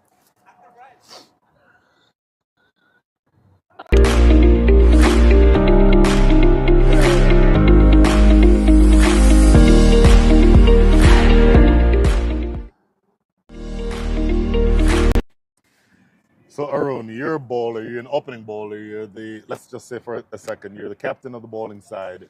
You're defending 252, but your first 4 have gone for 43. What's your approach from this point? How are you going to pull things back? And you're still inside the power play. I'm not panicking. First of all, it's a long match. And we've all played a lot of games where people get off to a big start, and then all it takes is a wicket or 2. So I wouldn't panic if I were the East Central. The game's far from being done. What they need to do is string together a series of good overs, maybe 3-4 runs an over. That's all it takes. When a team gets off to a start like this, and they only get 3-4 runs an over for the next 3-4 overs, they get a little itchy again because they think, I can do 11 an over every single time. So, hit me ball again, going down the leg side, a half tracker, and Manappa Uthaya does not need any invitations to play that shot. I don't know how much minor league cricket you've watched this year or how much USA cricket you've watched. When I see Manappa Uthaya bat, the first name that comes to me is Ryan Scott. Have you seen him play? Actually, I haven't. Ryan Scott, in some circles, is referred to as Chris Gale Jr. He's from Jamaica, left arm or left-hand batter. power packed. He shapes exactly like Manapa to me. His aggression is exactly the same. It's going to be interesting to see how long he can carry this on because he, despite what you just said, if he stays there much longer, he's the type of batter, at least he appears to be, who can take the game away from these players. Yeah, I agree. You always have these players. You have accumulators, you have power pack hitters, and you're seeing that here with Manapa, slight errors in line and length, they're being dispatched. And oh my goodness! See, it's just a matter of time. So, ladies and gentlemen who are watching, all 57 of you, if you want to know the lotto numbers, just call us right here at the Grand Prairie Cricket Stadium and ask to speak to Arun. Excellent call. Going for the big shot there was Manapa, peeling off the outside edge and a pretty simple catch at backward point. Maybe not quite judging it perfectly. Took it a lot higher above his head than he probably would have wanted to. But the important thing is that he held on. So that's the first wicket down. Scores 47 for 1. Yeah, not an easy catch, I would say. Those balls tend to really spin as they're coming at you, and then he had to judge it, as you said, a little probably late in judging it. Those are not easy when you're at point or gully and trying to anticipate that. Overall, very well done. Now, I don't know if this is going to be the ultimate case of commentator's curse. I said earlier that I thought that Fazal Alam was going to be, if not the biggest hitter in this entire tournament, certainly in this match. I've seen him play a number of times. A year ago right now, we were on tour. When I say we were on tour, I mean they were playing and I was commentating in Barbados. And I saw some shots that he played on that tour that would clear any cricket ground anywhere on the planet. And, usually, given the start that is the openers have put on, they put on almost a 50-run partnership to start. He doesn't need to come in blazing. But you get the sense that he's the aggressive type of batter who would be going after the bowling regardless of where the situation is. I agree. That's Fazal's style. I think oftentimes when he gets out, it's because he gets himself out. Good looking stroke there. So immediately gets off the mark with a single. So given that, yes, the wicket has fallen, it's the old story. If you have a strong number 3 in, sometimes you prefer to not have a wicket fall because then you want to keep that number 3 on the bench. But how do you bowl to a batter as destructive as Fazal Alam? I think it's no different than anybody else, frankly. Perhaps maybe a little bit more circumspect in terms of the consistency of pace. I would vary the pace. Players like that who are naturally aggressive can often get deceived by variations in pace. So I think that would be an important piece. If you have a cutter, slower ball in your armory as a fast bowler, and as a spinner, if you have the straighter one, if you're an off spinner, those variations are the ones. And of course, you have to have control over those variations. Sure. Otherwise, you're going to throw up rank long hop. So right.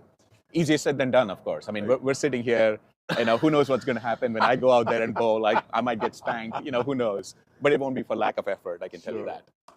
In the air, toward extra cover, there's a sweeper who will cut this off. And that single for the last ball up over number 5 brings up to 50. So they've started out very well here. 50 up after 5, another 202 to get. We'll be right back.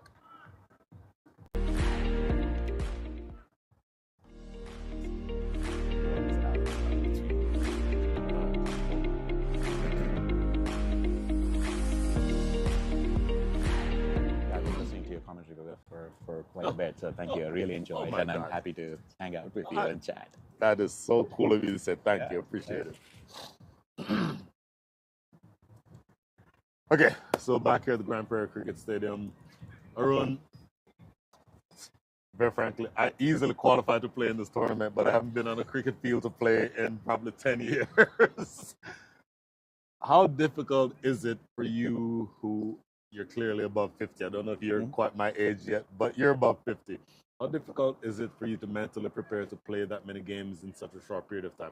Put it this way, I didn't like playing 40 overs when I was 30 years old. So there's no way I could do that now. How easy is it for you to play these length games at your age? It's not easy. Having said that, actually, no, I take it back. I'd say it's easy for me. I enjoy the game so much. Wow. I don't necessarily watch too much cricket. I'd rather be on the field playing. So Interesting. I play in the SCCA league. I played 16 games this year, 50 over games, 45 over games, 40 over games. I'm a fan of the long form. I think there's something there about the purity of the game. And to me, I've often said it's like a microcosm of life. It's a long inning. So it doesn't matter how you start, it's how you finish. I was not expecting a philosophy lesson. Cricket. So, in all seriousness, so when that's what you have. Look out. Oh, direct hit there might have been interesting. Finish your thought. So when you look at it that way, and you have to approach it obviously with a sense of humility, you have to work hard. The best part of all of this in the 50s and the second inning is we've all started to take even better care of our bodies than ever before. So I'd say I feel like I'm the fittest I've been in the last 10 years. Believe it or not, I'm more fit now than when I was 42. So this is all thanks to the Masters and the opportunity to come out and play with all these folks. And look, everybody here who's playing belongs, and there are more people who belong who are not here. Sure.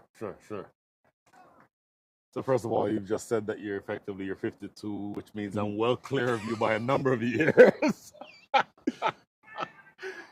But this is good bowling so far, by the way. This is Jigar into his second over.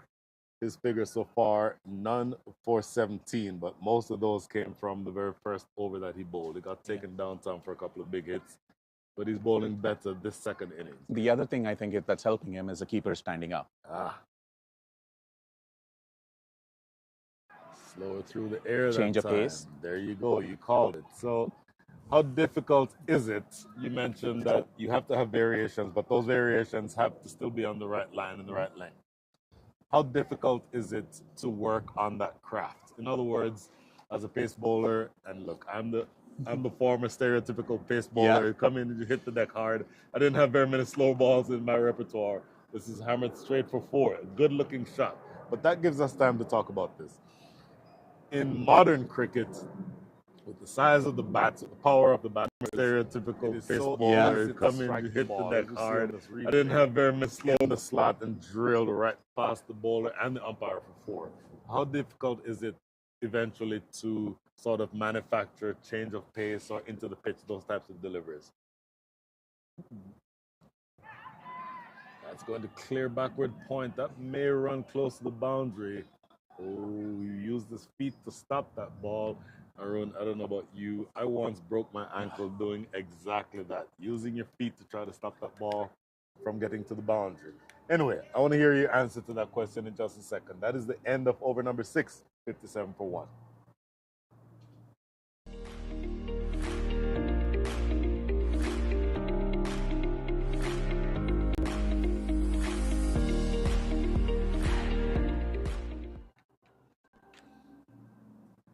So 57 for 1. We're talking about manufacturing sort of change-up deliveries. How difficult is it to work that into your repertoire? Well, before I get to that, that shot that Fuzzle hit straight down the ground, you saw that. That is, again, a distinctive Fuzzle shot. I don't think it was necessarily a bad ball, but he just made it look easy. So, the batsmen are working on their craft.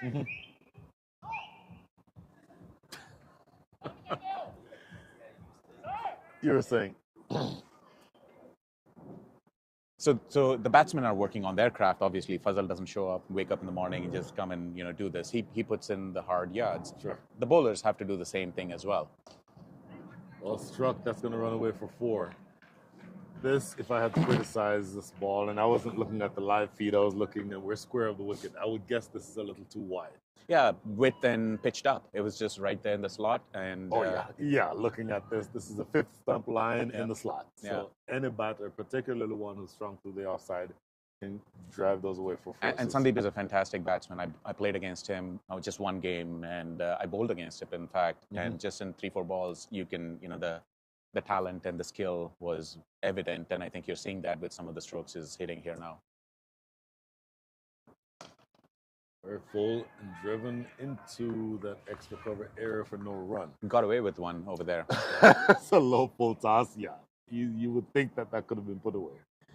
So, Adnan Rao, the captain, is into his second over, 1 for 11. Did take the 1 wicket, but I think he's going to be looking more to pull things back. The overall scoring rate right now is still at 9.89. So you're still scoring almost 10 runs and over. You're only needing to score from here at less than 6 and over to win. So, you were saying? Yeah, I was saying again, you have to work on your craft. It's what happens on the field during a match is directly proportional to the effort that you put in off the pitch. I mean, you see the big international players, people talk about, and even the ones that don't make it. There's so many people who haven't made it, but they've spent so much time and sacrifices working on their bodies, their fitness, working on specific, whether it's change of pace or working on a pull or a hook or whatever it is that they want to work on. Yep. They've put in the hard work before they can showcase it on the field, and even then, that's no guarantee that it's going to come out. So that's the big piece: is practice, practice, practice, like everything else in life. Again, I'll get philosophical on you pretty much at every turn. It's been, I don't know, 35 years since I took a philosophy class. That's not my intent. I'm an engineer, so I'm trying to watch cricket, Arun. All right. I'll keep it. This is what my kids say as well. So they're like, Dad, not everything needs to be a life lesson. Thank you. Dad, sometimes I just want to watch cartoons. I'm sorry. It really does come down to that. How many kids do you have? 4. Any cricketers among the boys? Oh, yeah. Yeah, I have one who's a sophomore in college, and I have triplets who are seniors in high school who will be going off to college soon. And I have 3 of them are boys, 1 girl, and I play with the boys. In fact, one of them is playing with me in the league. He opens the batting, and he's a middle-order bat, and I open the bowling. I need to hear more about that. 61 for 1 after 7. There's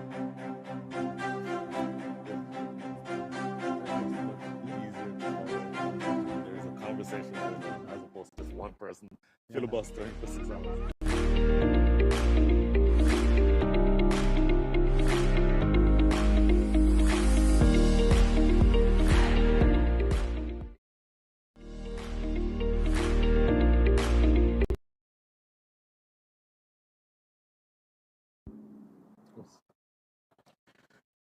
So, you play with one of your sons.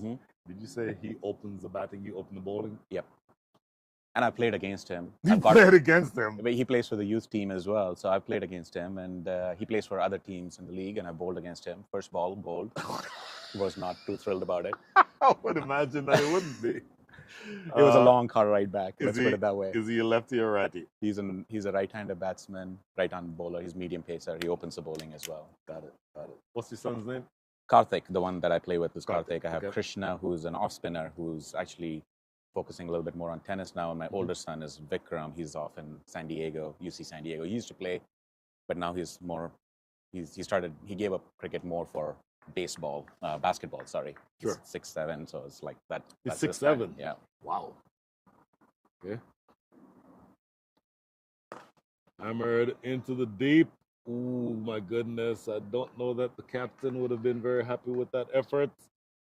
He concedes a 4 rather. Fazal Alam doing what he does. Tossed up, and he drags this from well outside off stump and gets it over to wide or straightish mid-wicket for yet another boundary. So he's now 12 from 9. 2 of those 12 are boundaries, and you get the sense that he's only in second gear. Being the parent of a basketball player versus being the parent of a cricketer, which is harder? Cricketer, because basketball, I don't know much about it. And I think it's hard on the kids as well. Sure. So everything is critique as much as I would. There he goes again over extra cover. This is 6. It's into the seats. Well, this is going to be a relatively short day if Fasal Alam continues doing what he's doing right now. He's now up to 18 from 10. I want to tell you why I asked you that question, because I have two sons myself. Both are soccer players. My oldest son is a professional soccer player. He plays for a club in Rochester, New York. My younger son is a senior in high school. He'll most likely be going to school on a soccer scholarship. But in his younger days, he was also a cricketer. I can tell you the difference between being the parent of a cricketer and the parent of a soccer player is night and day. It's a good delivery, better length, dragging Fasal Alam forward. And the reason for that is because soccer, basketball, etc., those are all team sports. Everything happens as a result of, several different touches to make the ultimate thing happen, whether it be the basket or the goal. Cricket is a series of one-on-one matchups. Even though the team is 11, no, you cannot bowl there. That's 6. My goodness, this is going to be a short match because, again, this is pulled away behind square on the leg side. In fact, it was a full toss, a low full toss, and it reaches out. Here you see on the replay, dragging it. And that actually wasn't as bad a ball as he made it look. It was maybe 6 inches over pitched, maybe, but swept away for 6. Anyway, back to what I was saying. If you are the parent of the bowler, okay, that gives you maybe a little bit more latitude. Okay, all right, you can get him the next one. If you're the parent of a kid who's batting, oh no, don't let that player get one ball and be clean bowled, and now he's walking off, and now he's crying. There's nothing you can do about that. And I found that to be so difficult. Was he a batsman? He was an all-rounder. So he opened the bowling, right arm pace. He was actually very good. And then he opened the batting left armer, right? Or left-hander, I should say. So from my perspective, what I try to tell him is, especially let's say the batted first, and he scores 6 and then gets out. Comes off the field and he's upset. I was like, that's fine. You're an all-rounder. You miss in one element, you make up for it in the other element. I thought that was so absolutely difficult to be able to just help manage those emotions. I think I felt it more than him when he was playing. Indeed. So very honestly, it makes it much more difficult to be a sports parent in that way. But all that having been said, it's a blessing to have kids who are not only healthy, but also athletic at the same time. Yeah, well-rounded. I completely agree with you on a few points that you made. One, about being an all-rounder gives you opportunity to come back. Right? You can contribute in many different ways. Looks like we have a little bit of an injury. Fuzzle looks like he might be cramping or... In fact, we didn't realize it was the end of the over. Let's take a short break. 8 overs up, 7-7 for 1.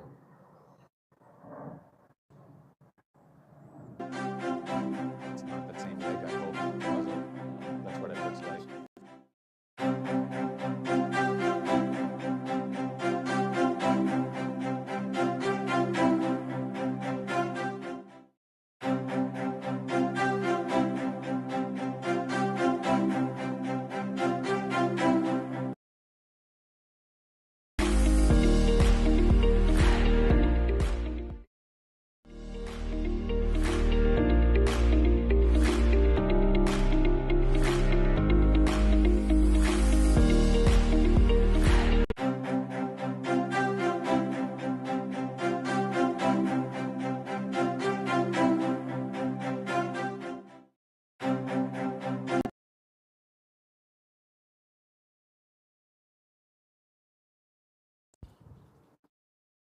And the scoring rate, obviously, is much better than you need for it to be at this stage. I was just about to say, I'm surprised that I was just about to say Himanshu. I'm surprised Himanshu is not. I would have probably brought him in maybe 2-3 overs earlier as soon as Fuzzle came in. Tell me why that is. He's played for the USA. He was in Barbados. He was in the World Cup. You've seen him bowl, very nagging. He's got, again, the variations that we talked about. He can slow the ball down. He's got the quicker one. So he's got those variations and, and very, I would say, very nagging. And when you're playing against natural stroke players who want to get on with the game, like Fuzzle and like Sandeep, you've got to get them frustrated. So a quick look at the bowlers so far. In fact, those are the bowlers from the first innings. We'll get back to that as soon in a second. But I want to see what the bowlers thus far, and I'll probably take a look at it after this deliver because they've all been relatively expensive. Well, at least as a group, they've been expensive. I want to see what the different options might be and how you might look at that. So after this first delivery, we'll take a look at the bowlers. Manchu, left arm, orthodox, yes? Yep. So if there's any turn, it will be away from Sandeep. This one goes by outside the line of off for no run. So we're looking here at each of the bowlers. Adnan Rao has been the best in terms of overall effectiveness, but all of the rest of them have almost gone for double figures in their per over. And straight away, Himanshu beating the batsman. That's one of the, maybe, I can't think of another ball that beat the batsman today in the second innings. Let's see what he does here. A good start, 3 dot balls in a row to start. So and you've seen the variations already. The first one was a little bit quick. The next one slightly flighted, and this one's a little bit slower, and leading to that missed time trying to punch through the cover. He's got all the tricks up his sleeve here.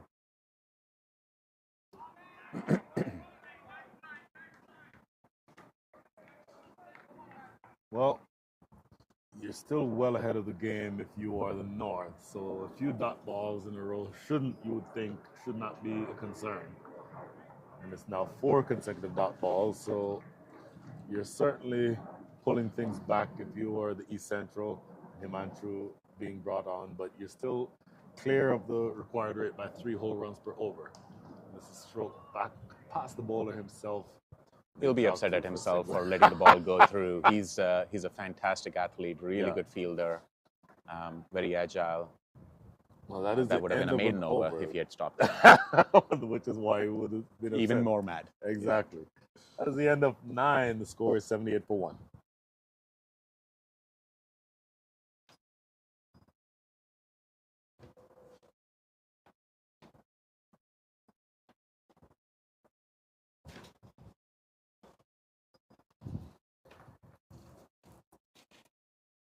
So here's where we are with regard to the batters. Manapa, 25 from 12. Sandeep, who batted well, he's still there. 27 from 28. And Faisal Alam, bit of an injury concern, but 24 from 14 nonetheless. Yeah, that's a long batting lineup with a lot of capable players. I know many of them, each one of them a match winner. And, you know, they've been in trouble in the past. In fact, in the national tournament earlier this year, about a month and a half ago, very calm, collected partnership that got them over the line when they were in quite a bit of bother, actually. So they have players who can play the long game with a lot of cricketing smarts. And so they have a perfect platform to... It's interesting. Now, I think it's easy, or it's, in the air. This is going to be toward deep mid-wicket, and he caught it. I'll tell you what, those are very soft hands because that ball actually bobbled out. But he cushioned it well enough that even though it did bobble a little bit, he cushioned it well enough to secure that catch. So the second wicket goes down. How big a wicket is that? Is that the captain himself? That's Sandeep who got out. That's Sandeep who got out. Okay, so talk us through that catch because that's not an easy catch at the stage of the innings. Yeah, so there was a little bit of a half shot, I would say. Sandeep didn't go for it all the way. The wind should have actually carried it. If he had actually put a little bit more power into it, I think he would have probably at least got it to the boundary line, and then things would have been different. And then as far as the catch is concerned, it was up in the air quite a bit. The sun was in his eyes as well, so not an easy catch. And a little bobble, as you said, at the end, but well done by Tariq to... it didn't bounce out too far, so it's just a soft bounce out of his hands and back into his arms. So that sort of emphasizes a couple of things. Number one, you have to have soft hands. Number two, perhaps more importantly, if you're in the outfield, and maybe this is a lesson for any of the young kids who are watching, that you do whatever you can to attempt to take the catch high. Yeah. So if you bobble it, you have a chance, you give yourself a second chance to catch it. In this case, the bobble stayed at the same level where his hands were, so it was just easy to secure it. But if you try to take it, say, waist height, and you miss it, then that's the one chance that you get because you'll most likely drop it at that point. Absolutely, you're right. Good advice to any youngster maybe watching. Okay. For a split second. Oh, sorry about That's that. all right. I was like, where did an extra pair of glasses come from?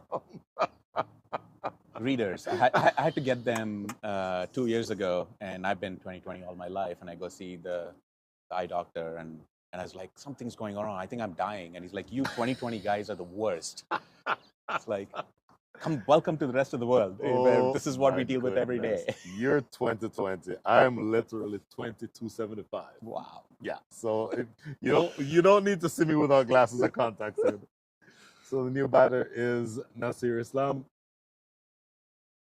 You said that this entire team bats very deep. What do you know about Nasir as a batter? I haven't actually seen a lot of him. I haven't played much against the North, so I don't frankly know a lot about Nasir. But he also bowled pretty well today. Yes, I thought yes, he he was did. swinging the ball quite a bit, and he's a number 4 batsman. So clearly he's that caliber to be the top order batsman. So. They don't just let anybody bat number 4. Tossed up. Oh, looking to sweep this one away. That was more of an optimistic appeal than anything else. But Still a little too early to be playing across the line for a sweep. Let's see how the replay looks. Completely agree with that. That is the end of the over. We'll get back to that in a second. He's well outside the line of off. Man, by the way. looking at that replay, that shot is perfectly on. It was on, no question. There's no way it was going to hit him in line with the stump, so that's well done. Exactly. That is the end of 10, 78 for 2.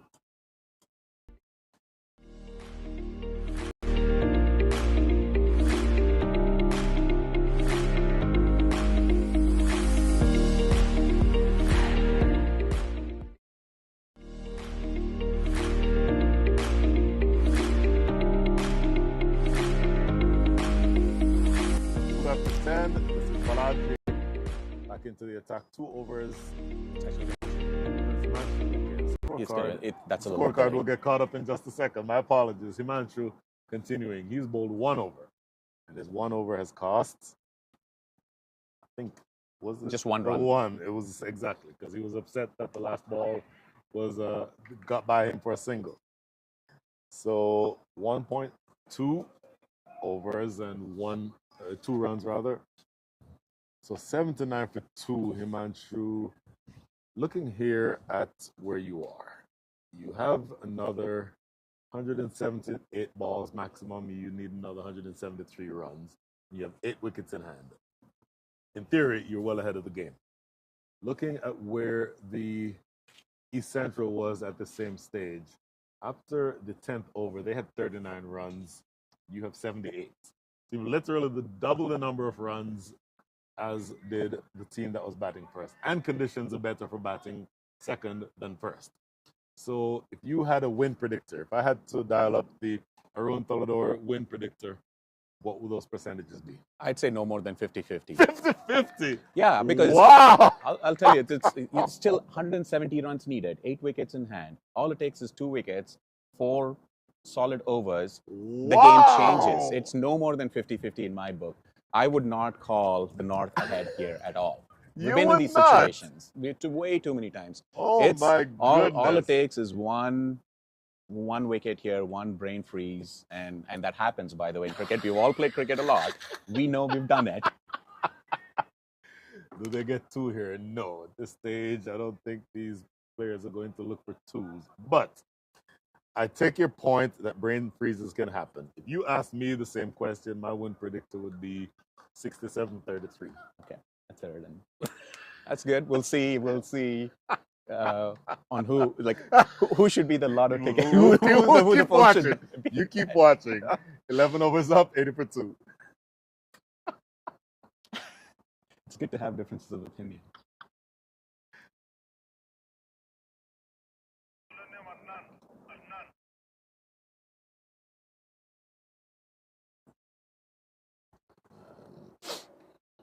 I bet if you went and asked each of the captains now what they think, I think the answer would be the same. I think they would You say. would get I a mean, political answer from Faisal Alam. that is You so would true. get a political True. answer.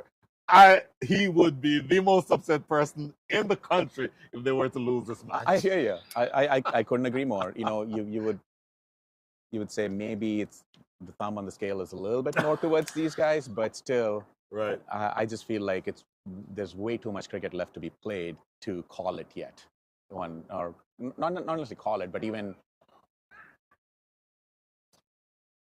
Oh, a little disappointing. That gets through the field at backward point. It gets close to the boundary.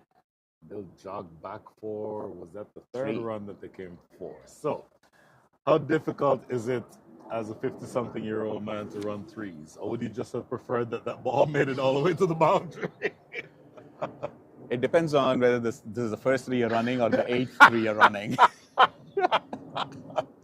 I will tell you, I once had, when I played, I was an opening bowler and I batted somewhere around 6'7". So I wasn't necessarily the most technical correct batter, but when I came in, they'd put a long on, a mid wicket, and a square leg, because that was my entire game. I once had to run a 4 in a match, and it took everything out of me. I literally almost had to call for a runner after that.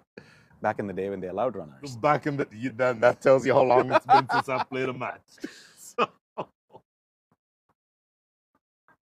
now, observation, because when Faisal Alam and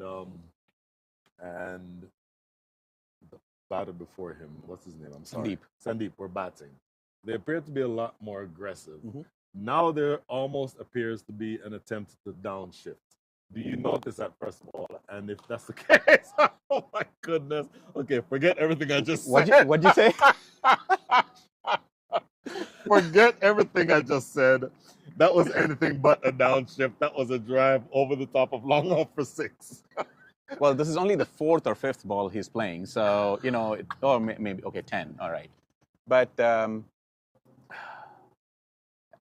I think it does take a little bit of time for a new batsman to come in. I think Sure. Nasir took his time, and then when he found a ball to his liking, he just launched into it. Hammered again, but this time there's protection. Should just be a single. And by the way, there's 2 of us commentating, but there's actually 3, because the third is Vinod Motwani, who is one of our commenters. Says Nasir is a destructive batsman too. If he's around until the 30th over, North will be close to winning the game. Yep. In fact, Vinod, I'm going to ask you to join in on that conversation. Where is your win predictor as of right now? Give us, that's a lovely looking little late cut. More football skills. The football skills do not pay off, unfortunately, as the ball races away for 4 behind points.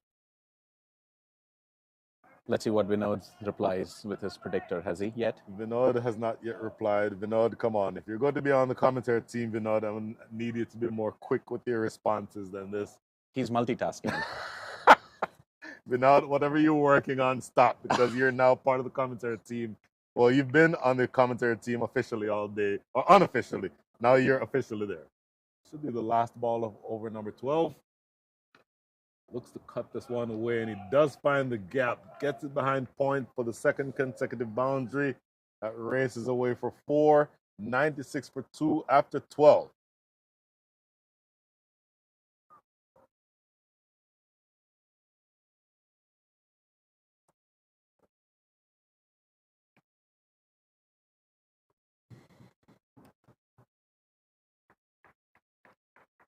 That's a typical Fazal strike rate. As you can see, 33 of 18. Yeah.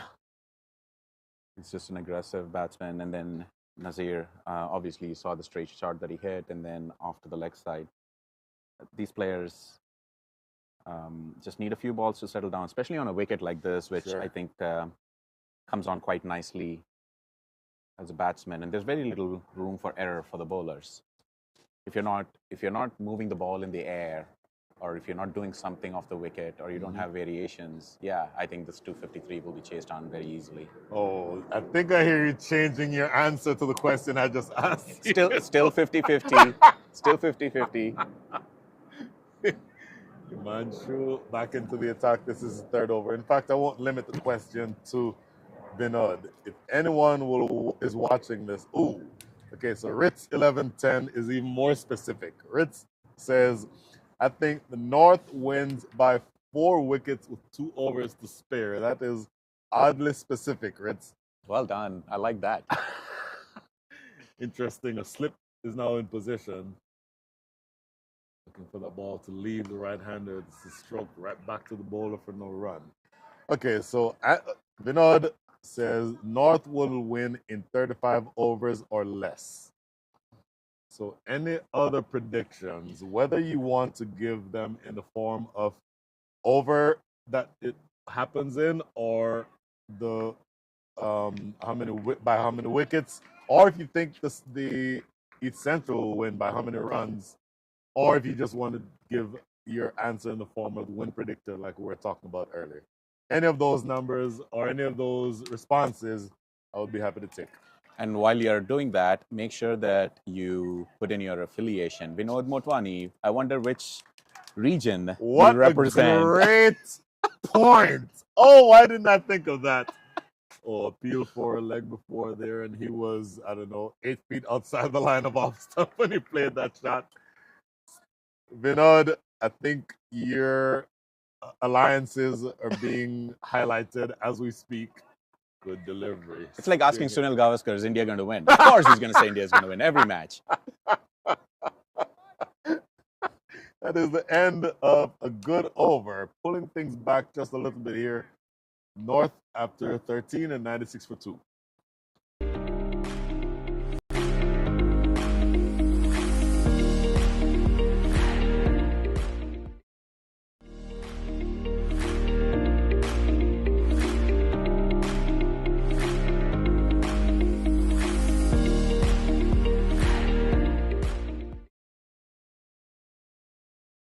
That's good. Yeah.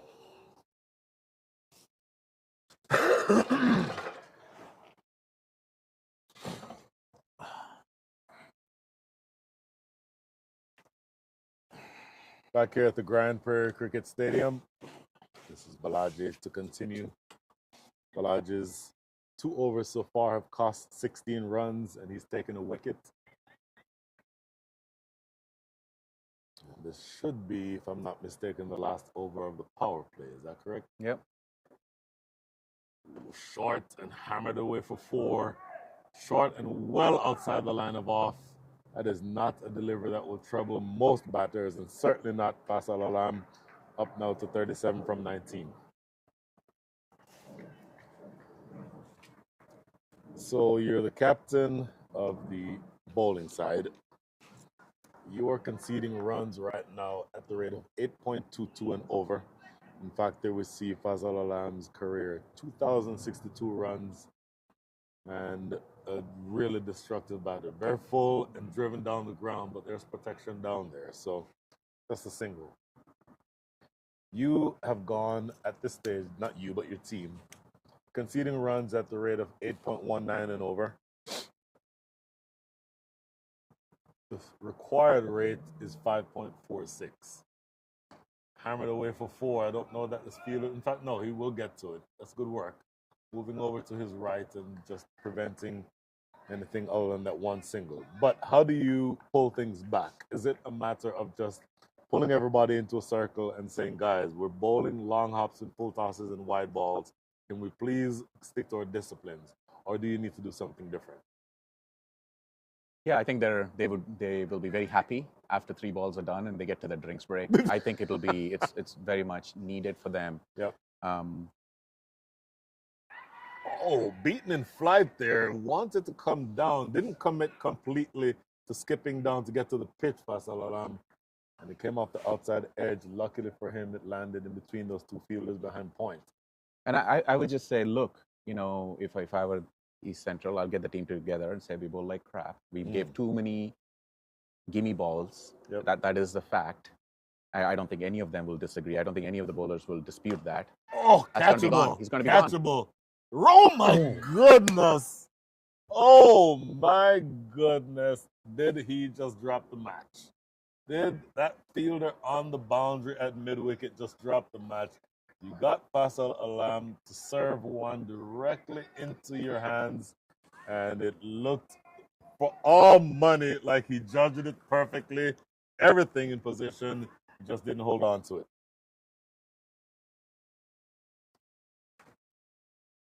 And this one, insult to injury. This may run away down the hill for 4. And it does get to the boundary now. So first a drop, and then right after that, a ball going down the leg side that is helped away for 4. And that does bring up the 100. 103 for 2. And in fact, that is the last ball. That was the last ball of the over. So that is the end of the over, end of the first power play. We will have a short break. 107 for 2 is your score. I'm going to step away for a bit and then perhaps come back later. My skipper is calling me. So, Brian, it was wonderful chatting with you, and I look forward to doing this again Oh my a little bit goodness. later and throughout the tournament. And But anytime you're ready, please. I Good love luck. the company. good luck to both teams. And just one word again back for East Central. North has done really well. They're certainly looking very, very good. But all it takes is a catch like that or puzzle, and things change. So still a long ways to go. I wouldn't put my money on anybody quite yet. All right then. Thanks, Arun. Cheers. So short break for us, and we'll be right back. Back later. Enjoyed it.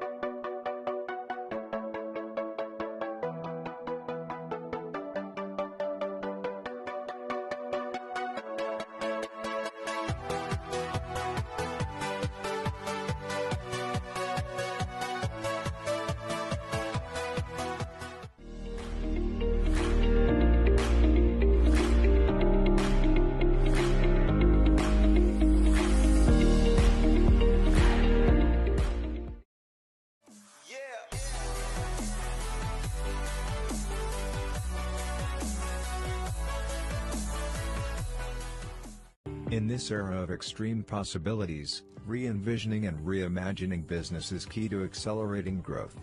Partnering with someone who can deliver more is critical. Yash's customer-centric partnership approach helps customers address myriad challenges and drive business success. Come what may, we combine extensive experience, robust technology expertise, and flexible engagement models to help businesses navigate seamlessly into the era of everything digital.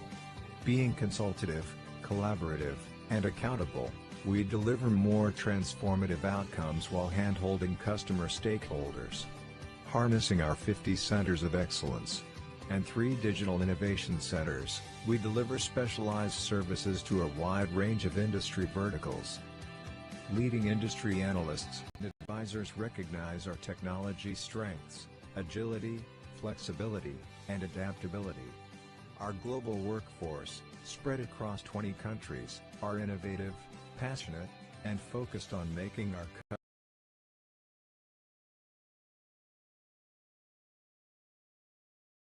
Does this mean that you all are so confident that you're going to win that you're not even going to bother padding up?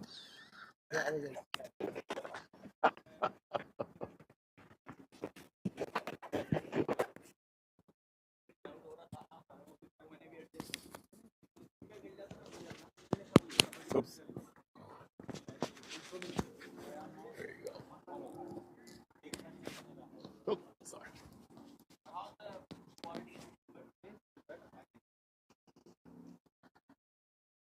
Back here at the Grand Prairie Cricket Stadium, Brian Walters with you, and I'm happy to be joined by, let's say, cricketing royalty, the former USA Masters over 50 captain and current North wicketkeeper batter, Parag Ananta. Good afternoon, Parag.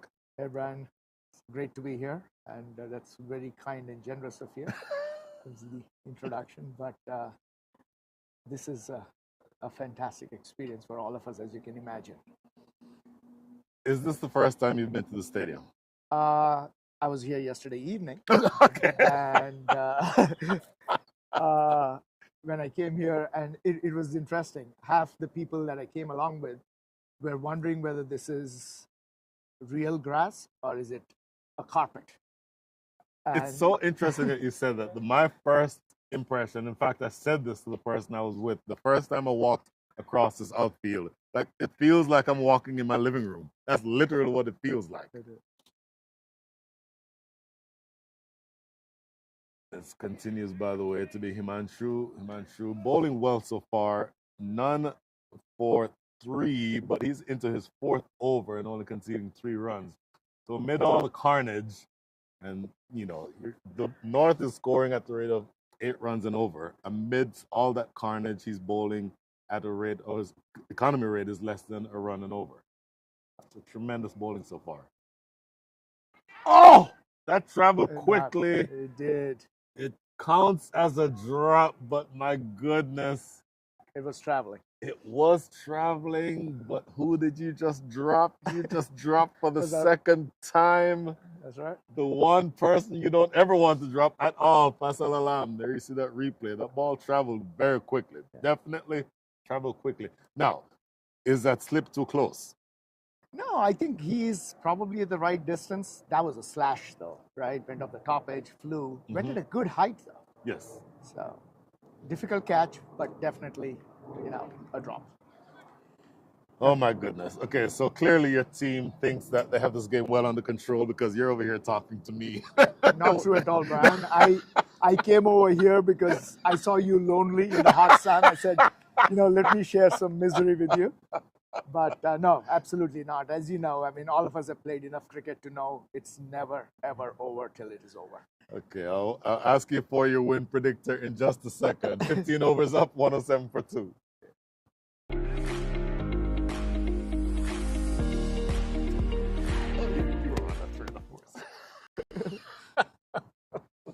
Yeah. Okay, so 15 overs up, 107 for 2. If I were to dial up the Parag Ananta win predictor, let's call it the PAW, what's that? PAWP, the pop. If I were to dial up the pop, what would the pop say right now? I would probably say 55-45, North Zone. 55-45. Yeah, we are ahead of the run rate. I wish we had lost one less wicket at this point. But chasing, I always believe you need to get ahead of the run rate. You have to take run rate out of the equation. And then even if you have a lot of wickets in hand, if you get behind the run rate, it makes it increasingly difficult. I think this is Ahmed Merchant, who recently came from the over 60 trials. Oh, wow. Very steady bowler. So, in fact, let's talk about that for a second. Clearly, if you're playing over 40s, you're still relatively fit. I played up until I was maybe 45-ish. Yeah. Until I was like, okay, I'm tired of this. Over 50s, you're certainly another rung up the ladder, but you're still relatively fit. Seeing you behind the stumps, for example, there's no way. If I'm this far away, 100 yards away, there's no way I can tell that you're a 50-something-year-old guy. Yeah. But how difficult is it for somebody who is in their 60s to play at this level? I think obviously, right? I mean, age is undefeated. Right. Whatever you do, your reflexes slow down, your flexibility slows down. But what we can definitely do is slow down that process a little bit. And that takes a lot of hard work. And I think, what Masters has done a little bit is given that incentive for people to get back to, getting fitter and enjoying the sport. Again, Ahmed Merchant, very consistent, bowls that line just outside the off stump. not a big turner. Very frankly, you don't always need to be a big turner. And by the way, I don't think this pitch doesn't appear to have much turn. In fact, you might have a different opinion because you were right behind the stumps. What do you think? How much turn? I is there do in this actually. pitch? I think if you have to bowl at the right pace on Okay. this pitch, and there is some grip and turn. Unfortunately, some of our bowlers did not get the right pace today. They were Okay. bowling too quick, I thought. But if you, I think this is a fantastic wicket. The ball comes on when you bat, and if you slow it down and bowl at the right pace, it does offer a little bit of grip. Fantastic. Okay. 16 overs up, 110 for 2.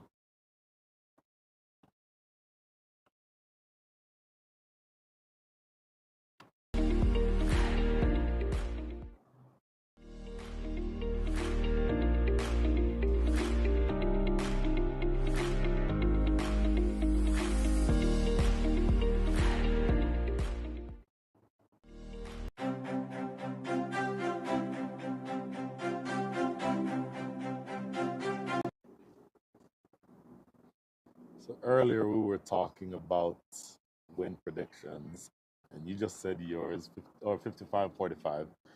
We were asking for anyone who was commenting to be able to tell us what they thought.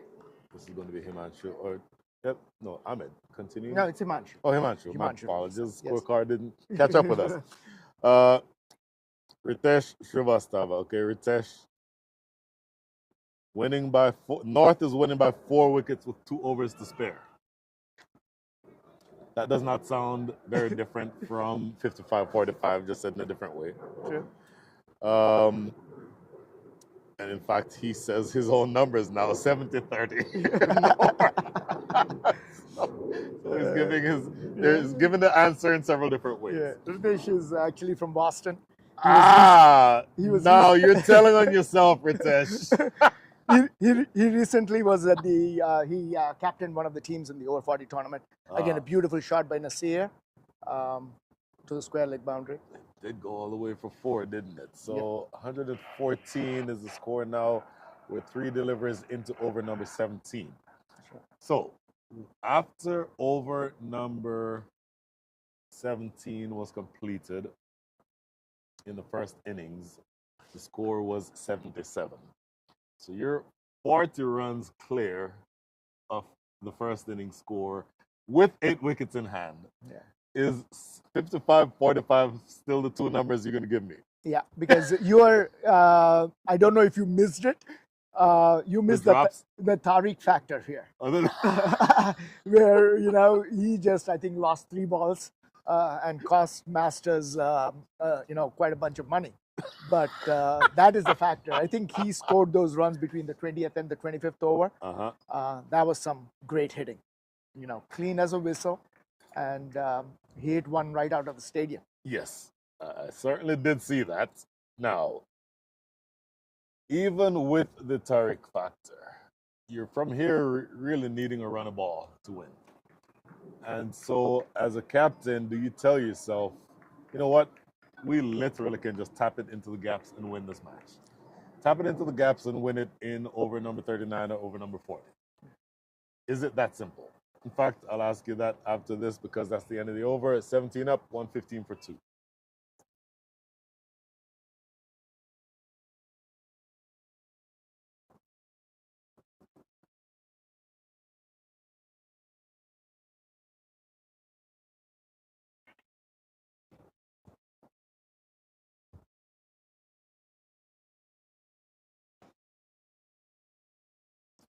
Yeah, cricket is always simple when you're sitting in the pavilion. It's a little different out there. That's a beautiful hit. Clean as a whistle, over long on for a huge 6, Nasir. Brilliant strike. Absolutely brilliant strike. So, yes, cricket is much easier when it's sitting here, when you're sitting here. The difference between you and me is that we're both here, but you eventually need to go out there. I'm perfectly happy staying exactly No, I'm where perfectly happy staying here as well. I don't need to go out there today. Going Going for that big shot again, but it's well fielded by the bowler himself. I think it was fielded by the stumps, Brian. Oh, was it really? see, this is the difference between you and me again. Because not only does my body not work for cricket anymore, obviously neither do my eyes. So that was hit hard. And this one is Yeah. played. Now, look. So what you tell yourself is this, and tell me how far off I am. We get singles. If you get a ball in the slot and you have the capability of drilling it 80 yards, drill it 80 yards. But the game really can be that simple from this point. It is. I mean, you have to be clear of mind as a batsman. You have to pick your zones and say, these are the balls I'm going to hit. And, otherwise look for a single. In my opinion, actually, for whatever it's worth, these two bowlers who are on right now are probably the best of the other team. I've known Himanshu for quite a bit, played with him. And at the World Cup, just to remind everybody who's viewing, he was the highest wicket taker for US and the second highest wicket taker in the World Cup all over. So absolutely brilliant. Okay, this is the last ball of over number 18. I want you to talk about the World Cup after this next break. So that's the dot ball to close things out here in over number 18, 122 for 2.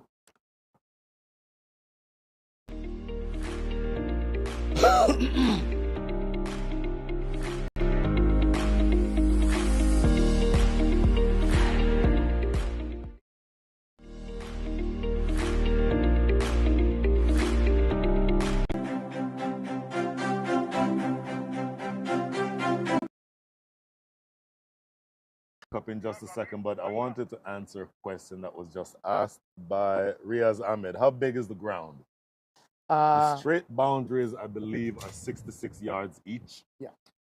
The boundary to the east, in other words, as you look at them, there's a good shot from where you are right now. The boundary that is closest to us, where the camera is right now, is, I believe, 75. And the boundary on the opposite end, square of where we're looking at right now, is 70. Okay. So the smallest boundaries are 66 straight, and from either direction. And then on one side of the ground, the western side of the ground, it is 75, and the eastern side of the ground, it is 70.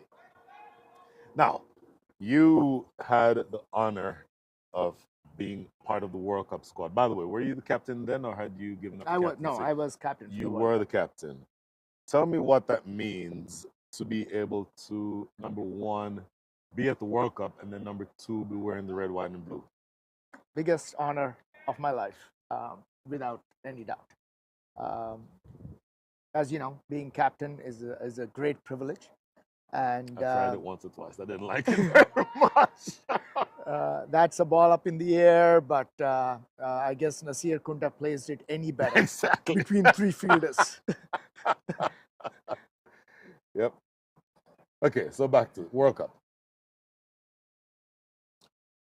Tell me about, yes, number one, it certainly is an honor to be leading an American team. And those of us who are not born here can understand the significance of what it means to be an American. And most people who are Americans can understand that, but particularly for those of us who weren't born here, I think it means something different to us. But tell me about the sport that you've played your entire life. You played representative cricket as early as 14. I think I saw that somewhere. That's correct. But to be able to play that sport representing your new country, what's that mean to you? I don't know if I can really express that in words, Brian. Because when we were there at the ground and the national anthem starts playing,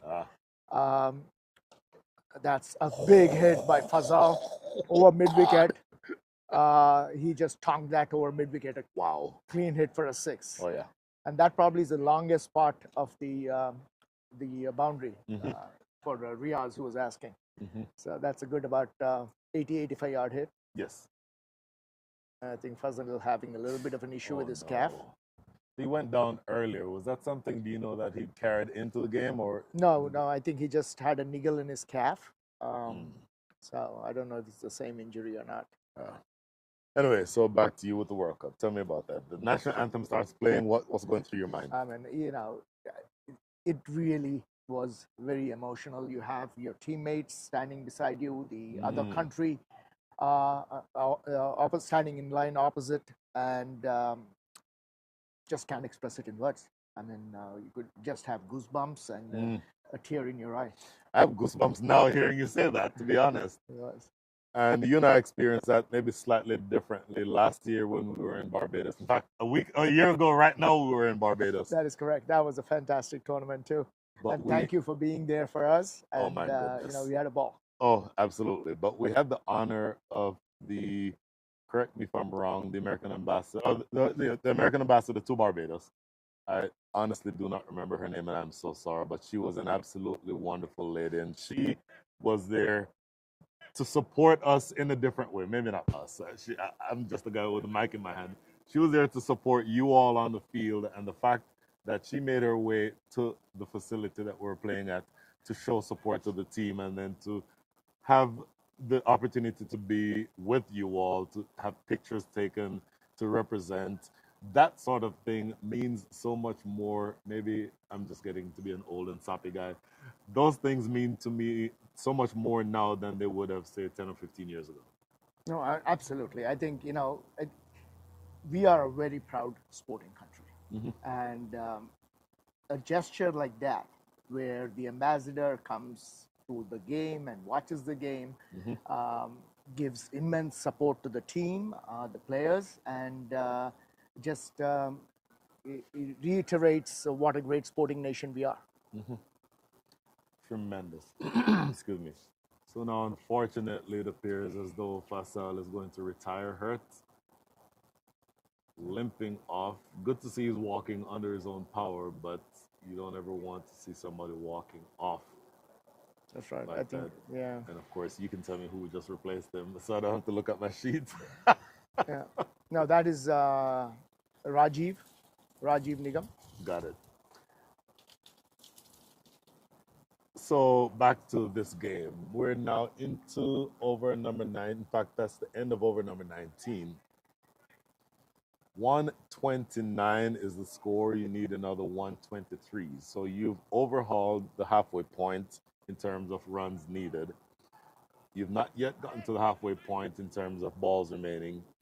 And you still have, let's say, 7 wickets effectively in hand with Fazal probably not coming back. That is another great hit. In the air. Oh, misjudged badly. And it goes for 6. Yeah, I'm not so sure it would have got it. It was going to take a brilliant effort. I am going to disagree with you. Look at this. Had he been back on the boundary, look at this. Look at this. Oh, right. If he's back on the boundary, he takes this 7 feet in the air. Probably.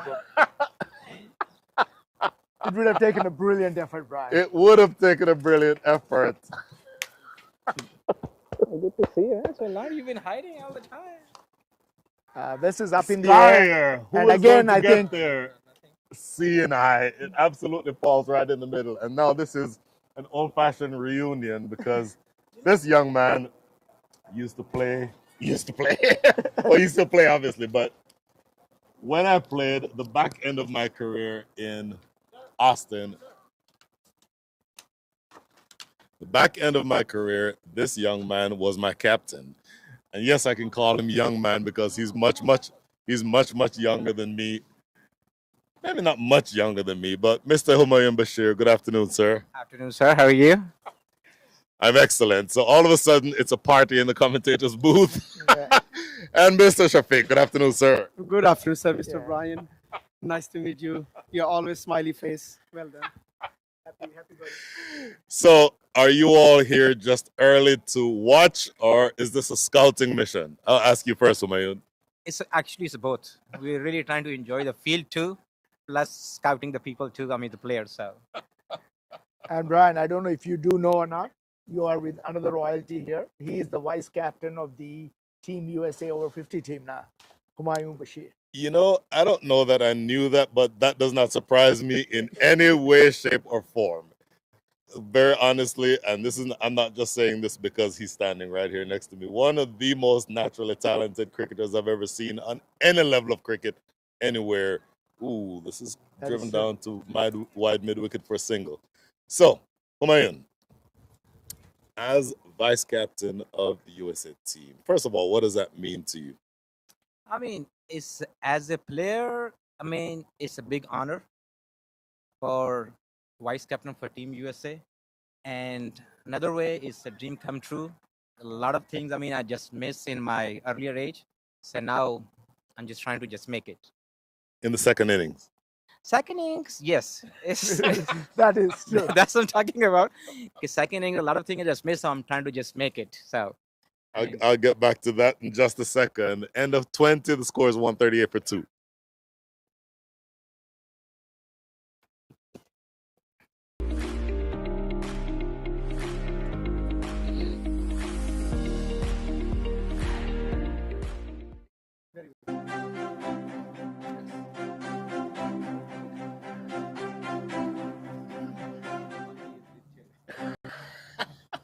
So we have Ranga again, continuing from the far end.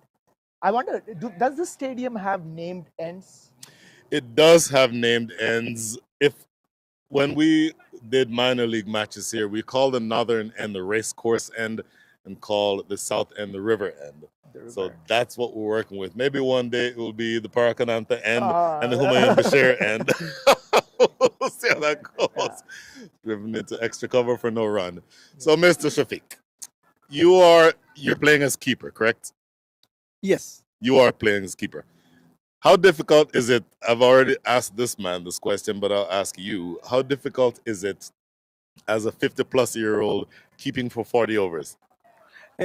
Honestly, it's like a good challenge, but as long as you are taking care of yourself, keep working on your physical fitness and your daily workouts, and particularly cricket related or wicket keeping related exercises, that makes your life easier.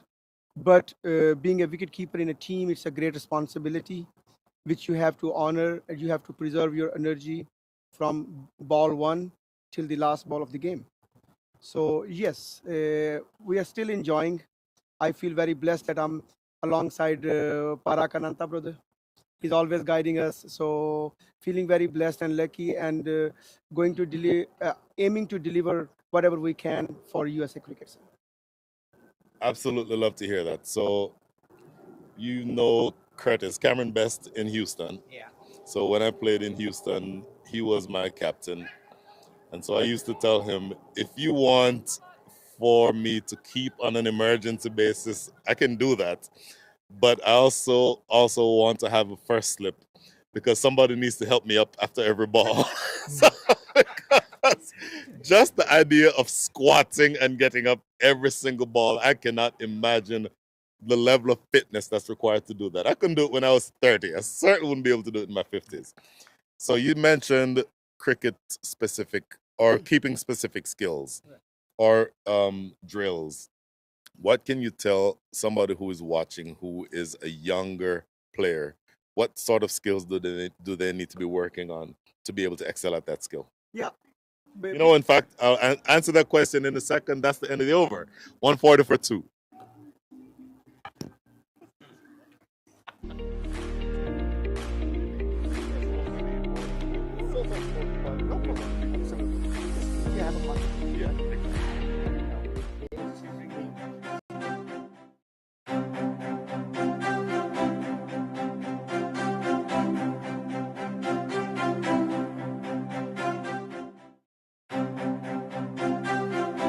For 2, just a matter of being able to level set where we are right now. 140 for 2, the target is 252. So the North needs another 112 from the next 19 overs, needing to score at the rate of 5.89 and over.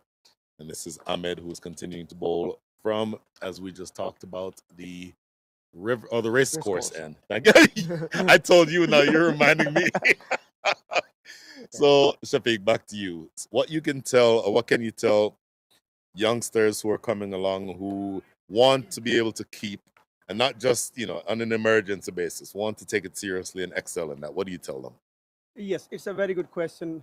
That's a beautiful hit again, Nasir, over mid-wicket for a 6. This man, he actually, I think he's got a nickname of Lion. And he calls himself that too. He calls himself that.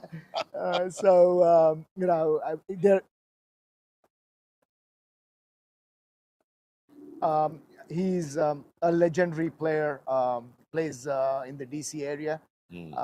There's another gentleman on our team who's the coach, Hanumara Ramkishan, who's another fantastic player who played I think the highest level of cricket amongst all of us here. Okay. He played for Rest of India, left-arm fast bowler. Oh, wow. So they both play together in the DC area, and they tell me stories about Nasir's batting.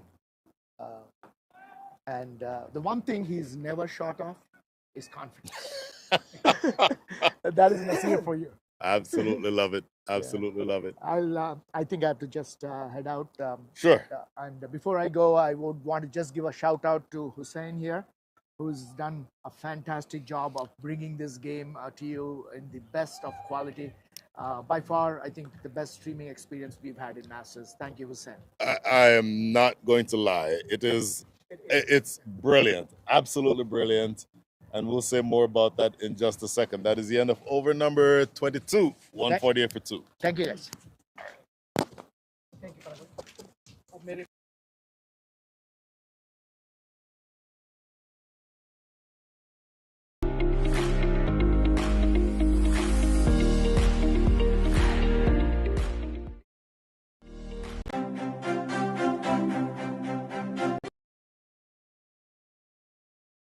Okay, so the last question that we're trying to get answered, Shafiq, youngsters who want to be keepers, what do you tell them? Yes, Brian. This is one of the most important role in a team, and this is particularly the whole game revolves around this character. Is called wicket keeper. Yeah, so this role actually revolves around this character who is called wicket keeper. So I mean, wicket keeper is not only a person who holds the gloves and standing behind the stumps. He must be one of the most agile person and having a lot of cricket knowledge, particularly when the batsmen are running between the wicket. Okay, so he needs to keep an eye on both hands and on the fielding placement, but he helps to skipper at least behind the stumps area level. But as long as the fitness is concerned, yeah, we have to have our legs strong. Yes. So particularly at this period of age, what personally I do my regular workouts to keep myself fit, particularly in this one. For example, for a layman, a calculation, 40 overs, every time you are sitting up and down. So at least you will have like 240 sit-ups to understand easily. Yes. So what I do, I prepare according to my games. For example, if I'm playing 50 overs game, so I will go like 300, 350 plus up and downs, up and sit-ups, and then I have push-ups, then I will throw, run, I will keep working on my skills. Because throw is very important as a wicket keeper as well. Sometimes you have to run out on the bowling end, sure, and sometimes you have to be very, very agile, running parallel to the batsman and run him out. So yes, the fitness is the key, Brian, and the other skill is your knowledge about what is happening on field at that time. You have no time to think, but your first reaction is where you can dominate the batting or batsman side. Absolutely brilliant. I hope that if there's any parent who is watching right now who has a child who is playing or who wants to play, clip everything you just heard in the last 5 minutes and have that be something that they listen to later on. Wonderful. Absolutely wonderful having you here, sir. Thank you very much, Brian. You are, as always, you are one of our favorite personality in cricket, out the field, inside the field. So we love you. Oh my God. Thanks, man. And here with the rotating contribution from various commentators around, somebody who once called me Pedro Collins, the great Mustafa Himani. Good afternoon, Mustafa. Good afternoon, Brian. By the way, why are you here? Are you playing? I am playing. Are you playing? I'm part of the South Zone squad, so I Oh am. my, this is struck away for 4, so you may be going out there sooner than you realize. So you're part of the South Zone squad. I'm part of a very talented and very strong South Zone squad, and such a historical moment for Masters Cricket USA. In such a short amount of time, here we are playing the over 50 zonals at the Grand Prairie Stadium, the site of the inaugural Major League Cricket. But one thing, just before I say and something that really shocked me was, Oh no, that is the second really straightforward catch that has been dropped. And you see his reaction there. He thinks that he should have taken that, and I think I agree with him, Mustafa. and say Shafiq just said before leaving in his concluding comments that it's always been a pleasure off the field and in the field. So, am I missing something here? Can you elaborate a little bit, like in the field? When was the last time you played cricket? Oh my goodness. Who was president then? Now let me think. That's going to be 6. It doesn't matter who was playing cricket then, because that is a huge strike again from Nasser. In fact, he now goes up to 50. In fact, he got to 50 already. He's now up to 57 from 54. The last time I played cricket was, I told myself, because you've known me a long time, and I said I was always going to play until I could play a game with my son on the field at the same time.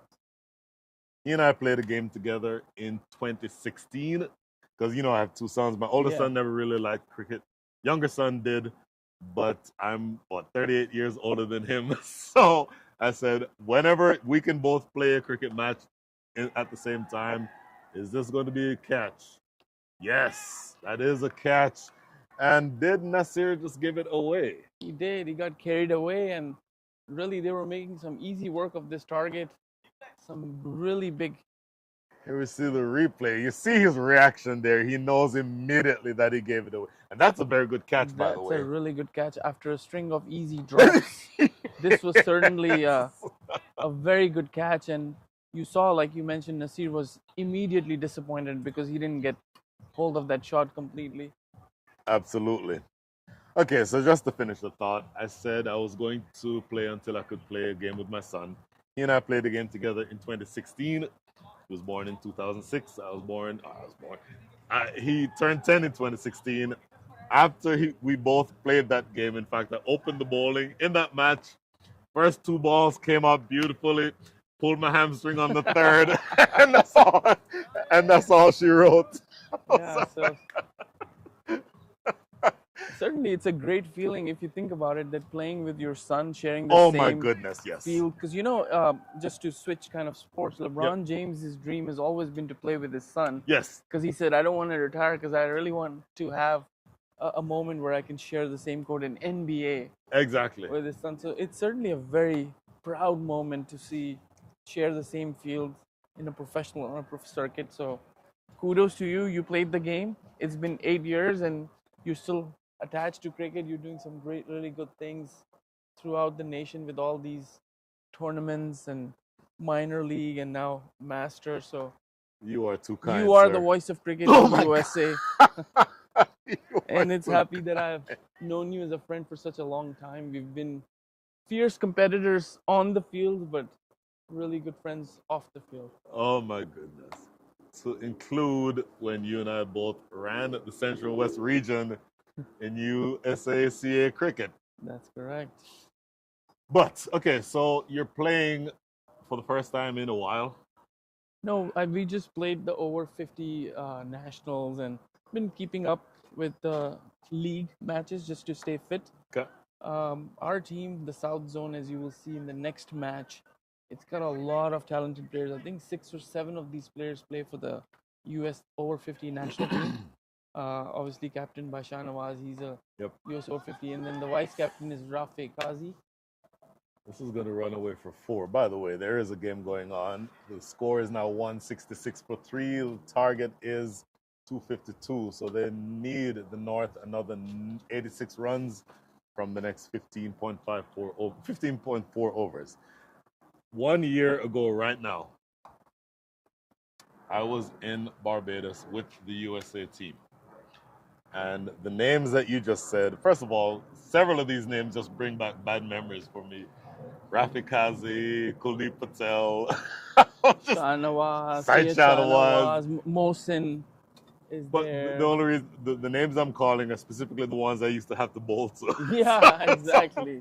That was, Yeah, you played cricket against and them as well. then just looking at the South lineup, I see, for example, Jam Ali is like, oh my Jamali goodness. is right there, and Farhan Hamid, Humayu from Austin. You know him. Humayun A was my lot. captain when He I is your played in captain, Austin. yeah. Yep. Zubair is missing out because he's actually out of the country for a personal visit, but otherwise he would have been here. Kuldeep is sure. here. Suhas Naik, Naveen Paris, another great. Yeah, so yeah. It's a very stacked up team, but then again, it doesn't matter what kind of talent you have, it's how you execute on the day. And West has some really good players, especially Jivika and Saj. They've both played a lot of Sri Lankan domestic cricket, and Arun is a very good bowler as well, attack bowler. So they've got some good talents. It's going to be an interesting game, and especially like playing the second game, half of it during the day, half of it under lights, can bring a lot of elements into play, like the dew factor, the vision, and a lot of these players are not used to playing under lights. So certainly can change the complexion of the game, but it's always a great thing when you have night cricket going on. Get back to that thought in a minute. I want to ask you about that. 168 for 3 after 25.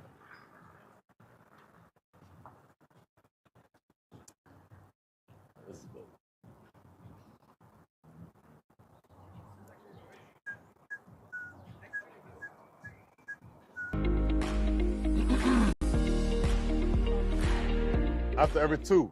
Okay, got it.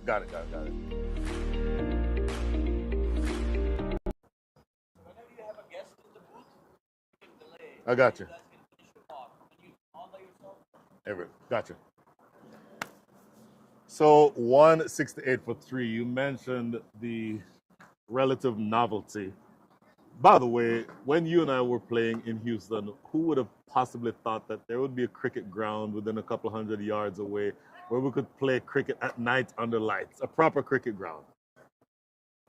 That's right. I mean, it's always been, especially when you play cricket and watch international cricket with the day and night, emergence of day and night cricket with every, it's always a dream to gain that experience, be part of that, experience where you can play under lights. And this is actually really my first proper game in a stadium. And, it's a proud moment. I'm going to be on the field where the greats, Corey Anderson, Haris Rauf, Shadab, and all these guys, Glenn Phillips, Quinton de Kock, they were just here, right? So Matthew Wade, I mean, I can't even remember all the names, but they were just here, and we were watching the games from the stand. So this ground looks perfect. I mean, the conditions are really good. The pitch looks really good.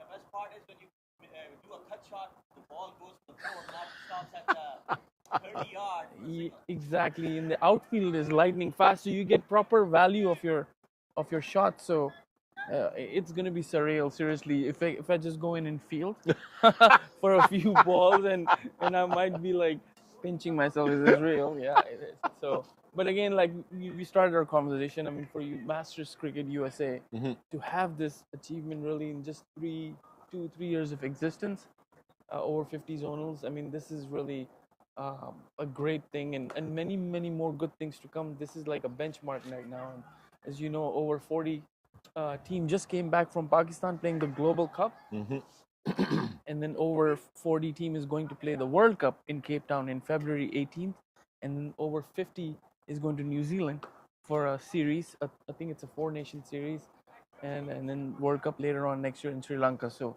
a lot of cricket. And I thought I was going to retire. I played a lot of cricket in Houston Cricket League. I'm done. My family's been saying, how long? I kept saying 1 year. Give me 1 year. I'm done. And now this started. I'm saying, hey, change your plans, honey. Yeah, I'm sorry. Yeah. Yeah. So let me ask you this. Because you're somebody who not only are well connected in the Houston area, but for a while had a national focus. The development of cricket, you just mentioned a whole bunch of tournaments that are being played in the next several months to a couple of years. Add to that the Olympics in LA in 2028 that will include cricket. Add to that the U19s who are playing in the Cricket World Cup next year. What does that mean for the overall development of cricket in this country? And is there a chance, for example, that cricket, while it's not going to replace football, basketball, or baseball, is there a chance for it to take the next step up and maybe, say, be on the level of, say, hockey or soccer? So I have an interesting thought on that. I think cricket, as far as the growth of sport in this country, you've seen a rise in it exponentially in the last 3-4 years with so many different products coming in, your minor league, major league, and Olympics and all that. But I think for cricket to become mainstream, like hockey, baseball, basketball, football, I mean, obviously those are the 3 mainstream sports, but to compete against hockey and soccer, you have to include the locals, and that's the only way it's going to happen, is you introduce cricket at the grassroots level. And what I've noticed, if you look at the farm teams of baseball, like we have one for Astros farm Skeeters, right? So it's always packed. The entire season is packed, with people. So what they do is, people here love local hero worshipping. This guy's from Spring, I'm going to go watch him. This guy's from Richmond, Rosenberg, I want to watch him. They love to follow their local heroes, and they don't mind spending their money going to the stadium. And it's a family event. They make it a family event. They go have some snacks, watch the ball game and all that. So in order for cricket to do that, we have to introduce this at the grassroots level. And I think Masters can also do this, because look at it. I mean, they're all adults playing cricket over 50, over 40. But as part of this responsibility, they should also bring some sort of programs and element where they can introduce cricket at that level, especially attracting the locals and Americans, and that's when you will get the results. And a lot of players play baseball. Millions of kids, they start in baseball and they can't make it to the professional level or even at the farm level. They've got the basic mechanics in. They know a bat and a ball is involved and they have to hit, but then how can they make the transition back into cricket? And I think there's a great window of opportunity there. And before money was an issue, because obviously if you want to bring some people in cricket, you have to compensate them to some extent so they can spend the time and effort. And I think now we're at an opportunity where even a major league cricket team can have a farm team where they can have some local kids here from school and bring them up and get them ready. And even like if 5% of that population can come in, 1%. Yep. And I think it's going to be a great success, because that number is going to grow as well. So if I'm playing, I'm going to tell 5 of my friends, and 1 of them will join, and then 10 of them will get 2 more people. So I think this is the right step that we all need to think about and take that step and execute. What absolutely brilliant thoughts, and I could not have said it better myself. That is the end of the second power play. 174 for 3. The North needs exactly 6 runs and over. 1 run, every ball from here wins it. They need to do that with the next 7 wickets in hand. Break for us as the players walk off the field. Mustafa Imani, it is so good talking to you. Thank you, We'll be Brian. in touch. Definitely.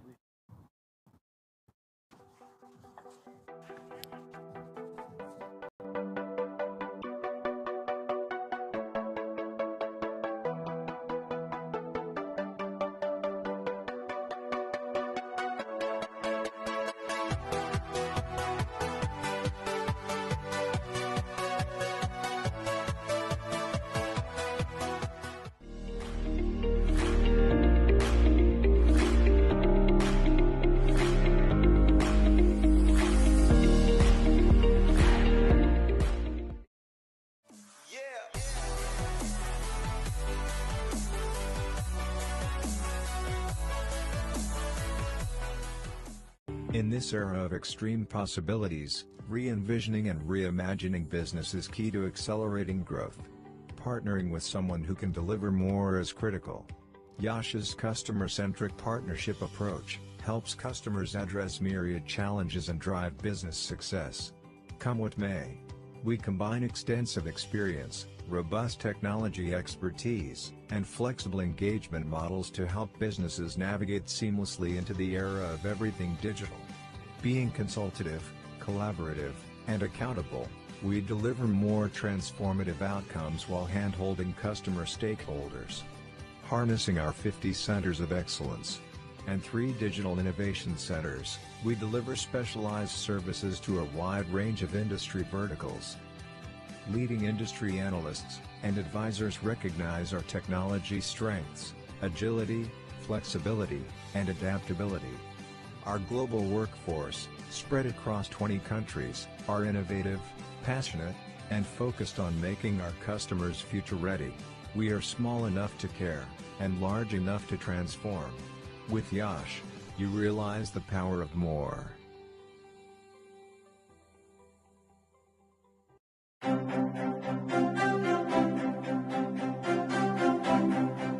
Is your practice using a multidimensional EHR? If you're not on eClinicalWorks V12, the answer is no. Experience the power of search at the point of care and gain the deep clinical insights you need to achieve the goals of value-based care. Leverage real-time cloud intelligence to collate and compute patient data from all sources. eClinicalWorks features a floating toolbar for easy navigation, macros that speed workflows, speech-to-text technology to speed documentation, bots to automate routine tasks. See what a multidimensional EHR can do for you.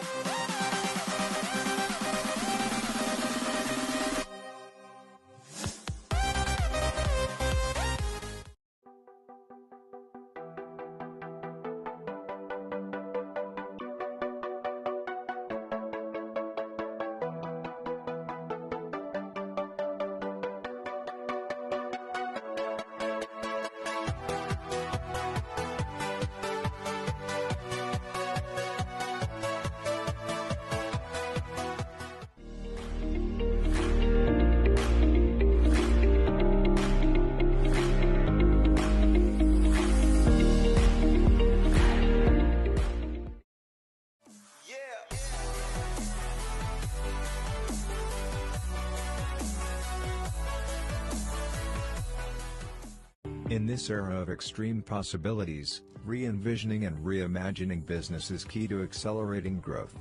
Partnering with someone who can deliver more is critical. Yash's customer-centric partnership approach helps customers address myriad challenges and drive business success. Come what may, we combine extensive experience, robust technology expertise, and flexible engagement models to help businesses navigate seamlessly into the era of everything digital. Being consultative, collaborative, and accountable, we deliver more transformative outcomes while hand-holding customer stakeholders. Harnessing our 50 centers of excellence and 3 digital innovation centers, we deliver specialized services to a wide range of industry verticals. Leading industry analysts and advisors recognize our technology strengths, agility, flexibility, and adaptability. Our global workforce, spread across 20 countries, are innovative, passionate, and Yep. So welcome back to the Grand Prairie Cricket Stadium. And I am absolutely happy to have been joined for the last several hours as we see Kuldeep Patel and the rest of the South Zone team warming up. Really happy to have been joined for the last several hours by several of the players who are playing in this tournament. Unfortunately, or fortunately for right now, you are stuck with me for the next either 13 overs or 7 to 8 runs. So the batters are Rajiv and Ghani. Bowlers Balaji. Balaji into his 4th over, 1 for 27. And what started out as a decent chase, decent from the standpoint that they had the run rate under control, well, they've come back to earth a little bit, the North. They've lost a few wickets, and then unfortunately their captain and biggest hitter, Fasal Alam, has had to leave with an injury. And so the run rate has dried up a lot in the last several overs.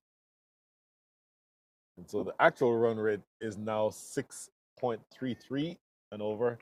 And they need to score at the rate of 6.24 an over. So it's gotten a little bit more difficult in the last several overs. You need another 77 runs. You need to get them in 74 balls. And the spinners for the East Central have done well to pull things back. Maybe some injudicious stroke play here and there by the North, and they've lost a wicket or two that they probably feel that they shouldn't have had to. This is good bowling here by Balaji. Bang on target with these last few balls. Just one run from the over so far. And you're into the 28th over. So once again, after this, you have another 12 overs. Tossed up. That's played into the offside. Should just be, in fact, it will be 2 as they come back for the second. So that is 2 runs to close things out here in over number 28. At the end of 28, the score is 177 for 3.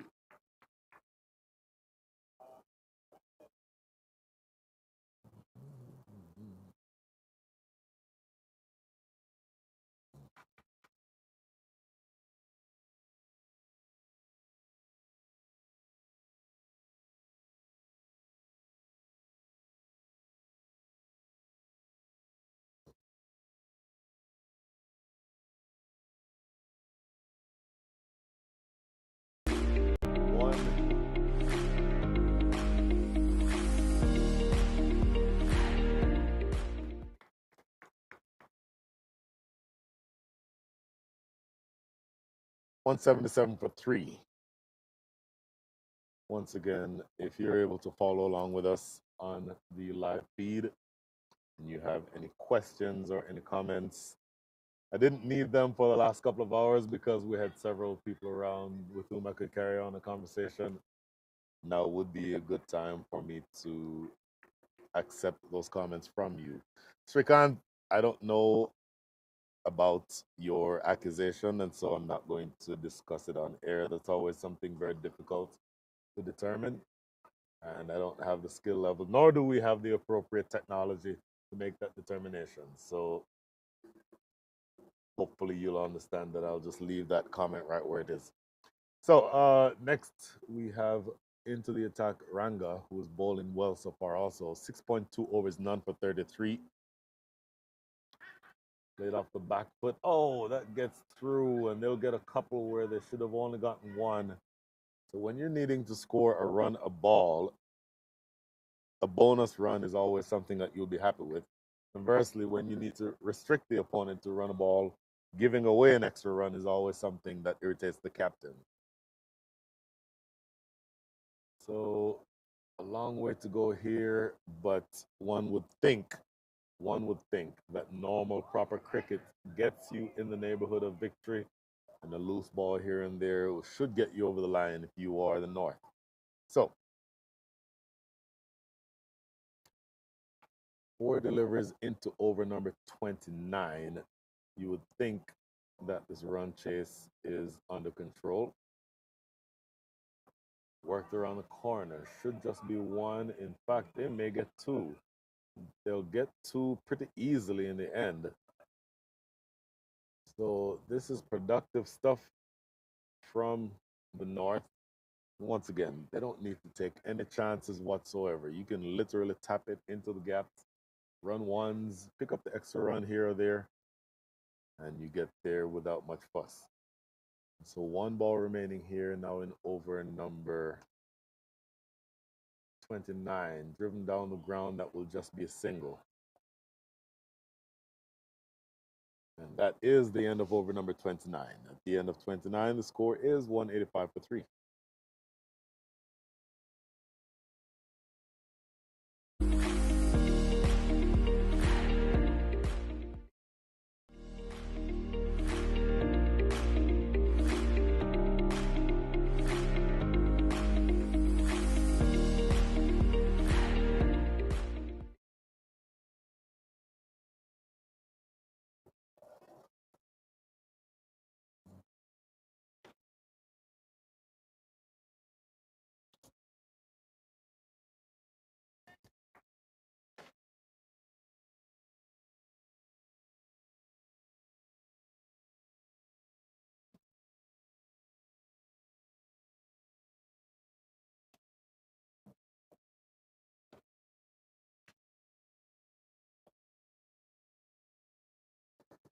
So 185 for 3, make that 186 for 3 with that single. Balaji back into the attack. So your batters are Rajiv Nigam and Gani Ganeshan.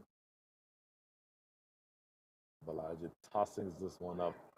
And they're not taking any risks whatsoever, the North. They're literally doing it in singles. And very frankly, at this stage of the match, that really is the only thing that is required. And so the overall required rate is now down to 6.09. It's hanging around a run a ball. They need another 64 runs, 65 runs in 64 balls. Tossed up. In fact, it becomes a low full toss and it's drilled into the gap and goes away for 4. And so, again, if you're just picking up singles and then you get a bonus like a boundary that you got there, that boundary alone effectively brought the required rate under 6. So now you're at the stage where you can win from scoring at a run a ball in less than 40 overs. So it really does become a matter of just doing the simple things, and a single alone from every ball will get you over the hump. It's a good comeback delivery there by Balaji. It's the dot ball. 1 for 36 so far. So he's maybe been a touch more expensive than he'd like to be. As short, and he gets the treatment. Didn't hit it cleanly, but it will get to the boundary of a backward square leg. Gets there now.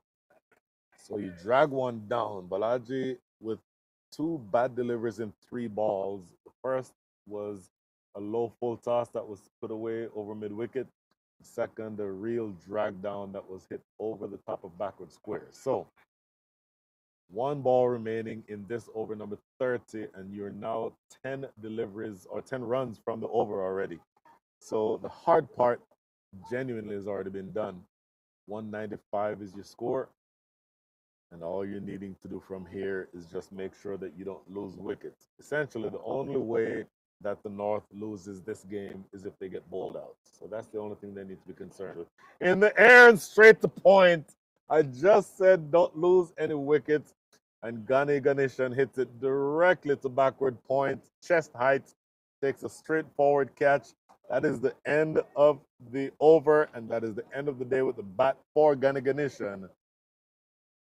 Boy, again, this becomes really very simple. Just keep it on the ground, get the singles, and then put away the bad balls. That was not a bad ball. It was short and wide, but with a man right in that position, I don't know that that's a shot that you should play, but he plays the shot, ends up guiding it straight to that man at backward point and loses wicket. So that is the end of Ganeshan. He is dismissed, and look at this. Look who is walking back to the crease. It is the captain himself, Faisal Alam, who went off injured, but is coming back on at this stage. So the last 10 overs will be interesting. After 30, the score is 195 for 4.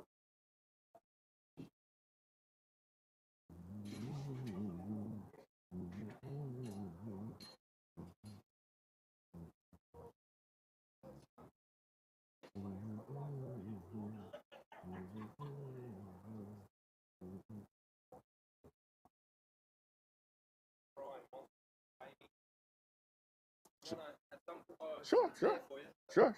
Well, does it? Yeah, okay, good. So the last 10 overs will include the captain Faisal Alam having made his return to the crease. Again, one of the biggest hitters that you will see, not just in this tournament, well, not just in this game, but also in this tournament. And he went off injured. And each time, he actually went down a couple of times on the ground in pain. And each time that he went down was after having played a big shot. So it will be interesting to see if he plays any big shots the rest of the way, because apparently it's that extra effort that exacerbates whatever pain he's feeling in his lower extremity, possibly his calf, not exactly sure. Himanshu into the attack, guiding this one behind point. This should be 2 runs easily. Himanshu grounds his bat, and they, or not Himanshu, but Rajiv grounds his bat, and they run through for a pretty easy double. Now, pay attention to Faisal Alam, because if you have issues with your lower extremity, whether it be a foot or a knee or anything in those along those lines, the last thing that you want is going to be running twos and threes. So the question to be asked is, are you fit enough to be able to just bat normally? What I mean by bat normally is not only what you do when you're facing, but when you're the non-striker, are you going to be able to back up effectively? That's outside the line of off, and it's going to be too wide. But can you back up appropriately? In other words, will you be able to be ready for a run immediately after the ball is released? And if your partner is pushing you for two, do you come back for two? If he's pushing you for three, do you come back for three? These are all things that you have to be aware of. Played into the offside for no run. So just another 54 runs needed for victory from 58 balls. So in theory, with 6 wickets in hand, this chase should be under control. Oh, we tried to play the late cut. That's a risky shot with slip in position and with short third in position. There certainly is an element of risk there. Let's see how it continues here. This is not going to be a run. And I think you're doing the right thing there. If you are standing at mid-wicket and you see Faisal Alam, who is struggling with an injury, you absolutely take a shot at the stumps at the non-strikers then to make sure that he has to move when he doesn't necessarily want to. In the air, just over the top of that man on mid-wicket I just talked about, that may get to the boundary. They'll get at least 2 long run out there. I think they'll get 3. Interestingly, they have run 3. And so now that brings Faisal Alam on strike. It will be interesting to see whether or not he is able to move in the way that he would need to. So pay attention to what happens here, because Faisal Alam is on strike. And you've probably, if you watch cricket long enough, heard the phrase, beware the wounded batsman. A cricketer cannot run very effectively. Sometimes the only way to offset that is just to swing for the fences. We'll see exactly how Faisal Alam approaches things from here. By the way, he's also on 45 from 37. Well, he was looking for the big shot. No question, he was looking for the big shot. Misses out on that attempted a sweep, though. And it goes as a dot ball. So 6 runs coming from the over. That's all they need is the North, 6 runs and over. And after 31, score is 201 for 4.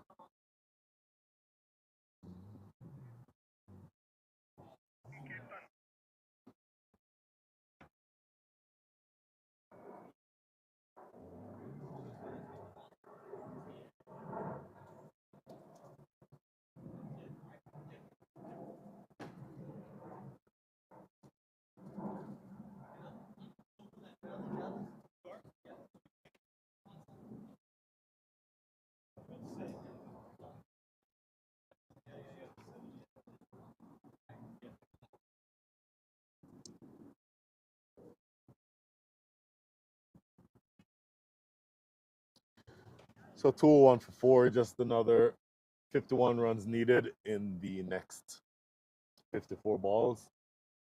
Faisal Alam is the non-striker. He's on 45 from 38. Rajiv Nigam is on strike, and he's facing up to Ketan for the first time. Ketan Patel, who is the vice captain, who is going to be asked from here really to take wickets. At this point, you have no choice but to take wickets. Forced off the back foot for just a single. So as I just suggested, I'm really interested in seeing exactly how Faisal Alam approaches things from here, because he is carrying an injury. Has gone off for that injury, was off the field for a number of minutes, is now back on, but it will be interesting to see how much is in the tank. Forces this off the back foot. They just get a single. For Faisal Alam, 46 from 39. Rajiv Nigam, 21 from 31. Neither one really needing to take any risks from here.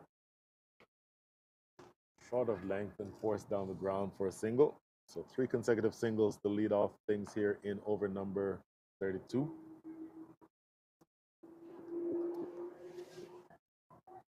And big picture, you need 48 runs and you need them in the next 51 balls. So in theory, I hate to keep repeating this, but just normal, proper cricket gets you there. And those of you who were saying what your win predictor said, a drag down delivery and is hammered away into the deep for 4 over extra cover. That is not a good ball. It is dragged down and easily put away. And Faisal Alam gets to 50. Absolutely brilliant batting by Faisal Alam. And again, even though he's carrying a bit of an injury, he is extremely dangerous with a bat in his hand. And for me, again, I know several of the players here, but for me, he's the biggest of all hitters. Looking for a big hit this time. In fact, he tried to give me catching practice. Had he been able to get control of that, that would have come right in this direction. 1 ball remaining now in over number 32. So Ketan, 1 ball remaining in his first over, dragged down and looking to force this off the back foot. Misses out on that attempted shot, but 7 runs come from the over, productive over in the context of this game. And the score is 208 for 4.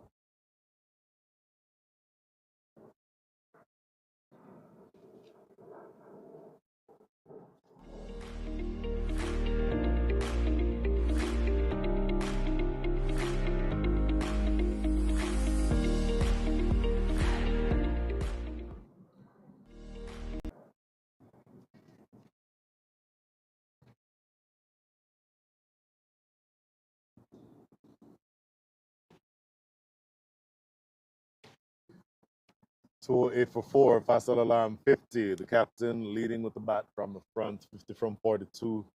Rajiv Nigam playing a good hand also. At this stage, playing a support role, 22 from 32.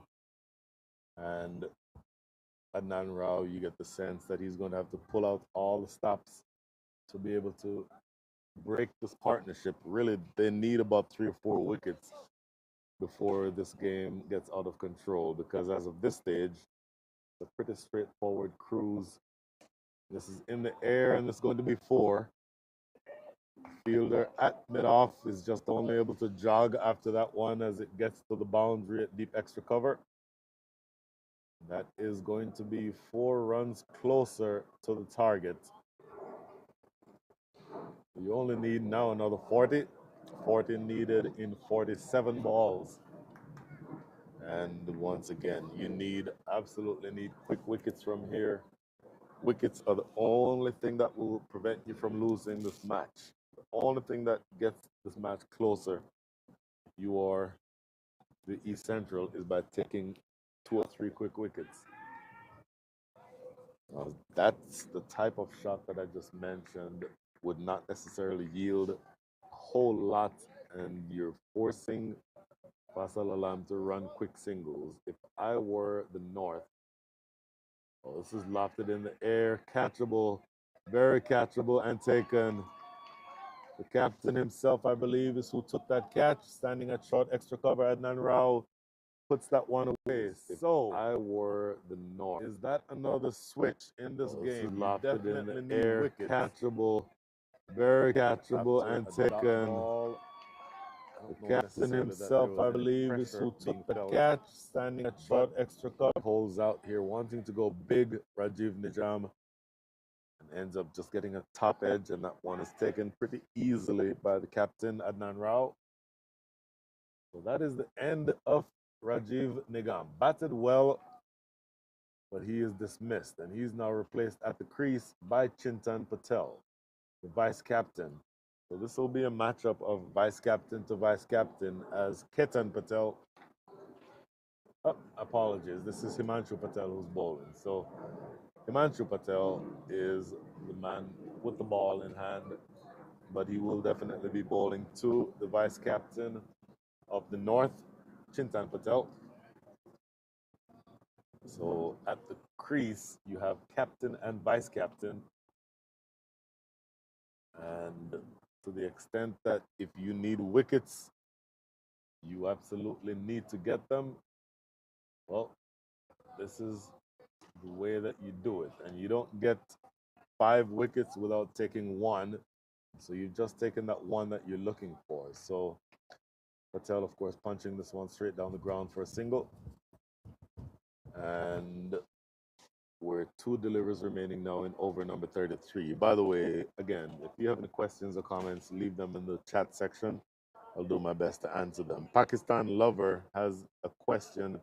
Where is going on? I think you're asking where is this match being played? Assuming that that's what you're asking, the match is being played here in the Grand Prairie Cricket Stadium. Grand Prairie is in the Dallas, Texas area. So that should give you a sense of what you're watching and where you're watching it from. 1 ball remaining here now in over number 33. Tossed up. Oh my goodness, that could have been the match. It was driven half-heartedly back in the direction of the bowler. He launches himself forward, gets a hand to it, but not able to hold on. Look at this replay. In the air, and my goodness, it lands just short. I think that just landed short. So it is a dot ball, but boy, you needed that to be a wicket if you're the East Central side. Agony. And the closest between victory and defeat can sometimes be a couple of inches.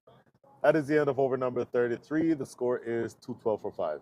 Make that 213 for 5. Sorry.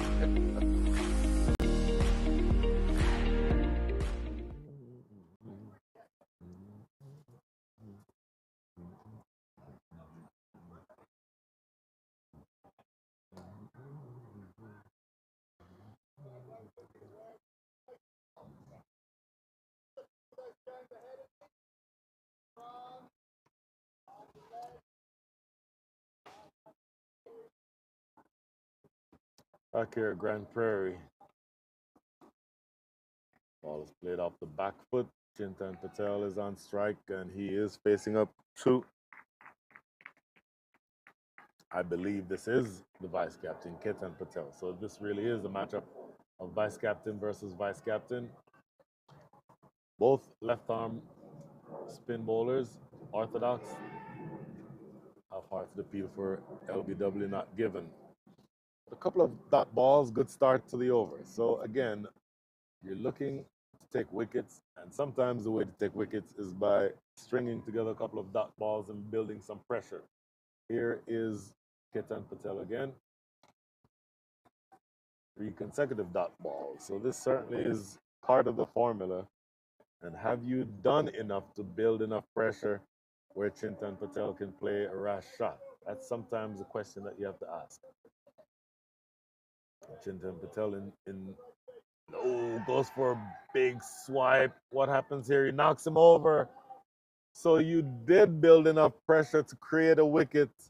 Chintan Patel goes for the big shot, misses it, and gets his off stump rearranged. And all of a sudden, you're now 6 wickets down. Huge swipe across the line. Looking at that replay, and as I mentioned, sometimes the best way to be able to take wickets is by building pressure. You have enough dot balls. Those dot balls can sometimes create, frankly, a false sense of urgency, because a runner ball in the grand scheme of things in modern cricket is not that difficult. But 3 straight dot balls induced a big shot by Chintan Patel, ended up missing a straight delivery, playing to mid-wicket when he probably should have been playing in the V, and ends up losing his off stump. So 6 wickets are down again. So these things can switch in a heartbeat, because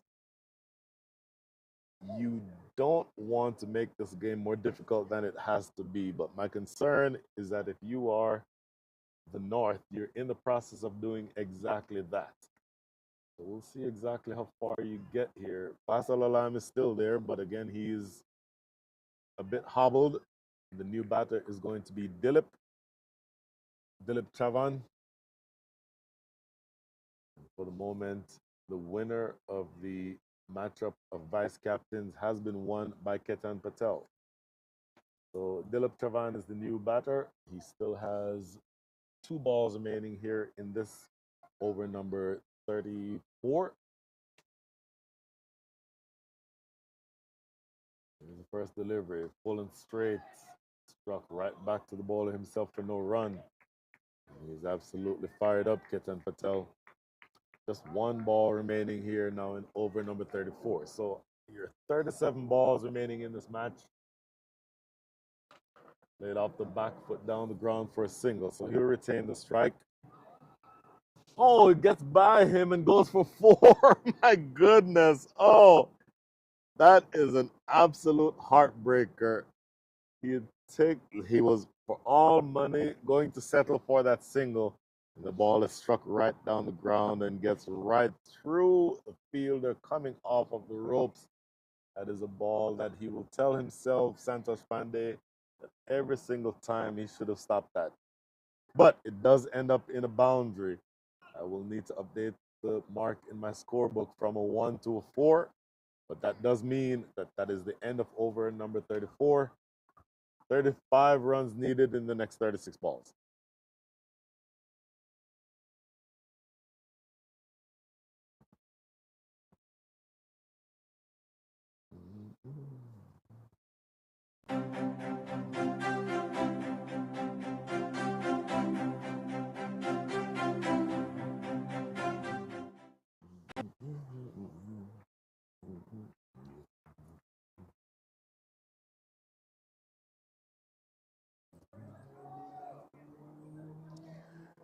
So this is the last over now to be bowled by Himanshu. For my money, he's been the pick of the bowler so far for the East Central. In fact, after this ball, maybe we'll look at the bowling figures. Hammered away for 4. Commentator's curse strikes again. This is going down the leg side, and he helps himself to 4 free runs. So consecutive boundaries, 1 from the last ball of the previous over, the first from this first ball of this over. And now let's take a look at the bowling where we are as that ball is slapped away behind square for 4. Bowlers, for me, so far the best of them has been Himanshu, conceding only 3.2 runs and over. Everyone else going for much more than that. So you're rolling the dice here if you're the captain by bowling out your best bowler. But then again, you can make the argument it doesn't make any sense to hold him back. Struck down the ground, it's in the gap, and it's going to go for 4 more. So the gamble to bring your best bowler back has not worked, as the first couple of deliveries have resulted in Faisal Alam hammering 2 straight boundaries. So the last 3 balls in this match have produced 12 runs. And you could say that some of that might have been because of the fumble from that last delivery. Swept around for 4 more. So 3 straight boundaries here by Faisal Alam, and he is making short work of this chase. Only 23 runs needed now in the next 33 balls. And so the last 4 balls that have been bowled in this match have all disappeared for boundaries. You see the replay again, that one just pulling, drifting away down the leg side and helping himself to 4 easy runs. Himanshu Patel has bowled very well, but I think he'll be disappointed with how this over has gone so far. And he only has 3 more deliveries remaining in his spell. For racing along all of a sudden to 229 for 6. 229 in the context of this game essentially has just brought you ahead by a lot. Off the back foot toward extra cover. There should just be 1. They're just jogging through for that 1 because they know the hard work at this stage absolutely has been done. All you're needing to do from here is score another 22 runs in the next 32 balls. So you're well ahead of the game.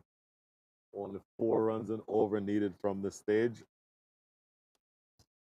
And that does bring Dilip back onto strike. This Dilip Chavan works it into the offside for a single.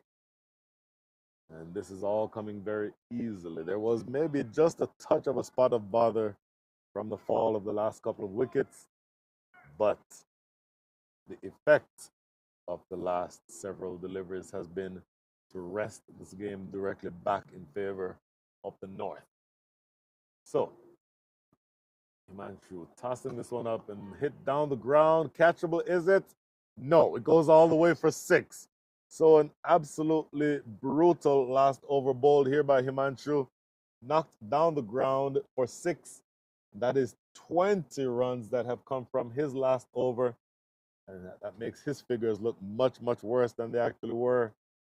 And that is a huge strike down the ground that brings the North to within 15 runs of what I think should be, in theory, a pretty straightforward victory. That is the end of 35. The score is 237 for 6.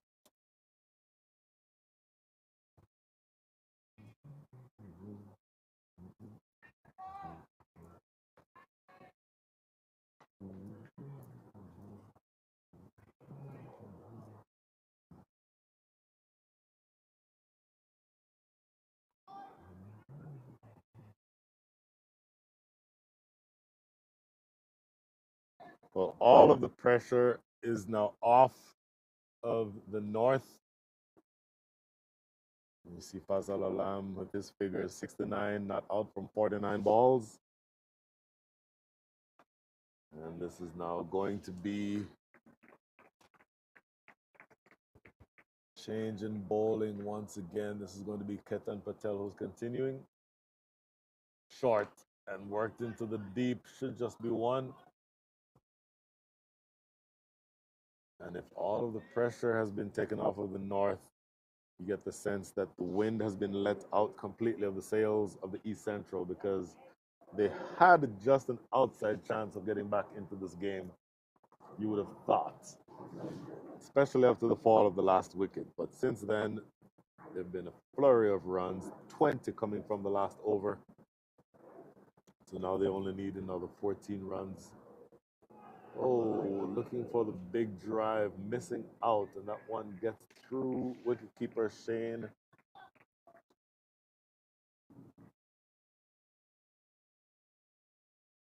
Looking to see exactly where we are with that, but look, it's going to be pretty straightforward to have that victory. In fact, I think they just ran through for a bye. So that's the first bye that's conceded by Shane Ford. This is outside the line of off. He watches this one go through for a dot.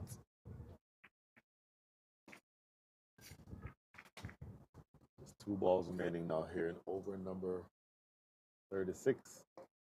Played into the offside. Pretty straightforward single. So from here, all that they need is 2 Fasal Alam strikes, and this game is over. In other words, just 12 runs required. Fasal Alam is on strike. Maybe he wants to end in a flourish. He cannot get to 100. So he may be looking to close things out in a bang. Oh, that's what he was trying to do there, but the thick under edge, it will run down the hill for probably 4. Does it get there? Yes, it just does get there. Teasing those 2 fielders running after it, but it eventually wins the race. So 7 runs coming from the over. At the end of 36, we don't have very many deliveries left, but we have even fewer runs to get. 8 runs needed in the last 3 overs, make that the last 4 overs. 244 for 6.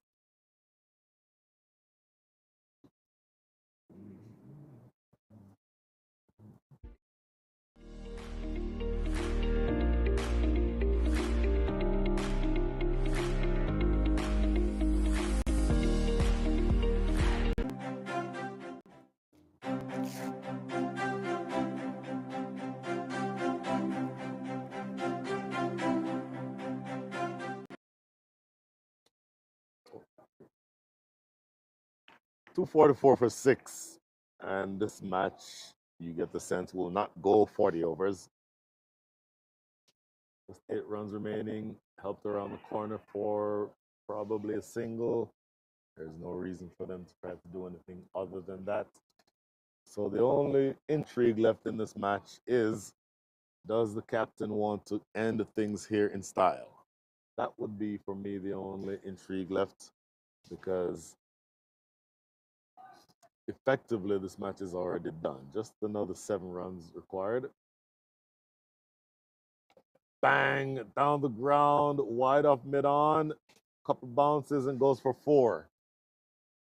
So that brings the deficit down to 3, make that the target, brings the target down to 3, tossed up, and he drags this one, pitching on off stump, turning in. So with that shot and with that delivery, that shot is the type of power shot that you can score off of, playing with the turn. And here's the next delivery. There he goes. He ends things with, or tries to end things with a 6. Oh, it's dropped down the ground. They get 1. Do they come back for 2? No, they don't come back for 2. So the captain trying to end things in style and almost hold out in the deep. That is the fielder down there at mid-wicket. I thought for a second that would have gone further, but it did not. And that's Balaji down there who dropped that catch. Did enough to prevent them from going away for 4. But that following delivery is a dot ball. Played off the back foot. The scores will be level after this. And so the next run of any flavor wins this game for the North.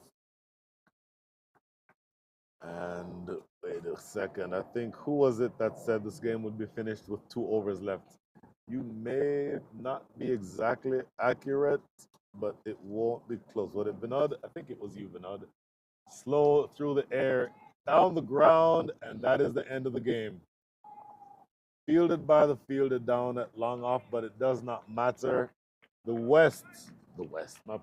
North win this one by the small margin of 4 wickets. Maybe it took a little bit longer and had a few more hiccups than they would have wanted to. But in the end, a pretty straightforward victory in a game that always felt that they were going to be in charge of what was going on.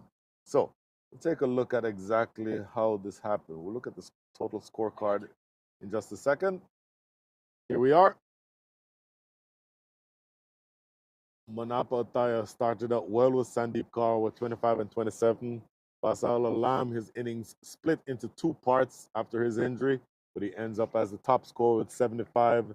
Nasir Islam batted really well, 57 from 55. And then helping out there, Rajiv and Gani Ganeshan, 26 and 23 respectively.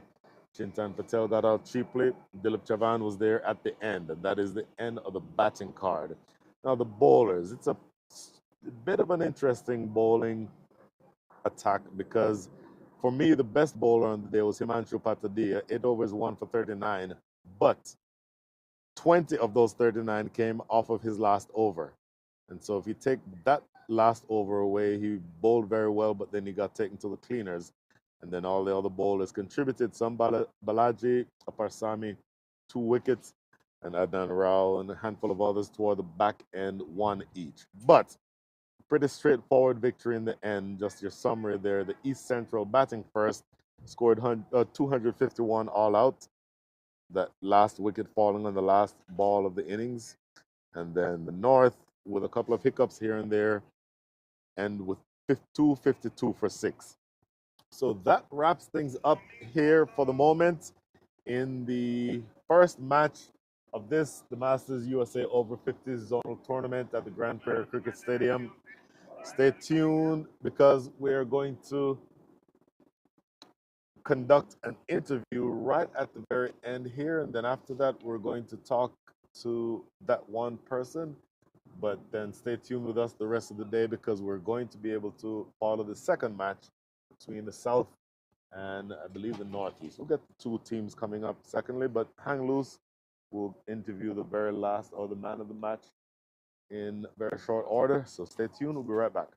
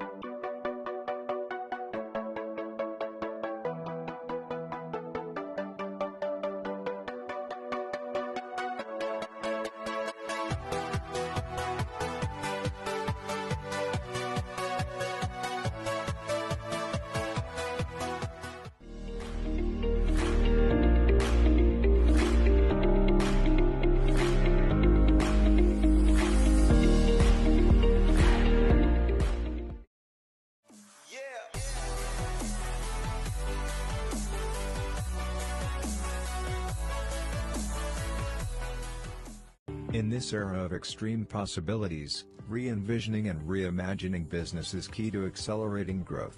Partnering with someone who can deliver more is critical. Yash's customer-centric partnership approach helps customers address myriad challenges and drive business success. Come what may, we combine extensive experience, robust technology expertise, and flexible engagement models to help businesses navigate seamlessly into the era of everything digital. Being consultative, collaborative, and accountable, we deliver more transformative outcomes while hand-holding customer stakeholders.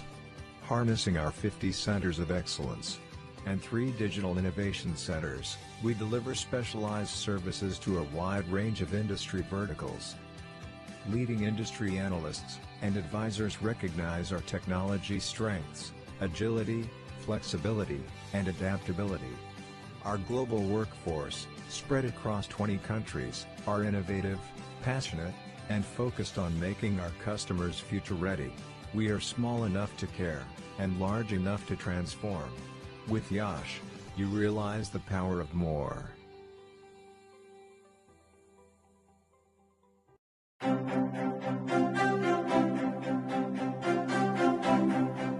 Is your practice using a multidimensional EHR? If you're not on eClinicalWorks V12, the answer is no. Experience the power of search at the point of care and gain the deep clinical insights you need to achieve the goals of value-based care. Leverage real-time cloud intelligence to collate and compute patient data from all sources. eClinicalWorks features a floating toolbar for easy navigation, macros that speed workflows, speech-to-text technology to speed documentation, bots to automate routine tasks. See what a multidimensional EHR can do for you.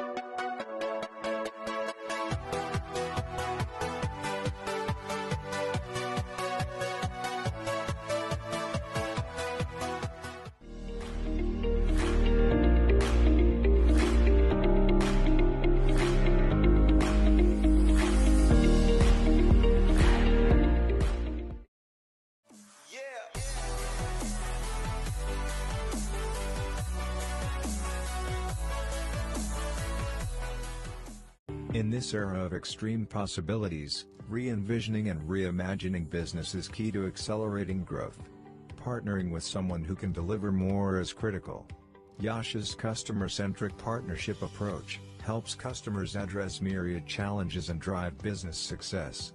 Come what may, we combine extensive experience, robust technology expertise, and flexible engagement models to help businesses navigate seamlessly into the era of everything digital. Being consultative, collaborative, and accountable, we deliver more transformative outcomes while hand-holding customer stakeholders. Harnessing our 50 centers of excellence and 3 digital innovation centers, we deliver specialized services to a wide range of industry verticals. Leading industry analysts and advisors recognize our technology strengths, agility, flexibility, and adaptability. Our global workforce, spread across 20 countries, are innovative, passionate, and focused on making our customers future-ready. We are small enough to care, and large enough to transform. With Yash, you realize the power of more.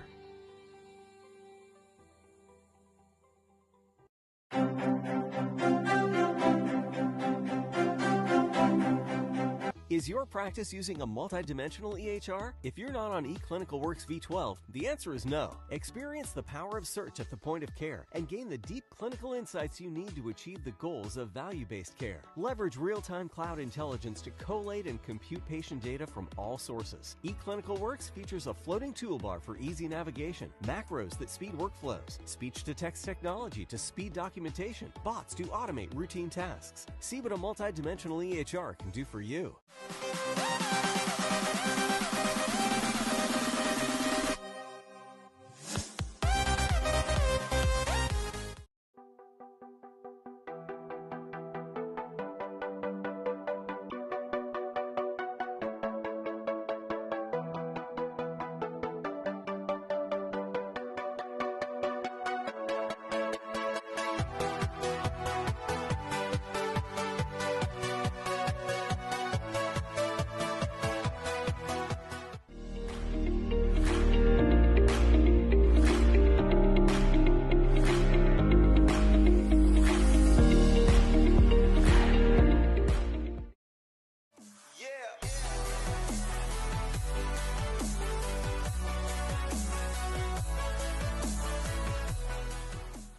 In this era of extreme possibilities, re-envisioning and reimagining business is key to accelerating growth. Partnering with someone who can deliver more is critical. Yash's customer-centric partnership approach helps customers address myriad challenges and drive business success. Come what may, we combine extensive experience, robust technology expertise, and flexible engagement models to help businesses navigate seamlessly into the era of everything digital. Being consultative, collaborative, and accountable, we deliver more transformative outcomes while hand-holding customer stakeholders. Harnessing our 50 centers of excellence and 3 digital innovation centers, we deliver specialized services to a wide range of industry verticals. Leading industry analysts and advisors recognize our technology strengths, agility, flexibility, and adaptability. Our global workforce, spread across 20 countries, are innovative, passionate, and focused on making our customers future-ready.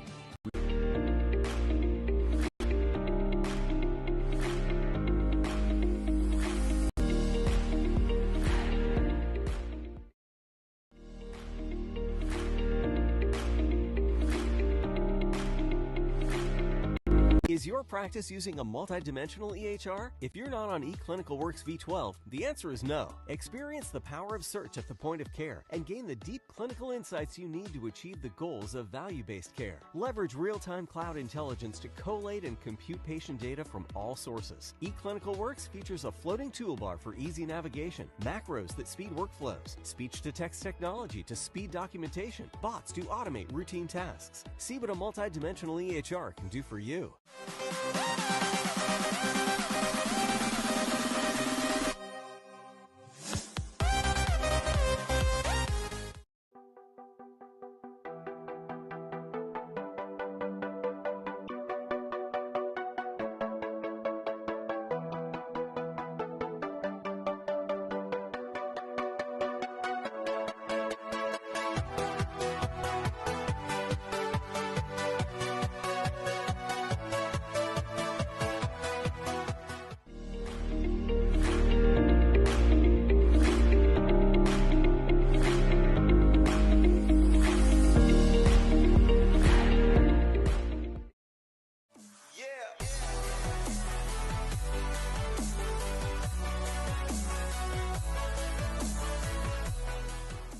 In this era of extreme possibilities, re-envisioning and reimagining business is key to accelerating growth. Partnering with someone who can deliver more is critical. Yash's customer-centric partnership approach helps customers address myriad challenges and drive business success. Come what may, we combine extensive experience, robust technology expertise, and flexible engagement models to help businesses navigate seamlessly into the era of everything digital. Being consultative, collaborative, and accountable, we deliver more transformative outcomes while hand-holding customer stakeholders. Harnessing our 50 centers of excellence and 3 digital innovation centers, we deliver specialized services to a wide range of industry verticals. Leading industry analysts and advisors recognize our technology strengths, agility, flexibility, and adaptability. Our global workforce, spread across 20 countries,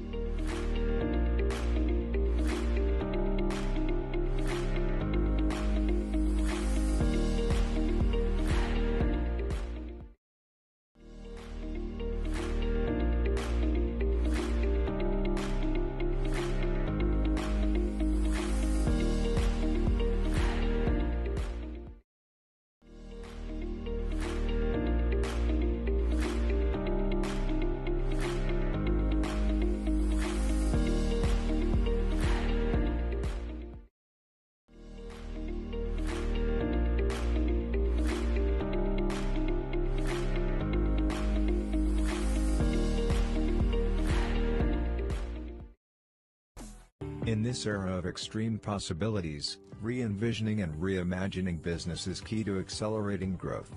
Partnering with someone who can deliver more is critical. Yash's customer-centric partnership approach helps customers address myriad challenges and drive business success.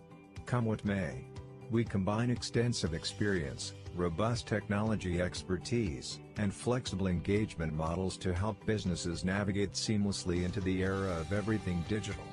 Being consultative, collaborative, and accountable, we deliver more transformative outcomes while hand-holding customer stakeholders. Harnessing our 50 centers of excellence and 3 digital innovation centers, we deliver specialized services to a wide range of industry verticals. Leading industry analysts and advisors recognize our technology strengths, agility, flexibility, and adaptability. Our global workforce, spread across 20 countries, are innovative, passionate, and focused on making our customers future-ready. We are small enough to care, and large enough to transform. With Yash, you realize the power of more.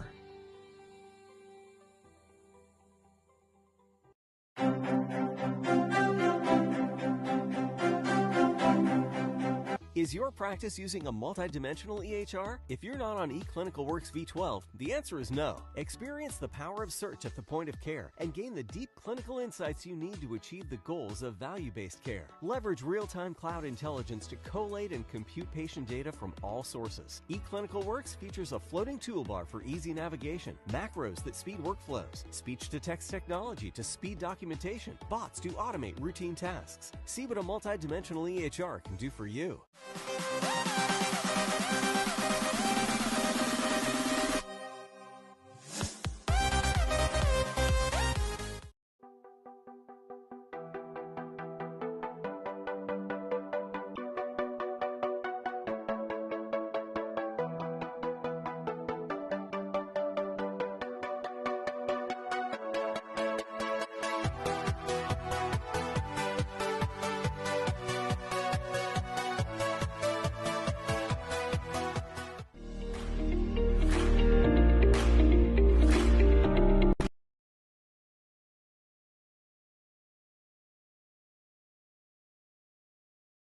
Between the North and the East Central, the player of the match with 75 from 54, 10 fours and 4 sixes. Faisal Alam, come on in.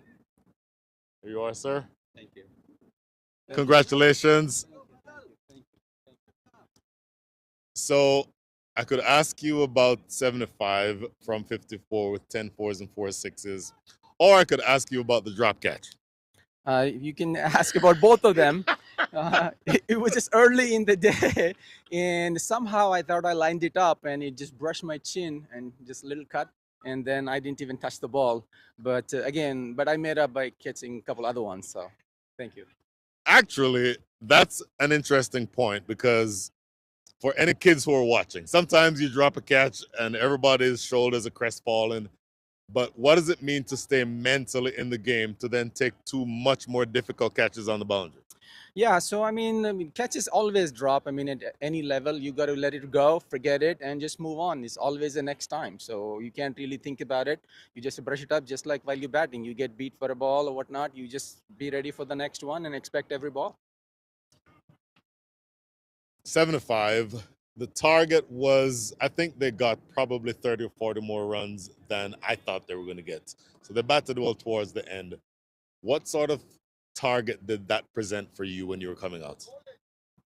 Yeah, so they did get 30 or 40 runs more than what we would have liked them to score. I mean, a couple of their guys, Tariq batted beautifully, Adnan batted beautifully in the end to, get the score up there. And it was the first game, but it was decent bowling. We could improve on that, but credit to them, they batted really well. So especially Tariq hit the ball clean, and he was just connecting everything. And luck is with the brave, and he just hit a lot of balls and quick. I probably believe 30 balls, 50 something runs, and that took us away a lot of runs from us. Last question. You seem to have been carrying an injury. You actually went off for a few overs. How are you physically, and will you be able to play the rest of the tournament? Yes, I think I cramped up because we came up late last night. I was up a little late and did not drink a lot of water. So basically, I cramped up, and I'll do a better job. And Rest what's the something, lesson for young players? drink a lot of water, and sleep early. Assalam, excellent watching you as Thank you. usual. And this bat is given by Casey. Thank you, Casey. Fantastic. Thank you, everybody.